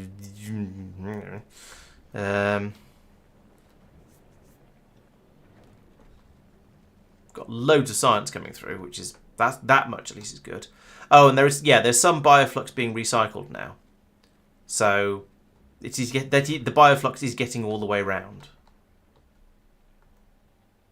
But maybe that's because the nutrients aren't at this point. But then there are places making extra nutrients, like here, which is not running.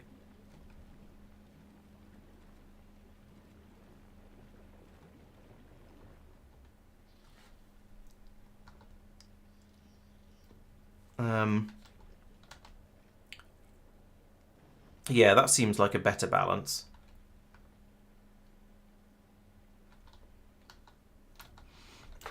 This feels not unreasonable. All the machines are fed, so there has been enough... Well, nearly all the machines are fed. There's one hungry one down there. Yeah, I think this is probably about right. Maybe I'll take that back down to 150 again. Oh, to 140 again, sorry. Because there's quite a bit going through the recycling system. He says, now, I'm not finding there is none in the recycling system. It is... oh, I don't know. It's an important balance... It is indeed. Yes, it has got a bit late. You're quite right. Let's quickly do those chests up here and turn them into blue chests, because that was a really good idea. So you be one of those. If I click on you, I can't program you.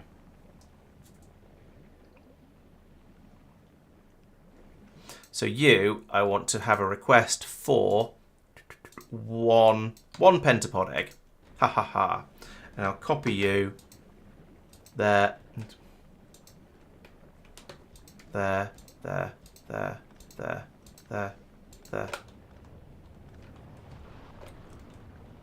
This is more intelligent. Oh, don't take the eggs away. Oh, pants.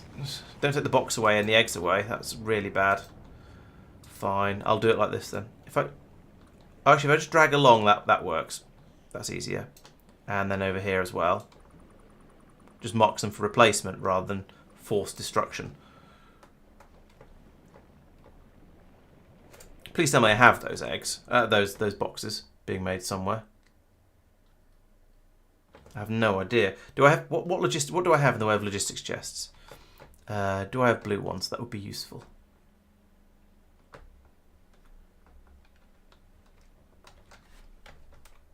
No, I pressed. Chest. No, I don't.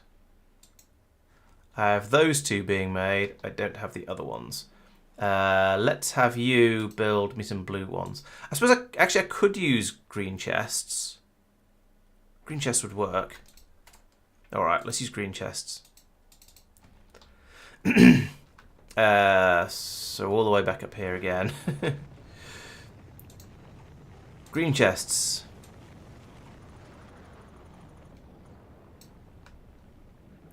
Green chests.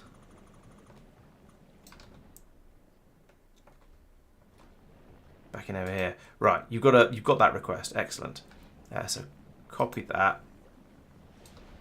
Paste, paste, paste, paste, paste, paste, paste, paste, paste, paste, paste, paste, paste, paste, paste. Paste, paste, paste, paste, paste, paste, paste, paste, paste, paste, paste, paste, paste. There's one it isn't covered. Typical. Has it got eggs? Yes. So it doesn't matter.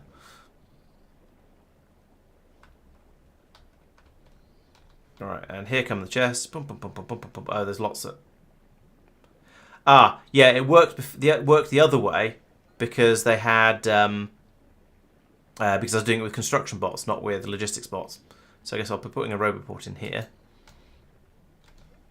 And then... Actually, all of those have got eggs. All of those have got eggs, except for the ones I wrecked earlier. So we actually do seem to have enough eggs. Virtually. Let's get rid of those as well. Any eggs that get left over will be put into the yellow chests down here. Like that. I should set a logistics filter on this. To always put the pentapod eggs in there. So because it's guarded by a load of laser turrets, so it doesn't matter. So when I end up with a couple of eggs left over in there and they hatch, it's not a problem.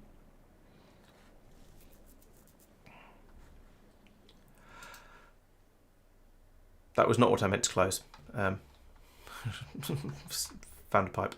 A very, very full pipe. All right. So I think that's now... Things on Gleba now seem to have calmed down and are basically working here. So this is the recycling belt that brings the bioflux back up again and just passes it round and round and round until it eventually goes off. The point behind this being that there's no... That way I don't have to leave it in... I don't have to process it all with these machines and turn it into nutrients, and I can save a little bit on it. And if I'm not making too much, then that kind of works. And it sort of seems to be okay at the moment. I don't see any bioflux making its way out at the end over here, which is a little bit unfortunate. But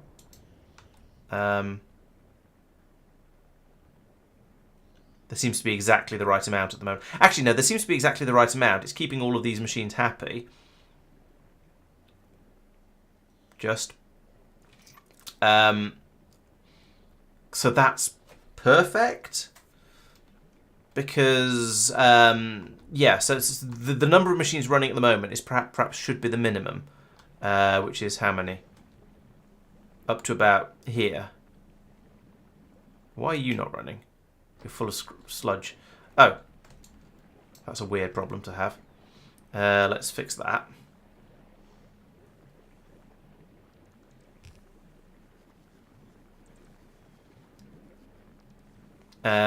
Yeah, so they're running about the right number of machines to keep the bioflux about constant. And when it starts to dip on the belts down here, we can kick more of the machines in. So it's probably working. Over here we have slightly too much Yamako mash. It can't all fit onto the belt here. I should probably reduce that slightly. So that means smaller number here, so make you 140.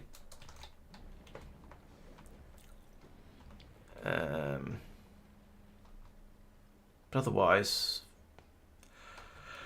things are mostly okay. The nutrients are still not getting to the end of the belt, so that's a concern. Maybe the belt is too long, as people are saying. I wouldn't really surprise me, I have to admit. but I don't know. We've had nutrients down here, so I think it can be okay. I think they're all just getting eaten by the carbon machines. Okay, there, someone's got past. How much life has that got left? Not a huge amount, but it might get round there. We can see. But anyway, I think it's getting a bit too late to sort any of that stuff out now. Right, yes, it is indeed fairly late, so I think this is a good time to call an end to the stream. Word of warning, there will be no streams next week because I'm going to be away on holiday, so I shall be off enjoying foreign parts, so yes, no streams next week at all, but... excuse me. I shall be around on Wednesday as normal, so please make sure you're following, subscribe, whatever the appropriate thing for your service of choice is. Because yes, I shall be back around as normal on Wednesday this week to continue with trying to sort all of this stuff out, because it's been a bit of a sort of a weird. It's been a bit of a weird mess trying to get Gleber up and running again. So I think things I need to do next time is keep a bit of an eye on it, make sure that's working. Then have a look at the sort of the Norvis. Thank you, regular. Have a look at the Norvian situation and the science packs and all the stuff that's coming through here, and try and get more Promethean science coming in by the looks of things. So the Edge is mostly working, but seems to not quite be sufficiently good at protecting itself. And even when it does go out and get science packs, it seems like it's not enough for when we're running the labs flat out doing the research productivity researches. This ship is not collecting enough Promethium for that to work adequately. So we need to do something about that. Also need to make it slightly better at defending itself, and I would like at some point to try and make this ship capable of flying out to the Shattered Planet, and ideally back again, you never know, because at the moment it can't, but that's I feel like that's an objective that I would like to achieve. So that's going to be, I think that's going to largely come down to making rockets faster and working out where the latest bottleneck in the production is. So maybe I'll set the ship flying tomorrow and just leave it running, and after saving, of course, and have a look and find out what the problem is with it and why it struggles. But yeah, so that's going to be that's jobs for Wednesday anyway. So I'll be back then to do that. No videos this week, I'm afraid. I don't think for anyone, unfortunately. I've been unfortunately, but I had some other videos I needed to do that are not related to my channel, so I've unfortunately not had the time for it. But yes, I should be back on Wednesday, then a week off, and back the week after. So thank you very much for watching. I shall disappear now and be back on Wednesday to carry on scratching my head over Gleber and trying to get out to the Shattered Planet. So thank you very much for watching. I'll see you then. Good night, everyone. Good night, Doopy. Good night, Inks. Good night, Regular. And everyone else besides. Bye-bye.